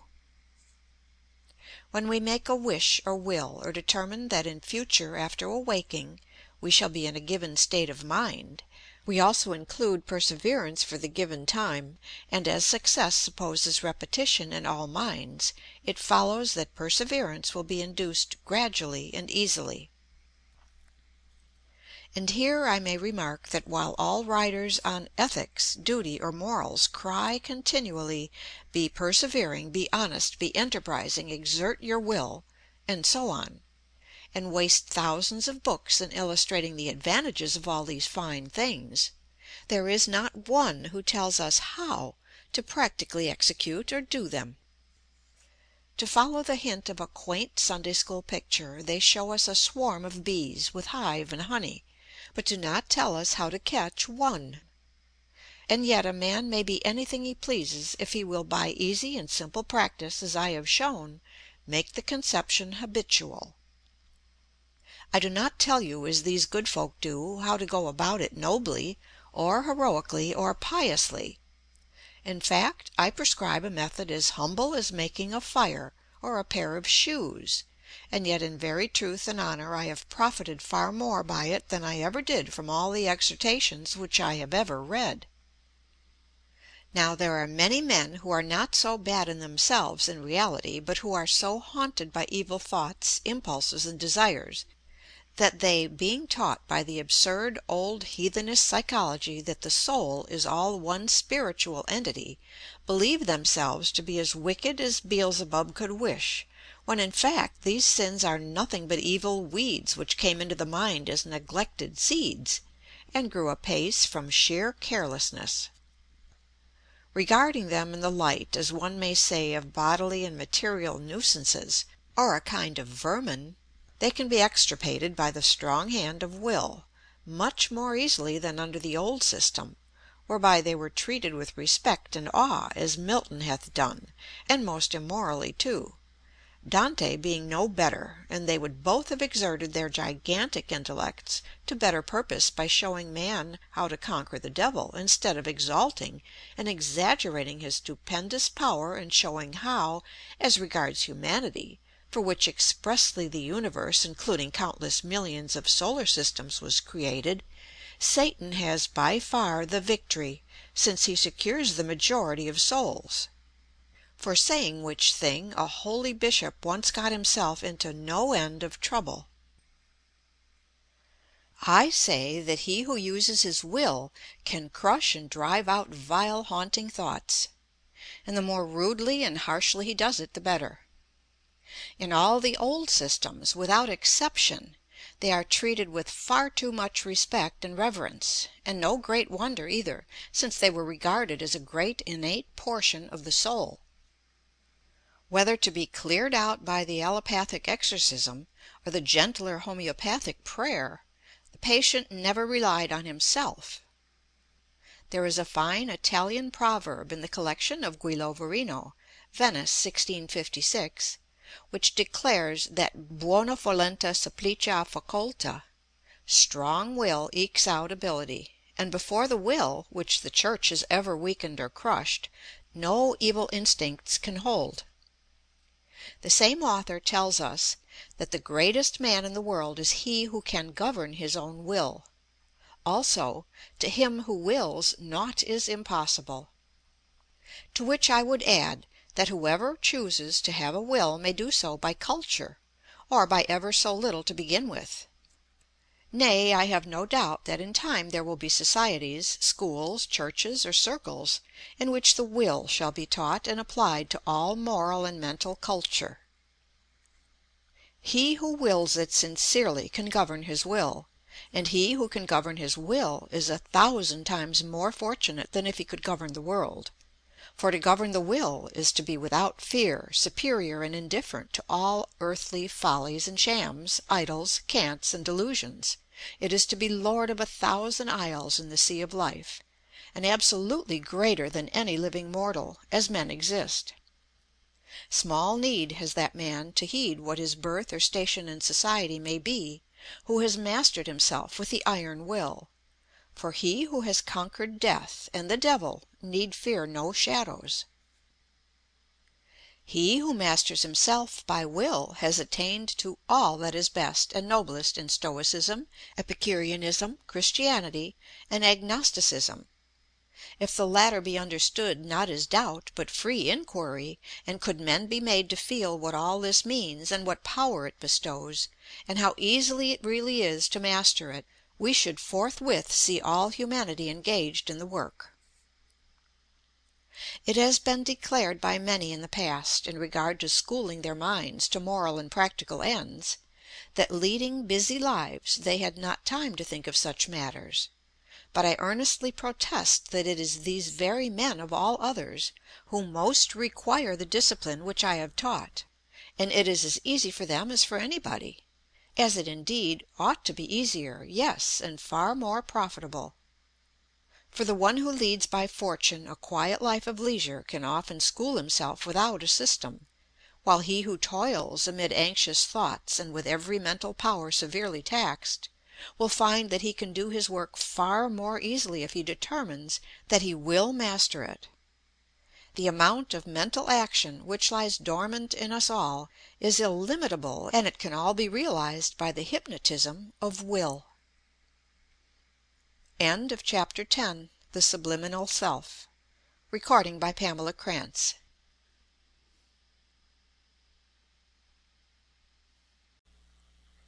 The Mystic Will by Charles Godfrey Leland. Chapter 11. Paracelsus. That our ordinary consciousness or waking intellect and what is generally recognized as mind or soul includes whatever has been taken in by sensation and reflection and assimilated to daily wants, or shows itself in bad or good memories and thought, is evident. Not less clear is it that there is another hidden self, a power which, recognizing much which is evil in the mind, would fain reject or rule or subdue it. This latent inner intelligence calls into action the will. All of this is vague, and, it may be, unscientific. It is more rational to believe in many faculties or functions, but the classification here suggested may serve as a basis. It is effectively that of Grassner, or of all who have recognized the power of the will to work miracles, guided by a higher morality. And it is very curious that Paracelsus based his whole system of nervous cure, at least, on this theory. Thus, in the Liber Entium Morborum de Ente Spirituali, Chapter 3, he writes: "As we have shown that there are two subjecta, this will we assume as our ground. Ye know that there is in the body a soul, Geisten. Now reflect to what purpose. Just that it may sustain life, even as the air keeps animals from dying for want of breath. So we know what the soul is. This soul in man is actually clear, intelligible, and sensible to the other soul, and classing them, they are to be regarded as allied, even as bodies are. I have a soul, the other hath also one." Paracelsus is here very obscure, but he manifestly means by the other the body. To resume: the souls know one another as I and the other. They converse together in their language, not by necessity according to our thoughts, but what they will. And note, too, that there may be anger between them, and one may belittle or injure the other. This injury is in the soul in the body.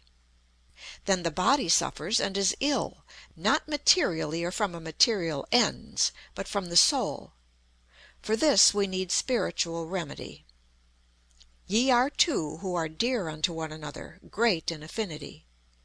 The cause is not in the body, nor is it from without. It comes from your souls, Geisten, who are allied. The same pair may be inimical, or remain so. And that ye may understand a cause for this, note that the spirit, Geist, of the reasoning faculty, Vernunft, is not born, save from the will. Therefore the will and the reason are separate. What exists and acts according to the will lives in the spirit. What only according to the reason lives against the spirit. For the reason brings forth no spirit, only the soul.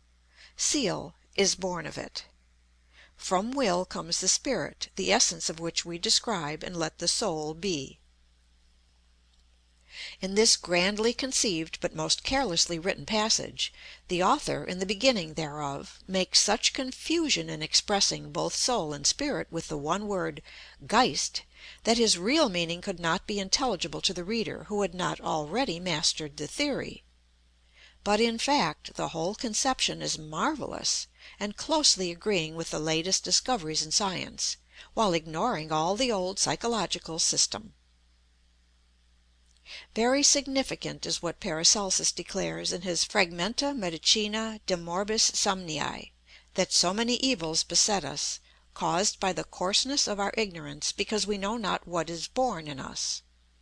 That is to say, if we knew our mental power, or what we are capable of, we could cure or control all bodily infirmities. And how to rule and form this power, and make it obey the Geist or will, which Paracelsus believed was born of the common conscious soul, that is the question. For Paracelsus truly believed that out of this common soul, the result of sensation and reflection, and all we pick up by experience and observation, and such as makes all that there is of life for most people, there is born or results a perception of ideas, of right and wrong, of mutual interests, a certain subtle moral conscience or higher knowledge. The souls may become inimical, that is, the conscience or spirit may differ or disagree with the soul, as a son may be at variance with his father. So the flower or fruit may oft despise the root. The will is allied to conscience, or a perception of the ideal. When a man finds out that he knows more or better than he has hitherto done, as for instance when a thief learns that it is wrong to steal and feels it deeply, he endeavors to reform, although he feels all the time old desires and temptations to rob. Now if he resolutely subdue these, his will is born. The spirit of the reasoning faculty is not born save of the will. What exists and acts according to the will lives in the spirit. The perception of ideals is the bud, conscience the flower, and the will the fruit. A pure will must be moral, for it is the result of the perception of ideals, or a conscience. The world in general regards will as mere blind force, applicable to good or bad indifferently. But the more truly and fully it is developed, or as Orson is raised to Valentine, the more moral and optimistic does it become. Will, in its perfection, is genius, spontaneous originality, that is voluntary, not merely a power to lift a weight or push a load, or force others to yield, but the thought itself which suggests the deed and finds a reason for it. Now the merely unscrupulous use of opportunity and advantage, or crime, is popularly regarded as having a strong will. But this, as compared to a will with a conscience, is as the craft of the fox compared to that of the dragon, and that of the dragon to Siegfried. And here it may be observed as a subtle and strange thing, approaching to magic apparently, as understood by Hartmann and his school, that the will sometimes, when much developed, actually manifests something like an independent personality, or at least seems to do so to an acute observer. And what is more remarkable, it can have this freedom of action and invention delegated to it, and will act on it. Thus, in conversation with Herkomer, the artist, and Dr. W.W. Baldwin, November 2, 1878, the former explained to me that when he would execute a work of art, he just determined it with care or forethought in his mind, and gave it a rest, as by sleep, during which time it unconsciously fructified or germinated, even as a seed when planted in the ground at last grows upward into the light and air. Now that the entire work should not be too much finished or quite completed, and to leave room for afterthoughts or possible improvements, he was wont, as he said, to give the will some leeway, or freedom, which is the same thing as if, before going to sleep, we will or determine that on the following day our imagination or creative force or inventive genius shall be unusually active, which will come to pass after some small practice and a few repetitions, as all may find for themselves. Truly it will be according to conditions, for if there be but little in a man, either he will bring but little out, or else he must wait until he can increase what he hath. And in this the will seems to act like an independent person, ingeniously, yet withal obedient. And the same also characterizes images in dreams, which sometimes appear to be so real that it is no wonder many think they are spirits from another world, as is true of many haunting thoughts which come unbidden. However, this is all mere thaumaturgy, which has been so deadly to truth in the old a priori psychology, and still works mischief, albeit it has its value in suggesting very often in poetry what science afterwards proves in prose. To return to Paracelsus, Heine complains that his German is harder to understand than his Latin. However, I think that in the following passages he shows distinctly a familiarity with hypnotism, or certainly passes by hand and suggestion. Thus, Chapter 10, De Ente Spirituali, in which the will is described, begins as follows: "Now shall ye mark that the spirits rule their subjects, and I have shown intelligibly how the ens spirituali, or spiritual being, rules so mightily the body, that many disorders may be ascribed to it. Therefore unto these ye should not apply ordinary medicine, but heal the spirit. Therein lies the disorder."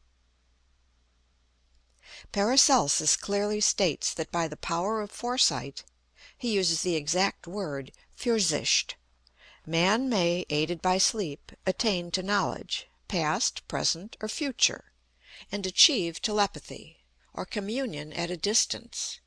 In the Fragmenta Caput de Morbis Somnii he writes: "Therefore learn that by foresight man can know future things, and from experience the past and present.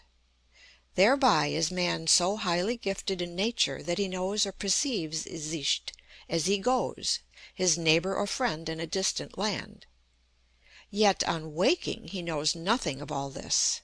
For God has given to us all art, wisdom, reason, to know the future and what passes in distant lands. But we know it not, for we fools, busied in common things, sleep away, as it were, what is in us. Thus, seeing one who is a better artist than thou art, do not say that he has more gift or grace than thou, for thou hast it also, but hast not tried. And so is it with all things. What Adam and Moses did was to try, and they succeeded, and it came neither from the devil nor from spirits, but from the light of nature, which they developed in themselves. But we do not seek for what is in us, therefore we remain nothing, and are nothing." Here the author very obscurely, yet vigorously, declares that we can do or learn what we will, but it must be achieved by foresight, will, and the aid of sleep. It seems very evident, after careful study of the text, that here, as in many other places, our author indicates familiarity with the method of developing mental action in its subtlest and most powerful forms. Firstly, by determined foresight, and secondly, by the aid of sleep, corresponding to the bringing a seed to rest awhile, and thereby cause it to germinate; the which admirable simile he himself uses in a passage which I have not cited. Paracelsus was the most original thinker and the worst writer of a wondrous age, when all wrote badly and thought badly. There is in his German writings hardly one sentence which is not ungrammatical, confused, or clumsy, nor one without a vigorous idea which shows the mind or character of the man. As a curious instance of the poetic originality of Paracelsus we may take the following. It is an error to suppose that chiromancy is limited to the hand, for there are significant lines, indicating character, all over the body; and it is so in vegetable life, for in a plant every leaf is a hand. Man hath two, a tree many, and every one reveals its anatomy, a hand anatomy. Now ye shall understand that in double form the lines are masculine or feminine, and there are as many differences in these lines on leaves as in human hands. Goethe has the credit that he reformed or advanced the science of botany by reducing the plant to the leaf as the germ or type, and this is now further reduced to the cell, but the step was a great one. Did not Paracelsus, however, give the idea? The theory of signatures, says Vaughan, in his Hours with the Mystics, proceeded on the supposition that every creature bears in some part of its structure the indication of the character or virtue inherent in it, the representation, in fact, of its ideal or soul. The student of sympathies thus essayed to read the character of plants by signs in their organization, as the professor of palmistry announced that of men by lines in the hand. Thus, to a degree which is very little understood, Paracelsus took a great step towards modern science. He disclaimed magic and sorcery, with ceremonies, and endeavoured to base all cure on human will. The name of Paracelsus is now synonymous with Rosicrucianism, alchemy, elementary spirits, and theurgy, when in fact he was in his time a bold reformer, who cast aside an immense amount of old superstition, and advanced into what his age regarded as terribly free thought. He was compared to Luther, and the doing so greatly pleased him, he dwells on it at length in one of his works. What Paracelsus really believed in at heart was nothing more or less than an unfathomable nature, a natura naturans of infinite resource, connected with which, as a microcosm, is man, who has also within him infinite powers, which he can learn to master by cultivating the will, which must be begun at least by the aid of sleep, or letting the resolve ripen, as it were, in the mind, apart from consciousness. I had written every line of my work on the same subject and principles long before I was aware that I had unconsciously followed exactly in the footprints of the great master. For though I had made many other discoveries in his books, I knew nothing of this. End of Chapter 11. Paracelsus. Recording by Pamela Krantz.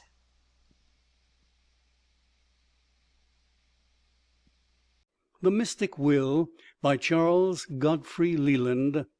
Chapter 12. Last Words. By carrying calves, Milo, 'tis said, grew strong, until with ease he bore a bull along. It is, I believe, unquestionable that, if he ever lived, a man who had attained to absolute control over his own mind must have been the most enviable of mortals.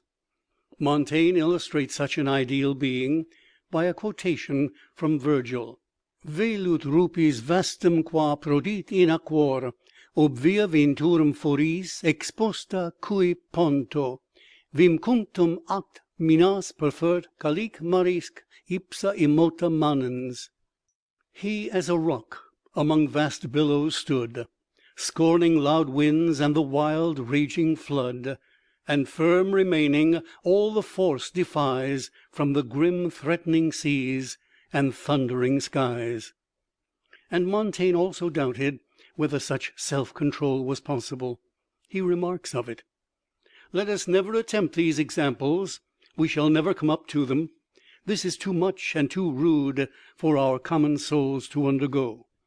Cato indeed gave up the noblest life that ever was upon this account, but it is for us meaner spirited men to fly from the storm as far as we can." Is it? I may have thought so once, but I begin to believe that in this darkness a new strange light is beginning to show itself. The victory may be won far more easily than the rather indolent and timid essayist ever imagined. Montaigne and many more believed that absolute self-control is only to be obtained by iron effort, heroic and terrible exertion, a conception based on bygone history, which is all a record of battles of man against man, or man with the devil. Now the world is beginning slowly to make an ideal of peace, and disbelieve in the devil. Science is attempting to teach us that from any beginning, however small, great results are sure to be obtained if resolutely followed up and fully developed. It requires thought to realize what a man gifted to some degree with culture and common sense must enjoy, who can review the past without pain, and regard the present with perfect assurance that, come what may, he need have no fear or fluttering of the heart. Spencer has asked in The Fate of the Butterfly, what more felicity can fall to creature than to enjoy delight with liberty? to which one may truly reply that all delight is fitful and uncertain, unless bound or blended with the power to be indifferent to involuntary annoying emotions, and that self-command is in itself the highest mental pleasure, or one which surpasses all of any kind. He who does not overestimate the value of money or anything earthly is really richer than the millionaire. There is a foolish story told by Combe in his Physiology of a Man, who had the supernatural gift of never feeling any pain, be it from cold, hunger, heat, or accident. The rain beat upon him in vain. The keenest north wind did not chill him. He was fearless and free. But this immunity was coupled with an inability to feel pleasure. His wine or ale was no more to his palate than water, and he could not feel the kiss of his child, and so we are told he was soon desirous to become a creature subject to all physical sensations as before. But it is, as I said, a foolish tale, because it reduces all that is worth living for to being warm or enjoying taste. His mind was not affected, but that goes for nothing in such sheer sensuality. However, a man without losing his tastes or appetites may train his will to so master emotion as to enjoy delight with liberty, and also exclude what constitutes the majority of all suffering with man. It is a truth that there is very often an extremely easy, simple, and prosaic way to attain many an end, which has always been supposed to require stupendous efforts. In an Italian fairy tale, a prince besieges a castle with an army, trumpets blowing, banners waving, and all the pomp and circumstances of war, to obtain a beautiful heroine, who is meanwhile carried away by a rival who knew of a subterranean passage. Hitherto, as I have already said, men have sought for self-control only by means of heroic exertion, or by besieging the castle from without. The simple system of forethought and self-suggestion enables one, as it were, to steal or slip away with ease by night, and in darkness, that fairest of princesses, la volonté, or the will. For he who wills to be equable and indifferent to the small and involuntary annoyances, teasing memories, irritating trifles, which constitute the chief trouble in life to most folk, can bring it about, in small measure at first, and in due time to greater perfection. And by perseverance this rivulet may go to a river run, the river fall into a mighty lake, and this in time rush to the roaring sea. That is to say, from bearing with indifference or quite evading attacks of ennui, we may come to enduring great afflictions with little suffering. Note that I do not say that we can come to bearing all the bereavements, losses, and trials of life with absolute indifference. Here in Montaigne and the Stoics of old were well nigh foolish to imagine such an impossible and indeed undesirable ideal. But it may be that two men are afflicted by the same domestic loss, and one with a weak nature is well nigh crushed by it, gives himself up to endless weeping, and perhaps never recovers from it, while another, with quite as deep feelings, but far wiser, rallies, and by vigorous exertion makes the grief a stimulus to exertion, so that while the former is demoralized, the latter is strengthened. There is an habitual state of mind by which a man, while knowing his losses fully, can endure them better than others, and this endurance will be greatest in him who has already cultivated it assiduously in minor matters. He who has swam in the river can swim in the sea. He who can hear a door bang without starting can listen to a cannon without jumping. The method which I have described in this book will enable any person gifted with perseverance to make an equable or calm state of mind habitual, moderately at first, more so by practice, and when this is attained, the experimenter can progress rapidly in the path. It is precisely the same as in learning a minor art. The pupil who can design a pattern which corresponds to foresight or plan, only requires, as in wood carving or repoussé, to be trained by very easy process to become familiar with the use and feel of the tools, after which all that remains to be done is to keep on at what the pupil can do without the least difficulty. Well begun and well run, in the end, will be well done. But glorious and marvelous is the power of him who has habituated himself by easy exercise of will to brush away the minor, meaningless, and petty cares of life, such as, however, prey on most of us, for unto him great griefs are no harder to endure than the getting a coat splashed is to an ordinary man. End of chapter 12, and end of The Mystic Will by Charles Godfrey Leland.